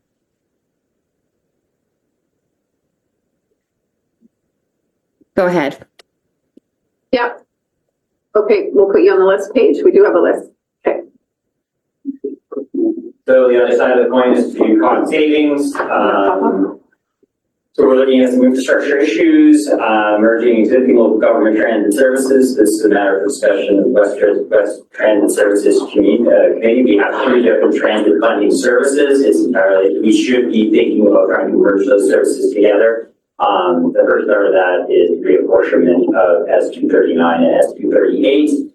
Then once we've agreed on apportionment, we can then move forward with sort of getting rid of some of the services or merging them into one. Also looking at merging BC Transit operating areas. We currently operate over 3 different BC Transit operating areas, which creates challenges with our fleet and how the fleet is utilized by getting rid of Nelson 555 and Green Lake West and making them into one. We can then find better utilization with vehicles, realize the cost efficiencies there. And of course, the last option is always to reduce services or find efficiencies. Next slide, please. We do have quite a speakers list, so I'm actually going to get us to start going through that. Okay, so I've got Jackman, Newell, Lund, Page, and Popoff. Perhaps Lund, but we'll make sure you're on the list. Do you want to go ahead now? Sure, thank you. Just a reminder that based on last year's conversation, you set yourself up for a 15.1% tax rate this year. So don't be shocked by the 19% tax rate. Most of that was planned by cutting last year. You know, so just so everybody's not telling the people it's 19%, where this come from? 15% of that was absolutely as designed last year. And on him being able to help us, not us, you guys, do better this year so far. That's when we are reducing things, we're specifying to a one-time cost. We learned that lesson. Yes. Newell? Oh, wait. Okay, keep them on there. Lund, Yes, are leave me you? on, please. Lund, do you have any more right now? Not right now. Okay. Paige? Comment, suggestion, and a quick reminder, strategically, we want to repeat that even though there may be a cost drag for bringing suffer students in now, to make it a priority so that they see the benefits, because over the long term, it's going to be hard to fight that union to agree to add its own in. Anyway, sounds like that's okay. And for the pairing fees, I'm not sure when the cap and pay will drop in. Most of it? Yeah. Okay, fine. Then if I was using that rate, it's more convenient. That can be sold together better, but. Hold on. So would it be appropriate to recommend a fare increase to $3 from the current fare? And that's an equal amount? Go ahead, Tom. Respectfully to the chair, I would recommend waiting for BC assessments, BC Transit's analysis first. And that will give us a scale to work within rather than pinning ourselves to a number right now. They have a team that does nothing but fare reviews across the province, and we are high in the queue, but there are 18 currently requested in the province right now. So that gives you an idea of what's happening with public transit. This board is not the only board that is in this position right now, and people are looking for more revenue pretty much right across the province. So once we have the results from them, I'll bring those results forward to the board. It'll give you a range to work within, and then at that point, it would be appropriate to make a recommendation. Ultimately, one more thing,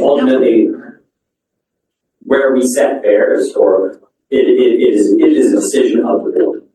That is up to this board as to where the fares sit for public transportation. Okay, just a question. When can we expect those results? A year, 2 years? Or is it in 2025? Respectfully through the chair, we anticipate that we stressed to BC Transit how important this is to have this in 2025 to integrate with other changes that we're making. We'll need those numbers. They would go into the 2026 annual operating agreement. So we would anticipate getting those numbers in 2025 and then implementing in 2026. Good. Thank you. Why don't you finish your presentation, because Newell's the last one, and I think he wants to go after the presentation is complete. Newell? Okay, go ahead. Cover the reapportionment. So I guess the only thing really left to talk about right now is the timeline for these things to happen. There is not much we can do with the 2025 budget currently. There are limited reserves, very, very limited reserves. In these services, we've used them in the past to offset taxation. We are now very low on reserves. But this year has to be a year of making decisions. Those decisions will then be implemented in the annual operating agreement for 2026. It's at that point. So while there's not much we can do to address the 2020 budget. If you look at the number in 2026, that is a number that we can have. Was that it for your presentation? Newell? Would you be able, Tom, to go back a couple of slides? Yeah, maybe that's good.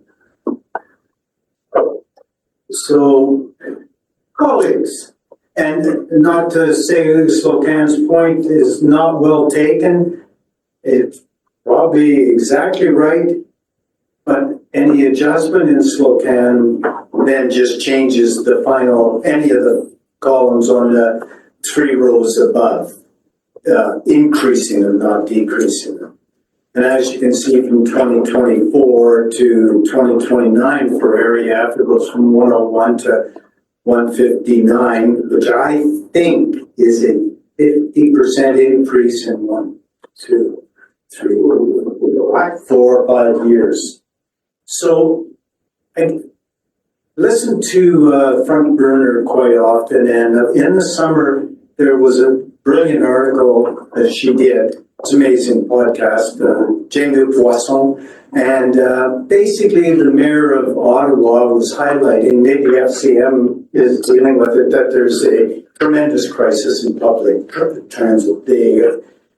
The sky trains, the things in Vancouver, every one of those capital projects is reaching a crisis point. The funding is crisis in all major cities in Canada at least.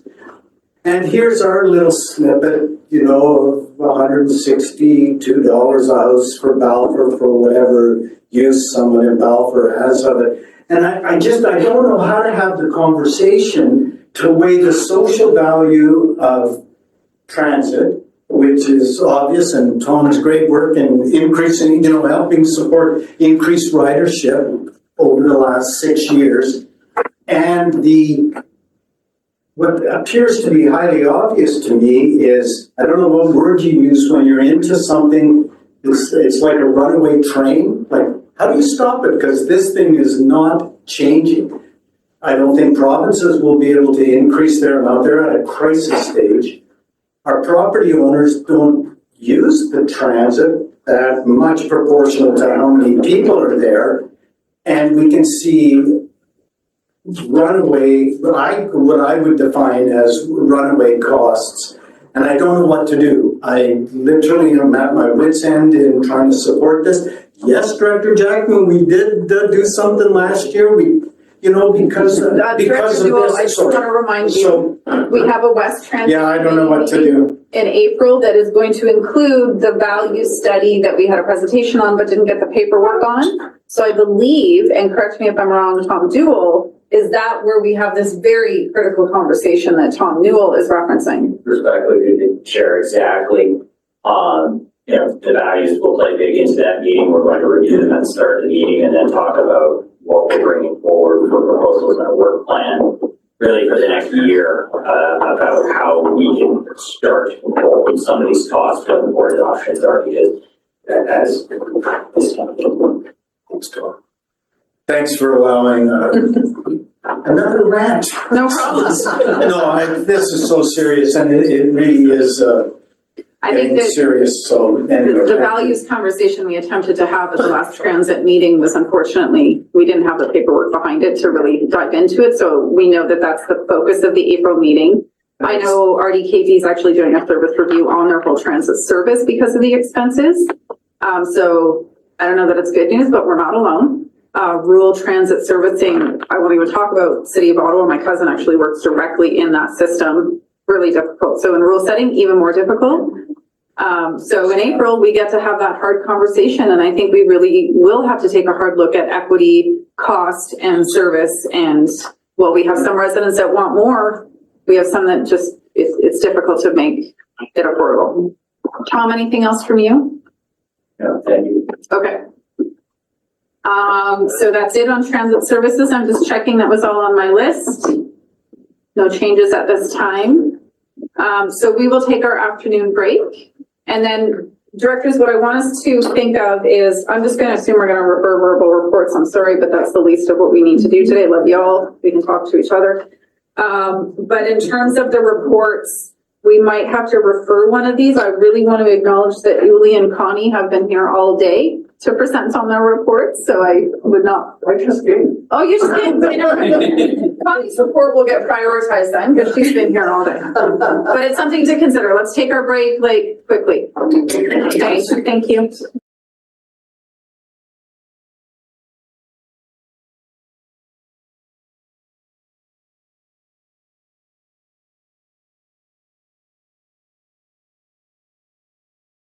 Recording stopped.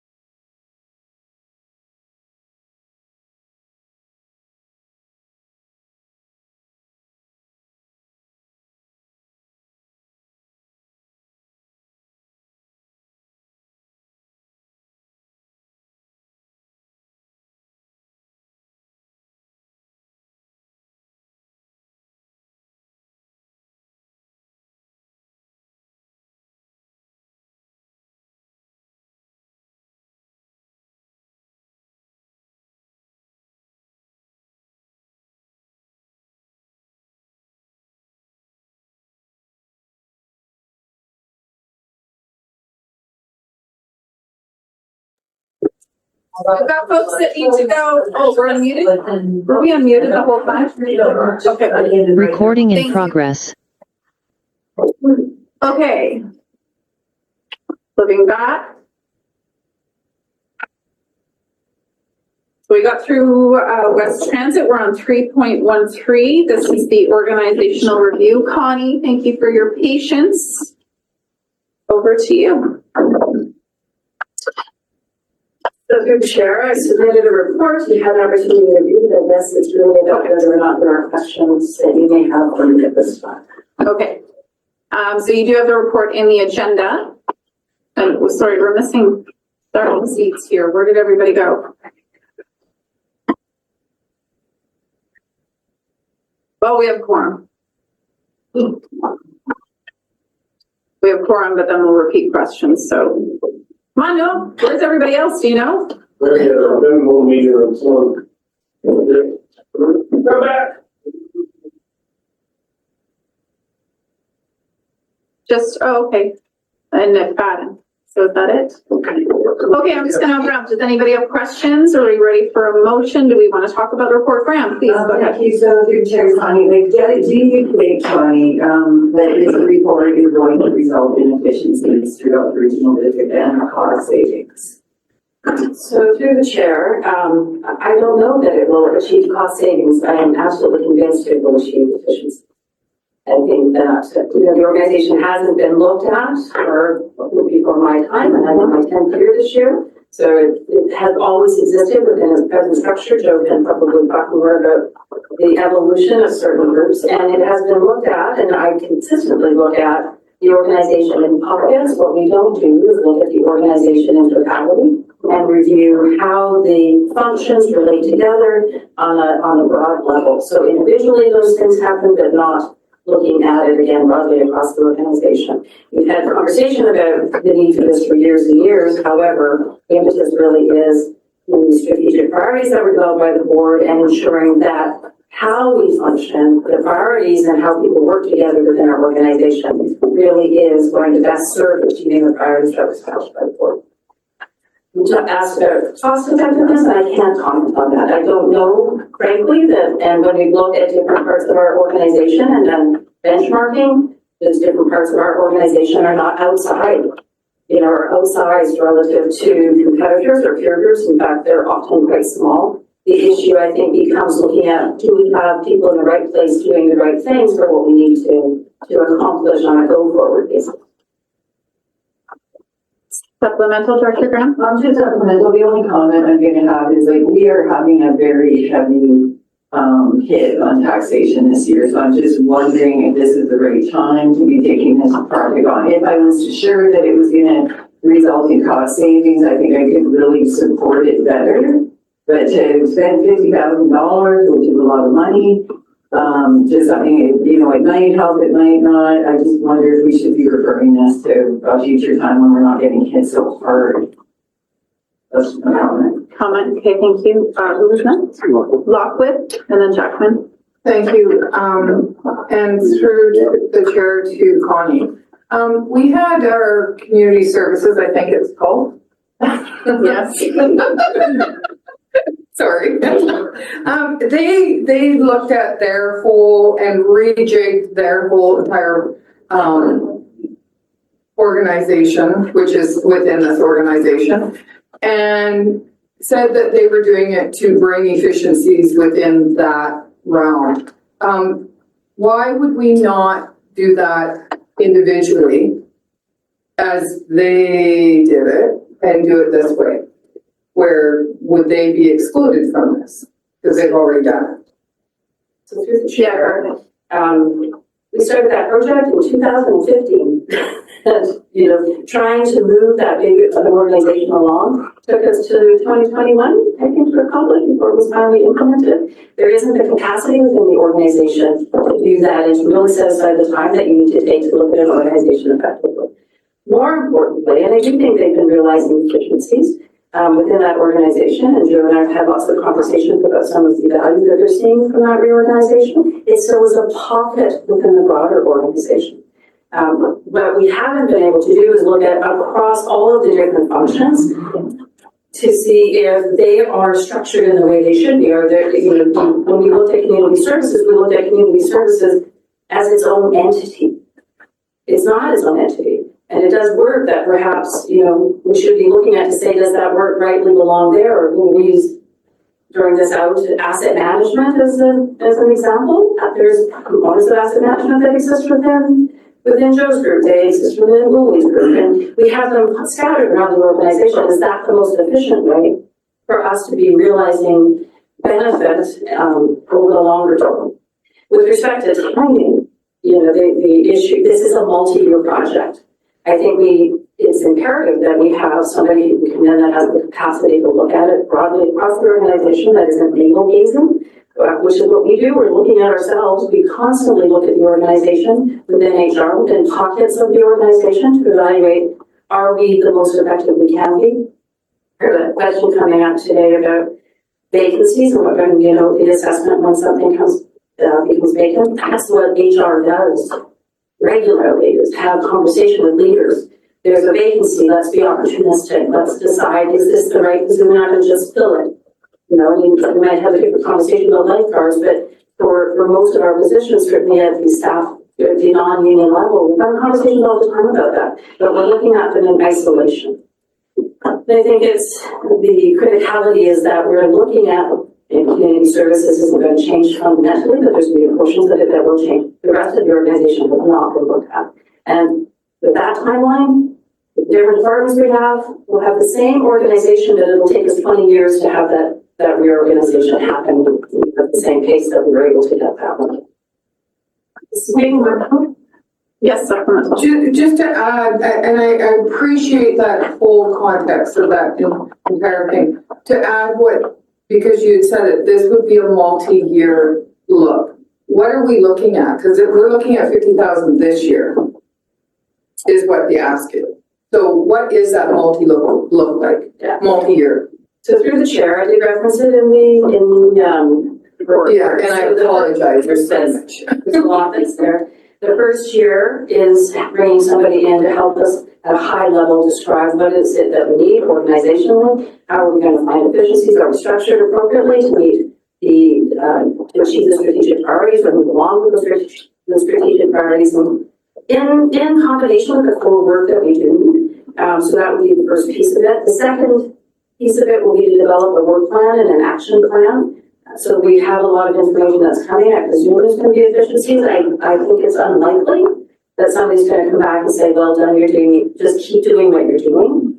I think there's going to be some tweaks within it that we're going to have to do. So the second portion of that will be developing the action plan. I anticipate that we will be able to manage that portion of it in-house. That'll be the work that HR does with the various departments. But if we get to where we don't think we can do that, ourselves will come back to the board if needed, but we anticipate we'll be able to do that. But that, I think, is the work that's going to take perhaps a couple of years to get there. It is the planning around how do we achieve that long-term vision about where we need to get to. The critical piece is right now, having somebody come in and help us define what our organization needs to be in order to achieve that work in the long term. Thank you. Okay, I've got Jackman, McLaren, Coe, Popoff, and Page, and I'm just going to suggest after this item, we're going to do the AKBLT motion just to get that clear, okay? Jackman? Sure, thanks. And you're saying we will refer the motion after this. Okay, thanks. So I think we've made some interesting progress. You mentioned recreation. It's actually, Chair Wright gave us leave to stand at the whiteboard and scribble one time years and years ago, where we actually said, what are we doing? We started, which is unusual. Staff and directors are allowed to stand up and work together. That workshopping, I thought, was very useful.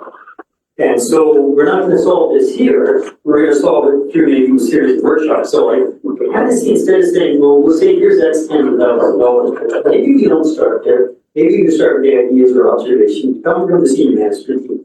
Because I've heard Uli say many times how we can be more efficient. Or every senior manager has some ideas. Observations, team management, observations from staff supervisors, observations from us. Maybe we let ourselves stand at the whiteboard and scribble some stuff right once in a while. I think that would be excellent input to the consultant Now, maybe consultants are so good at this, that they look at our organization chart, and look at our service delivery, and they say, oh, yeah, fine, you need this. But I doubt, because we are so splintered, we have so many services, the heads are probably spin. So I kind of see that as the first step. Lots of examples, I think, that we improved. We have project management, the squeaky wheels, like he said, we need a purchasing agent, buy a lot of stuff. We need project manager, because we build a lot of stuff, we have a huge capital program. I think next we're gonna need a quantity surveyor, because we're talking about asset management specialists, but everybody can write down what they want, but we can't cost it out with the life cycle stuff. So I'm thinking there's a different specialist that would help us more to embed, to supplement the embedded expertise. Those are the ideas I want us to take around. That your ideas from specialists in IT about here's something we could do to enhance. So kind of rather start with a few conversations and ideas on the whiteboard, and then see, does it make sense to dump all this on the consultant right away? We say to a consultant, no, we want you to do $20,000 for the work. Because I think we have something good. And a couple more examples. Creston Valley. We need to wrap it up, so get to your point, we have good examples of how we made a shift and how we administer and deliver services that everybody else doesn't understand. What worked and why it worked before you have a consultant try and tell us what's going to work. Okay. So we have McLaren Co. pop-off page, Newell and Maine. Okay, thank you, Chair. I'll just go really quickly. Just to Director Graham's point about we have a large tax increase now, and I appreciate that. But if we don't do it now, when would we do this? There's always something on the horizon. So I think the question is about the value of the work itself. I do like the fact that it does achieve our part of our strategic priorities. And just personally, when I think of investing in efficiency, the earlier the better. And not just the strategic priorities, but a lot of the conversation I've heard and had myself around this table and amongst the people at this table is to get things simplified and to work towards efficiency. So in principle, maybe the dollar amount, maybe Director Jackman is right about the dollar amount should be lower, but on principle, I think it's actually a very a good investment long term. So thanks. Pop-off. Yeah, thank you, Chair. Just looking at it, and this is something that I've been looking at for quite a few years, is operational, structural, and efficiencies. And working in private industry, we had reviews done in that industry, and it resulted in major changes and inefficiencies that were accomplished. And I would definitely support that. The sooner we start that, we might be able to reduce our taxation or develop some efficiencies with what we have. So I would strongly support starting it as soon as possible and realizing that it's going to be an impact on our requisition or whatever, but we have to start sooner or later. And what my concern is, we're going to go to RFP on this one, right? Yes, so through the chair, we follow our purchasing policy. Thank you. The requirement for a contract and RFP. So currently no motion on the floor. We'll just keep going. By all means, throw a motion out if you so choose. Paige? Yeah, I think given the cost drivers within each of the services coming from the labor and how we apply that, it speaks to the appropriateness of the funds for the 50,000. I think that makes sense. And I think one of the difficult parts is we get here in this short-term view of what will happen over the next year, but really these kind of long-term cost drivers are going to happen in years 2, 3, 4, and 5. So we've got to take this work out now, take the pressure off in future years. I would suggest, I would move the motion, and I would postulate, to Jacqueline's point, and add further pre-project director engagement workshop be held. We're working on this with.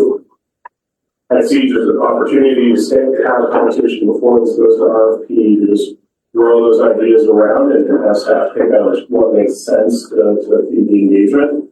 But I would put it in the budget and let us get towards that for this year. So how about we finish the speakers list, craft your motion with your addition, and then we'll deal with the motion. Newell. Thank you. I actually don't think that, with all due respect, that addition is needed. I was going to move the recommendation as it is, and I was going to, if I were to speak to the motion that was moved and seconded, I would have said this. The time is now for actually a really good reason. We have, Sorry, Paige, if you're crafting a motion, can you please write it and get it into these guys? I'm just gonna take this direction. I don't need a motion. I'm going to move the recommendation then, Director Page.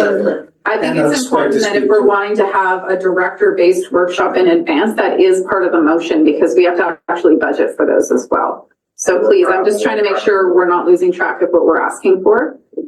So thank you. Please continue. Motions on the floor. We'll see in addition to it for a workshop. Thank you. Yeah, so thanks for this, Connie. And the reason I think we should do it now, notwithstanding pressures, et cetera, is that we have, with all due respect to ourselves, or it's not the right word, in all humility, we have a very strong board. We have 6 managers that have been in place for many years and have just know the organ. Now is the time to do it. So I think we should get off and running, and I think it's a brilliant idea to do and just see what comes of it. But now is the time for sure. Thank you. Me? Motion's on the floor, FYI. Go ahead. Yes, I seconded it, so. Oh, sorry, good. Item 4.1, financial consideration, says this is already included in the 2025 proposed budget for Service 100 General Administration. So we're not looking at this point of adding more in to that budget. I have rarely seen Connie speak with such passion about something. She's usually real calm and collected, and I've brought a couple of doozles to her. So I take direction from that it is very important. I think it's very important for our staff, 300 of them, to know that we are addressing these issues, especially given the situation in the world, particularly in North America, that we're dealing with right now. It would be really good for staff to feel that we are on their side, that we are looking at these problems, at these issues. So I think it's great. It's a wonderful idea. Thank you for bringing it to us. And I hope that the directors will support it. Thank you.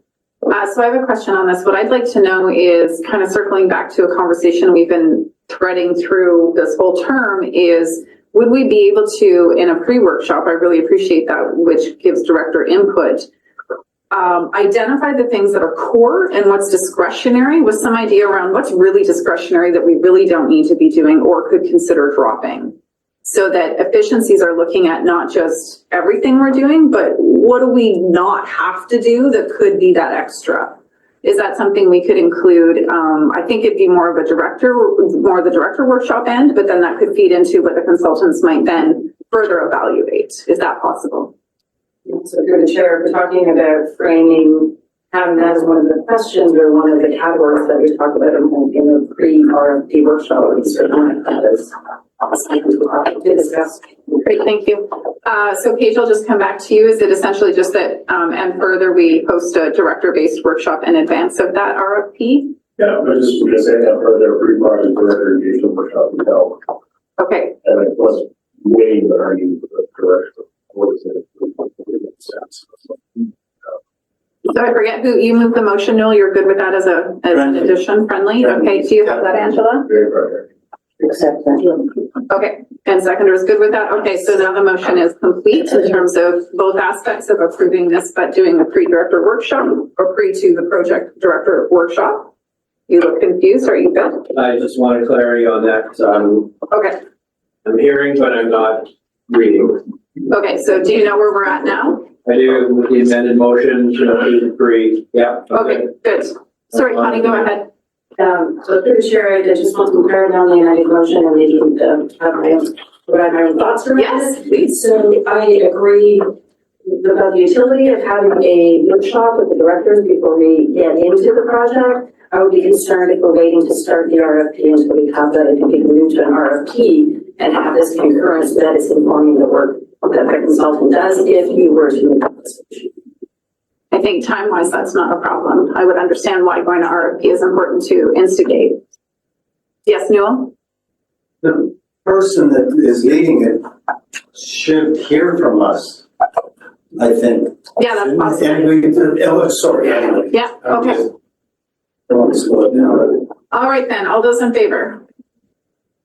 Anybody opposed? Opposed, recorded, Graham? Yeah, please. Okay. Okay, folks, you got that, Angela? I would like to reorder the agenda to address the AKBLG motion, because that is a timely one we have to do today. So move the reorder. Second. Thank you. Discussion? All those in favor? Opposed? Carried.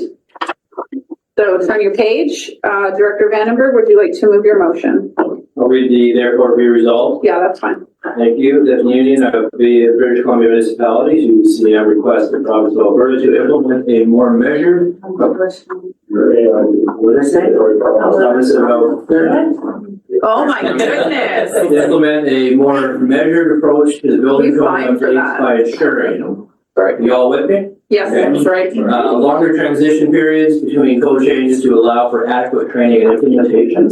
More extensive consultation with local governments, industry stakeholders, and Indigenous communities to assess practical impact of proposed changes. Increased financial and technical support for municipalities, especially smaller communities, to effectively adapt to new requirements, and for a focus on stability and predictability in the code update schedule to reduce uncertainty in the construction and the development industry. And Second. relating to building. Okay, so the motion's on the floor. You have it in front of you on the agenda. Discussion. This goes to AKBLG, and then you'll have further discussion. Paige and then Jackman. Yeah, so my thoughts around this specifically are the public feedback process. Like, the cycle currently is a 5-year national cycle. We just finished the 2020 national board code being incorporated into the BC code. Now, there have also been a number of changes. In 2018, the consolidated building code, as many will remember, so that there was an implementation on the municipal level. And that was also the time when we kicked off consolidating many of the energy regulations that were happening all over the province into the energy sector. So there was one set of rules. I'm not clear, I don't agree necessarily at this stage that this is a burden on staff in terms of incorporating changes, or that it's necessarily driving complexity, or that we're necessarily facing a bunch of additional changes to the BC building code coming down the pipe. Just looking at the BC building code calendar going forward, there'll be another national code update in 2025 this year, and then another 3 or 4 years for BC to catch up and incorporate it. I would suggest that the interprovincial barriers in terms of how harmonized the code is across the country, the capacity for pre-manufactured construction industry to service the country in terms of how much the building code is implemented across the provinces. I know Alberta is still catching up with some of these code requirements coming from the federal level, or that the Union of British Columbia Municipalities needs to get involved versus us as a party getting prepared to contribute to the 2025 updates that will be coming. There are feedback that is both at the national level and at the provincial level that we can get involved with if we are wanting to actually have say input on the 2025 cycle and have it simplified. So certain ships have already sailed. I think it would create more uncertainty to go back and undo certain code requirements. It's just going to make more of it. So on this, I don't support the resolution as is now, because I don't have a problem stating this landed where it needs to. Jackman? Thanks. A little bit similar as I thought this through. Well, one, too many whereas clauses, that's something to be fixed. But I do see easy pushback on the province. Exactly as you stated. We're always out of step with national building codes. Some provincial codes that we're going to take we out of step with 2 national building codes. We always have a warning of many years. And there's a huge lag right now with some of these things. So I know what the answer is going to be. They're looking at the NBC and they're considering it and they're going to put it into our code, and then independently of that, they come up with their own national issues step code. This is a really tough one. Just observation, maybe you know the answer. It is the slow process already. Thank you. Seeing no one else on the speakers list, I'm just going to speak to that the overall issue that I have seen, I definitely am aware of in my area, is that the ability to build and the cost to build has drastically increased, and that affects our affordable housing, that affects retention, that affects a lot. The code is getting beyond its intentions of safe buildings. So however way this is worded, my interest is in meeting with municipal whoever does the building code at the province again at UBCM. I would put a lot of weight into that one. I don't want to necessarily tell them how and what they do, other than to say you are directly a part of the affordable housing crisis. So we need that addressed. So I don't necessarily disagree with this motion, but I'm also not super attached to it because I also don't put a lot of weight in motions that go through that way, because we'll get a response in a year that says exactly what those two just said. And not to discredit all the work you put into this, Director Vandenberg. I'm simply saying that meeting directly with the ministry responsible is where I would put more weight. But this motion can go forward or not. I'm not super attached because I get what you're trying to do. Yes, go ahead, unless we have no one else on the list. Go ahead. No, the intent here was to bring something forward that it affects everybody every day. Good commentary, that's for sure. No harm in it being discussed at AKBLG. No harm in it then having a little bit more oomph in front of UBCM. Good conversation is never a waste of conversation, and at the very least, that's what this is about. Thank you. All those in favor? 1, 2, 3, 4, 5, 6, 7, 8, 9, 10, 11, 12, 13, 14, 15. Motion passes. We'll move that on to AKBLG. Anybody opposed? Just making sure I complete the process. Okay, thank you very much. Now we will go back to 3.14, Unit 4, Enterprise Resource Planning. Yeah, your report is there. I think we'll just go to, is there anything you need to add? Nope. So we've all read the reports. Yes. Mostly, as much as we can. And there's a motion. Who would like to open? Anybody? I'll make the motion. You will, move the motion? Okay, do we have a second? Thank you. Discussion. Lockwood, go ahead. There's no way of doing this any other way, so at this point, right? So there really is no discussion. I call the question. I just want to say that the licensing fee is really frustrating. And as we increase technology, we tend to, not us individually, but as a sector, it just gets more and more expensive, even though it's supposed to get more efficient. So I don't know it well enough to speak to it as Director Page does and as you do, Yev, but this is all I see is that it just keeps going up. And I feel like we're, as Director Lockwood said. But I did see a hand over here. Was that you, Paige? Yes? I'll support the resolution this week and software. I was talking with some of my colleagues and I've seen this in the industry. The lock-in is real, specifically around the software pieces of ERP where they capture, the operations of the business and become very integrated into how the business is run. And my conversation I'd be wanting to have and advocacy for ministry meetings is with the citizen services and whether or not, like we do at community services, we come together and work together on perfect mind to have shared across multiple locations to perform business function, but we're at ERP software. I think we need the same kind of long outlook, and we're going to have to be, I think we're going to control and de-risk the possibility of this going even further because of the lock-in potential. That we're going to have to start making some sort of shared investment in something that works for local government. Might be provincial, might be national, but. Okay, further discussion on the motion. We captured that note about citizen services meeting. Or Vice Chair has. All those in favor? Anybody opposed? Motion passes. Thank you. Asset management specialist. Julie, over to you. This is, again, we want to circle back to my understanding is that this is greatly what will inform the conversation over reserves policies, as well as a bunch of other, but just because that's been a theme today, this work does definitely inform that. Uli, is there anything you want to add that's not in your report? No, we are really only bringing that as a follow-up to the report we received earlier.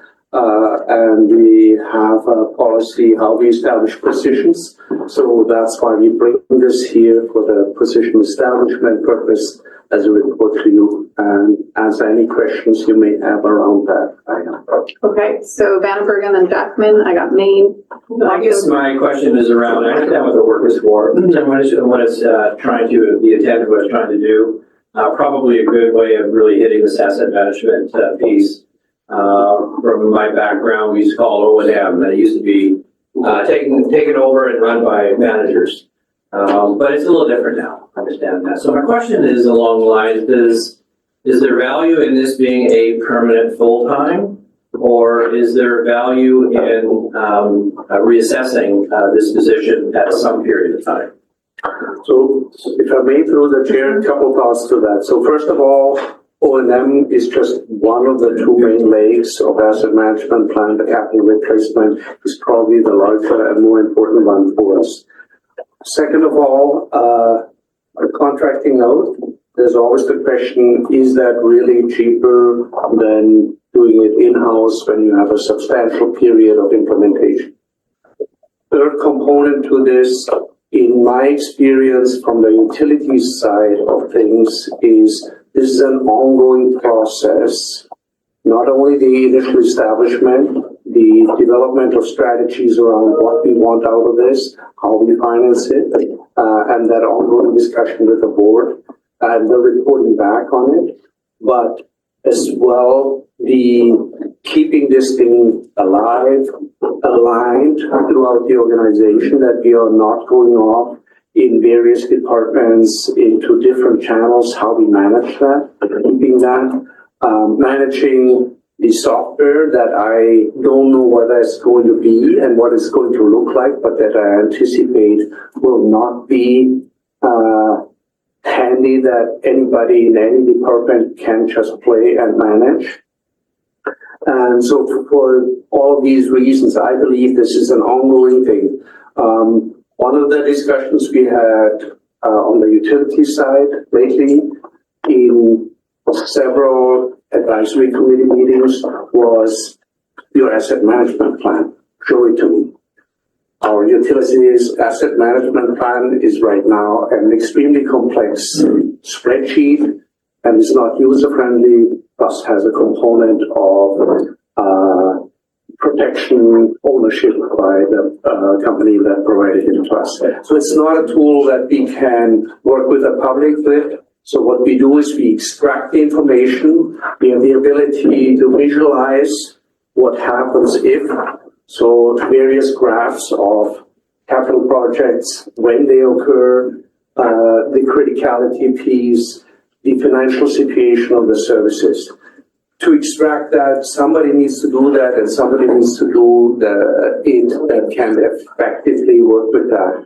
That's not your middle-level manager on each of the various departments. I didn't point at yours. I didn't think the various middle-level managers that have to deal with this. This is ideally done by somebody who does that on a regular basis, is familiar with the software, and has that exchange with the directors in that context. For example, in a round like this, when you talk budgets and the asset management plan related issues and items. Supplemental? Yes, but I'll wait. Okay. Take the second round here. So Jackman, Maine, Lockwood, Papa. Thank you. When Connie presented, I realized I was missing a page in my scribble notes, and the notes for this are here, so I'm going to be saving some of the examples. So I'm only going to couple. I agree there's a gap in trying to prepare asset management plans. We used to have a gap like this in project management. We need to be more cohesive and cost-effective in purchasing. I think the gap, I believe, exists is people don't know how to cost what needs to be done. but they can identify. And so the one quote I lifted that I had on my other sheet is somebody's comment expecting each service department to stop, it's under the stop column, stop expecting each service department to be experts in asset management. But I do expect all people working in a service department to be subject matter experts, to understand not just, here's the work order, go do this today, change the bearings and such, or change the valve of this or that, that they are subject matter experts, and they know the difference between preventative maintenance and reactive maintenance. Lots of comments on there, which you didn't spare because I don't have the sheet.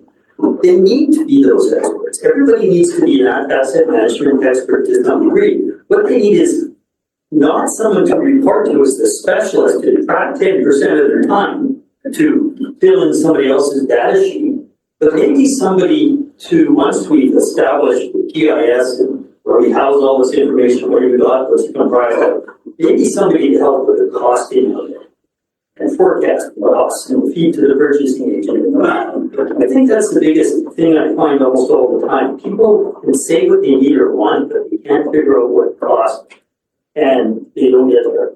So all big projects have quantity surveys. That's the expertise that you really need. We're going to tendering all the time when we have a number that doesn't hold up. And then the response is, we're going to come back and get more money.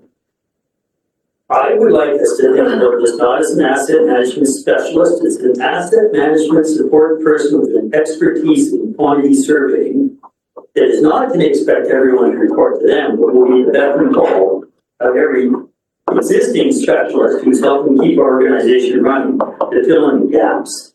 So I'm a little worried how this is framed. I don't want another gloss over our people who know what they're doing. I want a support person underneath those people who pretty well know what they're doing, but have questions and numbers that they just can't get handled. Go ahead. If it is about the term specialist, we had actually internally discussions what we should name that position.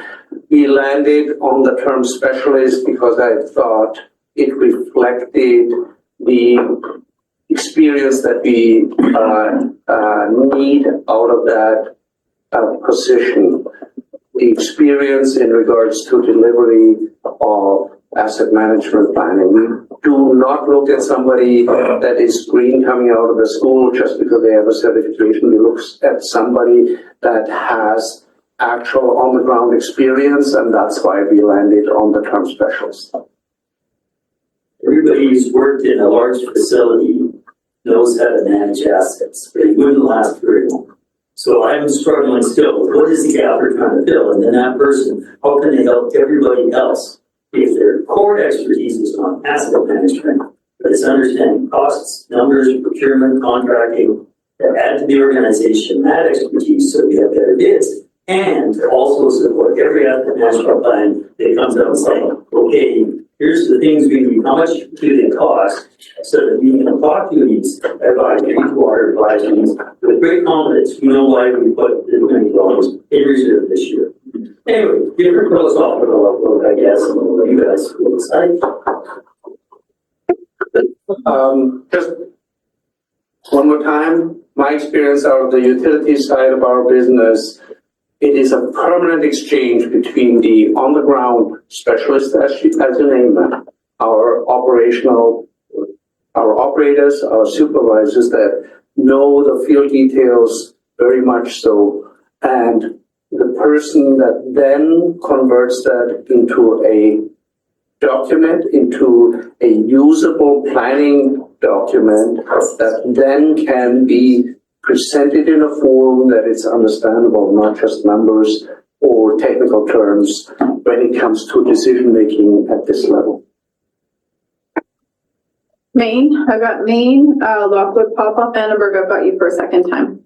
Thank you, through the chair. I see that the goal of this is to begin to incorporate the financial allocation in the 2026-2030 financial plan. So this would not go into this budget this year, yet it's for next year. And Sorry, the position does in this in portion in this year, but all the outcomes would be at the earliest in the 2026 budget. And so the financial the cost would be in this year's budget? About half of a position, so I think we had a starting date of July 1st identified. June 1st. Oh, June 1st, okay. I support it in principle. I'm really conflicted about adding any money. It is currently in the budget. It is in We've the been budget looking at- Yes, already. all of these Okay. are in there, but we need to approve doing it. I approve. Okay. So it's not in addition to what we've been looking at? Right. Okay. Lockwood? My next. Okay, you are Thank you. next. I totally agree that we need to do asset management. I'm gonna feed off a little bit of Director Jackman. When are hiring somebody to do the asset management for the entire organization and have a good understanding of everything is my worry. Because I don't think there's that person out there. So how do we make sure, or that we can feel confident, that the person that is hired, I know that it says that each senior person is going to give 5 or 10%, but how do we've been told that there's so much work already on everybody. We're gonna hire somebody that's going to again require work from those people that we've been told that are already overworked.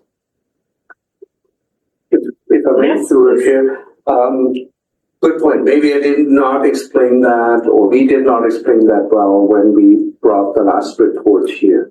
I did mention it somewhere in between the lines, I guess, but probably not clear enough.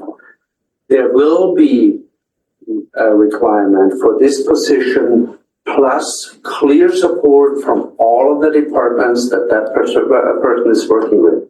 We will have to define how much work ultimately is required, and if that can land on the plate of existing staff with some kind of job description change, or if we have to create for large departments like community services an additional position within the operational department, providing the expertise out of that department. That is not clear at this point. What we know is that we need that initial position to establish our asset management plan, to establish priorities, to establish and communicate with you as a board where you want to go with this. Is this going to be all cash financing? Do we have a 40% borrowing scenario? How much do we consider grants in the financial picture when we are doing our asset management planning? How do we communicate, and who creates the communication support to the general public about that? That's a huge piece at utilities right now. We do that pretty well on every advisory committee level. We have that discussion, and that's often groups of 50 customers and less. In the committee less, but that's what service did it. So there's a huge piece in explaining to the public as well. Why? Because I anticipate that the result of this will come with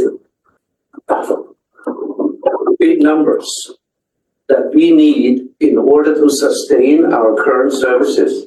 I don't think we have done what we need to in order to not having to reactionary doing projects that we have seen that for how many years. So in order to close that gap that we have, we likely have relatively large numbers that we say that's what we need in order to close that gap.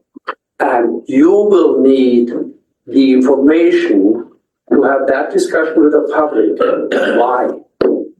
What is it what we need to do, and why do we need to do this? What is the result if we don't do this going forward? So clearly this is the position, creating that umbrella, creating that plan, creating that vision in regards to asset management planning, having that communication with you as a board, with the public. But there is a component in the operational departments that will need to work closely with that position to establish these plans. It's not that this person is a matter expert in every level and piece of asset that we have, certainly not. Very quickly supplemental. I know that FCM has had grants out for asset management plans in the last 5 years. Is there still that kind of stuff out? It's not an answer that I need, but is it something that we can be looking at to be able to help out for this position? I believe the initial work was funded by us. Didn't we apply for funding? We had a grant. Yeah.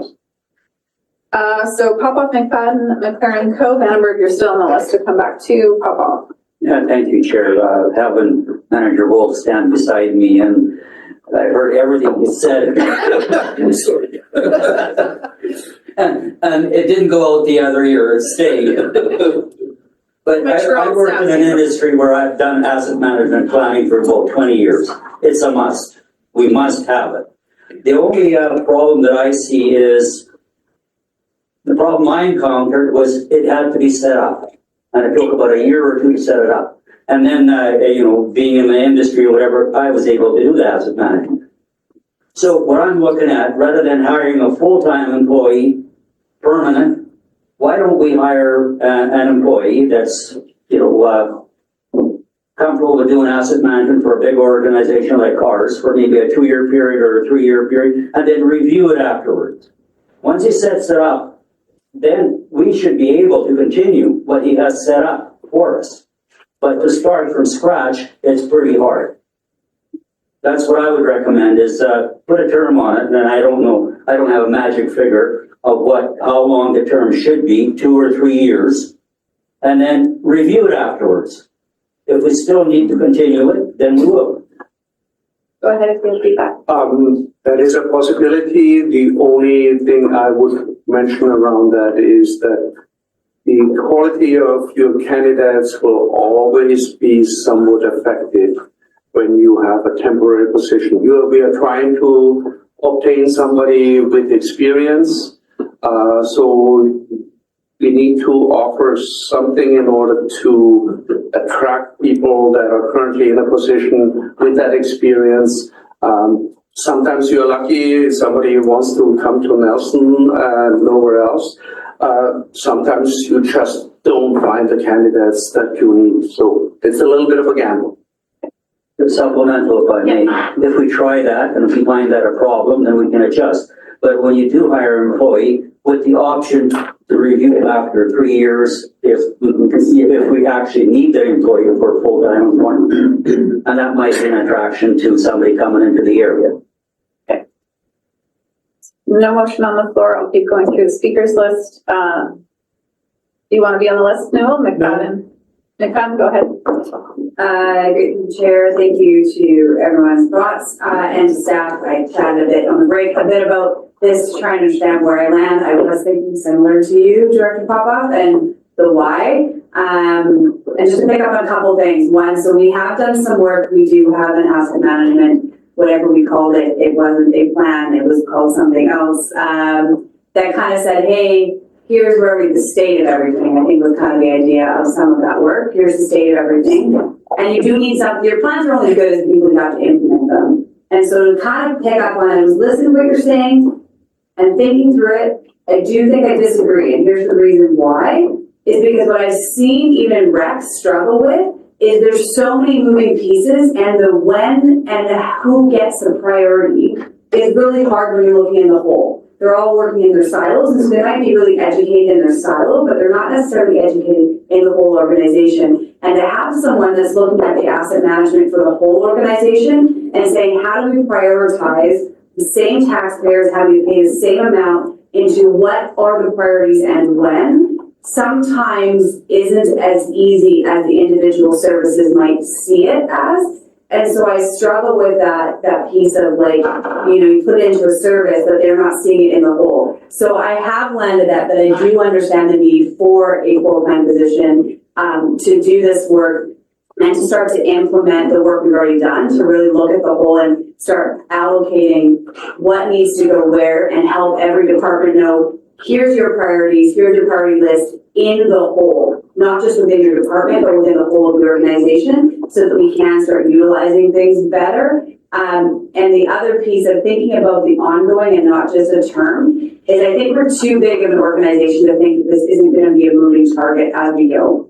That there's always going to be, even, I think about, we're on a lot of services that have assets, so I would think about rec, that there's always these unknown things that come up that you just didn't foresee coming. Even though you thought that, maybe it was fine, something happens. And so to someone to be able to keep track of that as a whole organization and be able to move that around when you need to, I do think that there's an importance to having someone as an organization this big that is helping do that and helping to allocate to each department what their responsibilities in with the picture of the whole organization, not just within the organization. So I will move the motion that is on the agenda. Second.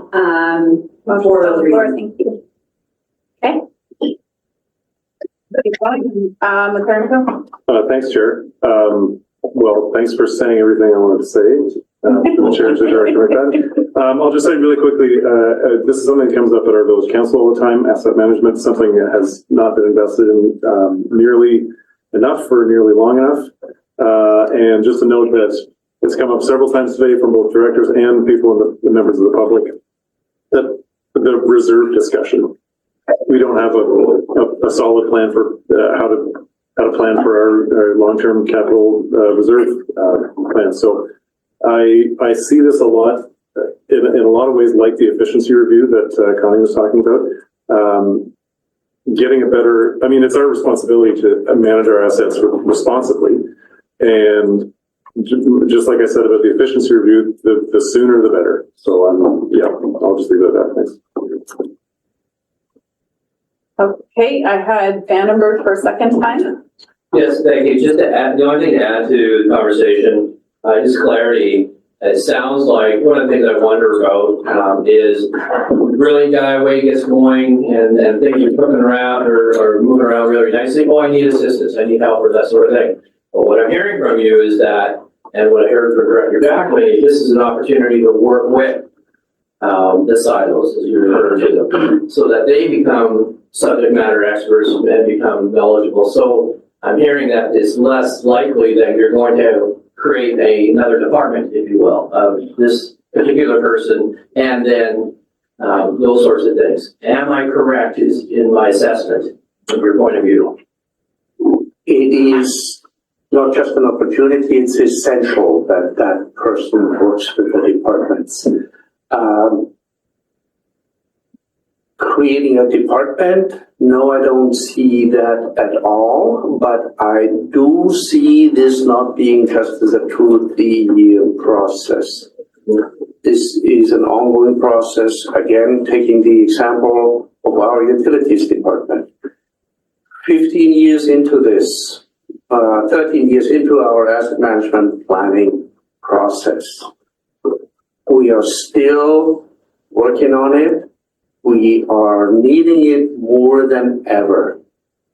I remind you, the ones that have water systems, the discussions we have around the asbestos pipe replacement piece.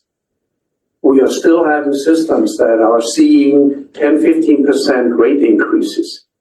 We need to be able to explain this. And this is not a one-time, this is often year after year. We need to be able to explain that, cost it out, show in form of graphs why this is. This is not something we can just stand out there and say, that's the cost of doing business. We need to be able, in community meetings, to explain to residents why their utilities rates go from $1,500 to $3,000 over the next 5 years, and what the benefit is or the threat if we don't do this. So this, as I said, that's ongoing for 13 years on the utility side, and I do not believe that will be essentially different with some of our other departments. An ongoing process where we need to close the gap. And financially, there's no way we are able to close that gap in a couple of years. This will be a process. We will be sitting here and have the discussion, what's an appropriate progressive increase to rates to manage that gap? And what is the communication around it? And what other solutions are out there in order to effectively manage these assets? Are there any? And this will be an exchange between that asset management person, between our project managers about the departmental, procurement, very good point, between our departmental specialists and with you as a board and with the public. That's a fairly large field of stakeholders that we are talking about.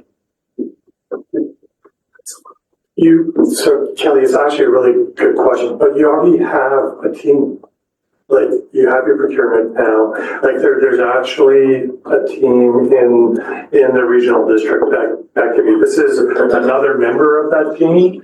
We don't know how that flushes out over time with the members, like with, with Mark in procurement, with AJ in project management, with this new role and new person. So that team is coming together. It's been put together maybe a little piecemeal over time, but that team and that expertise, whether it be Craig in the recreation side, Alex in water, Amy in resource recovery. So you are starting to get this team together with all the right support pieces for it. And this is a critical addition to that. And what we probably should, for the ones that were here when we had that discussion, we had very similar discussions when we spoke the first time about a project management position in this organization. And that was initially on the departmental level, and we very quickly realized, and the board agreed, that this is needed on an organizational level. And meanwhile, if you look, they are managing what, 50 project on an ongoing basis, each of them in the hundreds of thousands of dollars. That was the need that was previously not properly identified and managed on the side of the desk by people in the department. And I see that very similarly with the asset management position. Not that you need a department, but that essential piece of creating that understanding, what is looking forward required. We are doing at best right now a 5-year look at our capital needs, but that should go a lot longer out. On our utility side, we are creating asset management plans on a 25 and 100-year level, because the 25-year level alone does not show the asset replacement on a full cycle. PVC pipes right now estimated life 100 years, could maybe 80 years, and I've been quiet. Very interesting, Uwe. It's very important. Answered your question? Yes, I'm wondering what you're gonna do now. You're really the one who gets this new guy. You're the guy who's It might actually be a woman, you know. Yeah. Yes, absolutely. So I had Papa for a second time, sorry, Jackman for a second time was before you. Jackman for a second time and then Papa. Do we have a motion on the board? Yeah, the motion was moved Okay, by I'd like to move an McFadden. amendment to the motion. It's not your turn right now. Oh, It's sorry. Jackman and then Papa. Jackman. Thanks.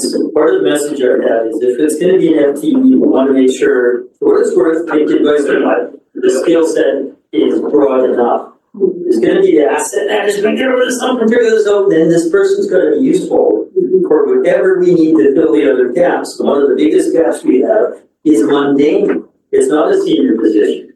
It's working the numbers, doing all the little bits of math. And that's what staff doesn't have. So whatever that full skill set looks like, that's gonna be an expectation from day one. And the other expectation isn't gonna be that, oh, there's a whole bunch of really clever managers like Craig, and it's just gonna feed me the stuff and wait for land on my desk. I'm a little cautious. We're gonna create a mini empire as we're department. As for priorities, we are so siloed. Our priorities will be set, whether we think it elsewhere, in any other way, by risk management reports that say we're at a crisis point, and then we'll either have policy And as Lidstone suggests, protect yourself through policy from action or inaction, or as the board will say, yeah, we're gonna spend money today. What money you spend is gonna be here and there, and that's gonna be here, here, here. It is siloed, it will be, I don't see the ability of the specialist to be able to provide us that kind of guidance. It'll be through risk management.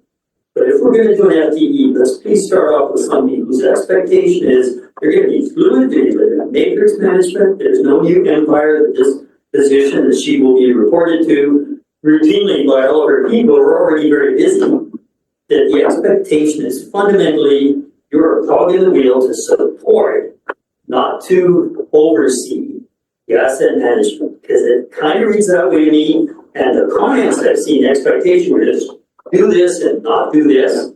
I don't want anybody to expect they're going to be relieved of their responsibility to have eyes and ears open and be the subject matter expert to manage the asset that they're in charge of. So however you write that up, I'm just a little bit nervous about an FTE that might end up having a lot less to do in a couple of years. So Pop has an amendment he wants to propose. Do you mind if I get that amendment on the floor? Because that's going to generate a whole other conversation. You will get to speak again. Amendment. Yeah, basically, the same recommendation, but instead of permanent for a 3-year term with option to renew after 3 years. So that's a proposed amendment. Is it seconded? No. That would be a term. A 3-year term. 3-year term. That is the amendment. Yeah. I'll second it to see if anybody's going to like. Okay, so on the amendment, does anyone want to speak to it? Kind of by name. Yep, briefly, go ahead. You know, like I mentioned before, I have done asset management. The hardest part of asset management is setting it up. And if you can't set it up in 3 years, or she can't set it up in 3 years, or we fired the wrong person.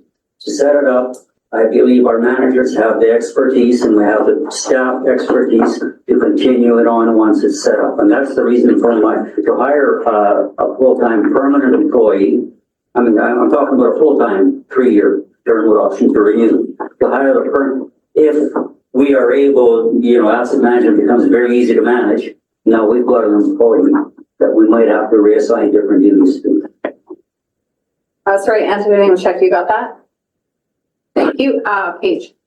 More going to be a question for staff. My concerns are, how does this impact recruitment when we're looking for someone? Does that change the price point that we would be looking for upfront, aka increase it because this person will be a temporary contract and they won't have that longevity?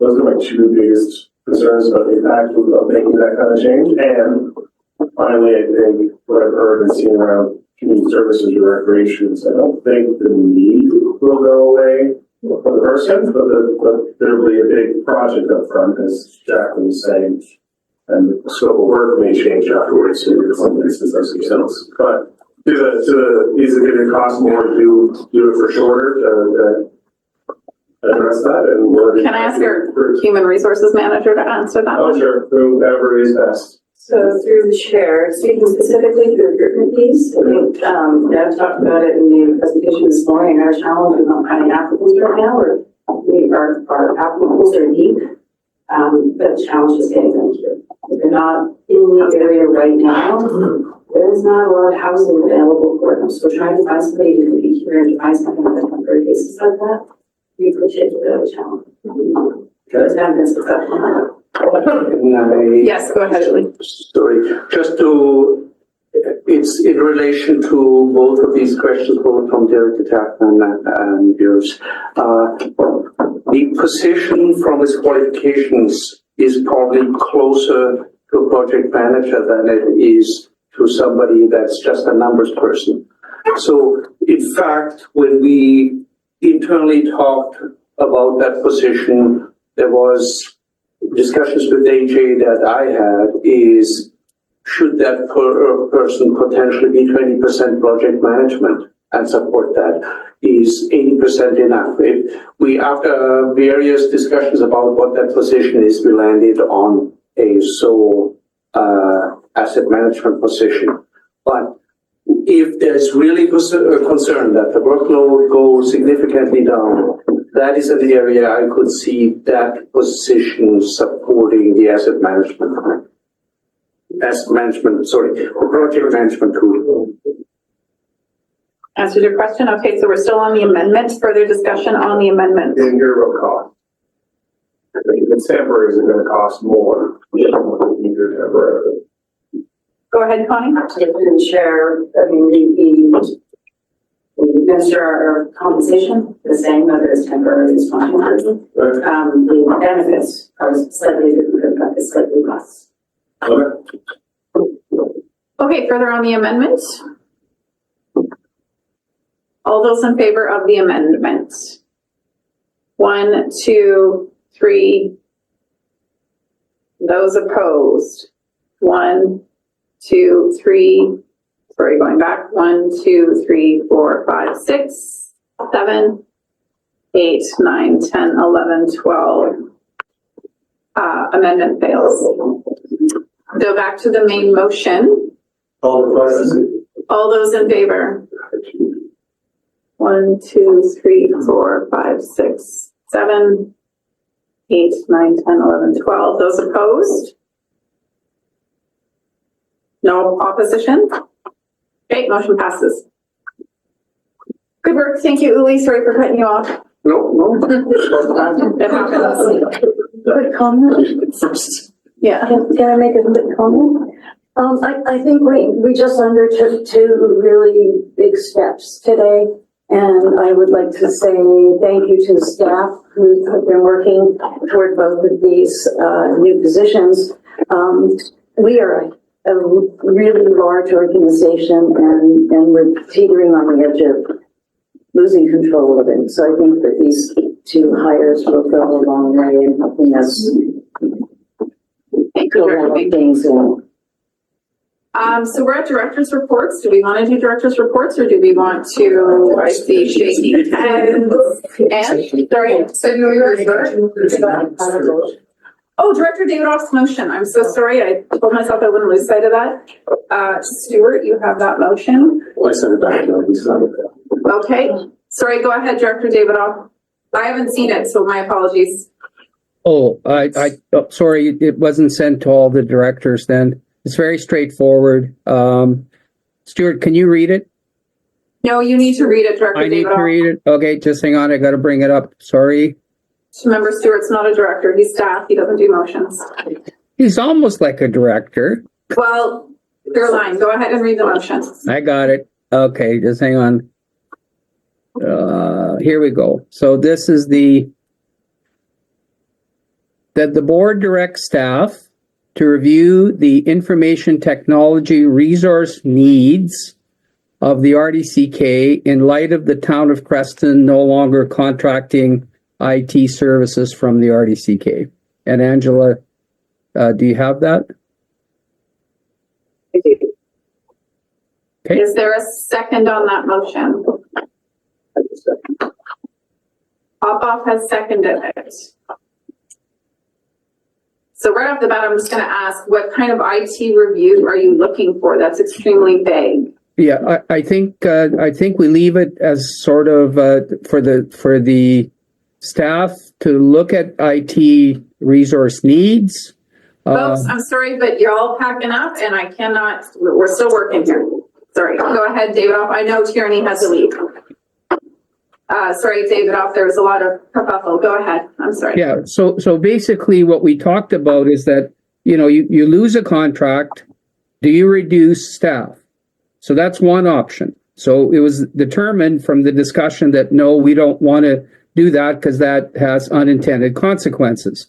But when you rehire IT staff, you should be looking at, do we really need this, a full position, or should we have a reduced FTE? That's all we're asking staff to do. And I think the CEO explained it very well, where they looked at the building inspection department and the hiring for that with those 2 positions.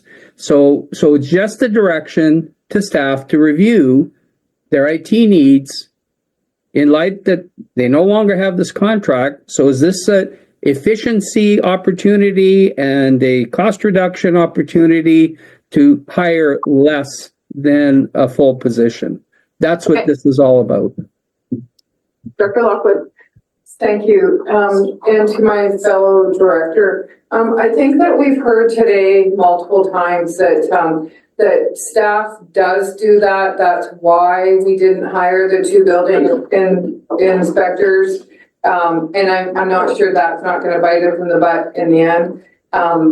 But I'm not sure what would be the point of this if we're already doing this within house. Thank you.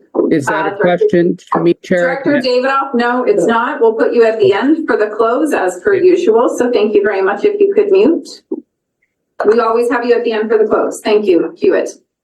Through the chair to, it was, I might be mistaken, but the contract ended, it ends in 2025. Okay, all right, and, Thank you. I'll just note the clarification I heard earlier from Dwayne was that I believe, was it 50,000 was a flow through, so that wasn't actually an expense on our end? Yeah, through the chair, yeah, it's the numbers somewhere in that range. It is some flow through licensing. So there'll be some reduction in cost. We don't have that final number figured out yet. It's probably somewhere between $30,000 and $50,000. Just looking at our IT budget itself, it's $2.4 million. So $150,000 reduction in costs is spread out over. I mean, we are looking at that. It's spread over that whole spend. So it's not just that whole 150 is, or even that 100 is attached to one person doing work. It's a whole level of resources that apply to that. So we are reviewing this this change. So I mean, we wouldn't be against it. That is a process we're doing right now. And we are discussing with Creston potential other opportunities once this contract ends as well. Okay, so you are already doing this. We are doing it. Okay, thank you. Dumas, go ahead. just listening through the whole meeting, we are about to do an operational review. And so with the human resources, and so this just seems a little bit redundant, considering it's going to be a whole movement. Right, and we have this review doing it. Further discussion before the close, just looking. Okay, on the close, Davidoff, go ahead. Yeah, the management made it very clear that the 7 positions still would remain, that the work was not that big a deal, yet it was a substantial contract. And I think we need to remind staff and direct that when we have a reduction, when we lose a contract, that we look at this review. That's what it's there for. So support it or don't support it, it's up to each board member. Thank you. All those in favor? 1, 2. Those opposed? Motion fails. Thank you, and we know it is occurring regardless, so good stuff. We do need a motion to refer verbal reports. Do we not put them on the agenda, Ange? Or will they just automatically show up? They're standing items. They're a standing item, so. Yeah, they're standing, so they will show up next month. So we're good. Yeah. Okay. So the executive in between the conversations today has gone through a couple dates to look at a second budget meeting. So there's only 2 dates actually potential. So I've asked Christine to do a doodle poll for you. I think if we're going to do that, we didn't refer anything from today, but I do want to acknowledge that of course we dropped a budget day from our general process. So I think what's really important is not only do the doodle poll, but consider what items you might want to be reviewing. So we do have the conversation around McFadden reserves that Director Page raised. So that's one that we could provide some feedback to staff on. We don't want to create an agenda just to have a meeting. Do note that when we have these meetings, they are not cheap for the organization. So we want to make it constructive. The other thing I was going to note is do not forget your own service. Just email it into Yeb and Stewart. What do you want to do with it? Sub-regionally, If you don't have a sub-regional committee, talk to your partners in advance. Do not throw something on the table the day of budget where your partners are not aware of what you're doing. That makes a very difficult conversation. And then, yes, McFadden, go ahead. I was just proposed that we actually don't do another one. We got through our whole agenda, which what our budget was, and it does cost us hundreds of dollars per director every time we do this. And so we made through everything we were planning on making through today. The reserve conversation is not something we need to have for this budget year. We're not changing them at this point, and it's something that is integrated into a lot of things we've already talked about today. So I think that's going to come out through this flush out through this year. So I'd actually propose that we cancel having another one to save ourselves some money and time since we made it through our whole budget presentation today. Can I take an informal vote just so that I know? All those in favor of having a second budget meeting? Oh, wow. That wasn't what I asked. Okay, then let's not do it. But please, what's really critical is do your planning in advance. The difficult thing is that the March board meeting is the meeting that we approve this budget. So this ability is quite tight. Lockwood. I know that, I believe that Selma was the only one that had their community, Selma and REG, is the only one that had their community budget meeting. If there's any discussion on anything other than something that we're all sharing, why isn't it happening at those meetings? How do you mean? Like the public budget meetings are not board meetings where we can make motions. They're public meetings. Right. So what are you talking, sorry, I don't understand your question. I guess, so maybe Selma and REG do it differently, I don't know. But we sit there, the public comes, Yev comes, presents to everybody that shows up. And then we hear if there's anybody in the public that they say, oh, why are they getting this? And then we discuss if we're gonna keep something at that or raise it or. So essentially what you're doing is what a shared services committee would be doing in a formal setting. You're doing it in an informal setting because you and Cunningham, are right there. And that's what I mean by when you have a shared service. Generally, services committee would be the one where you would do that. You don't have that. So as long as you're communicating with your partner and you're both in agreement, you can do what you're doing.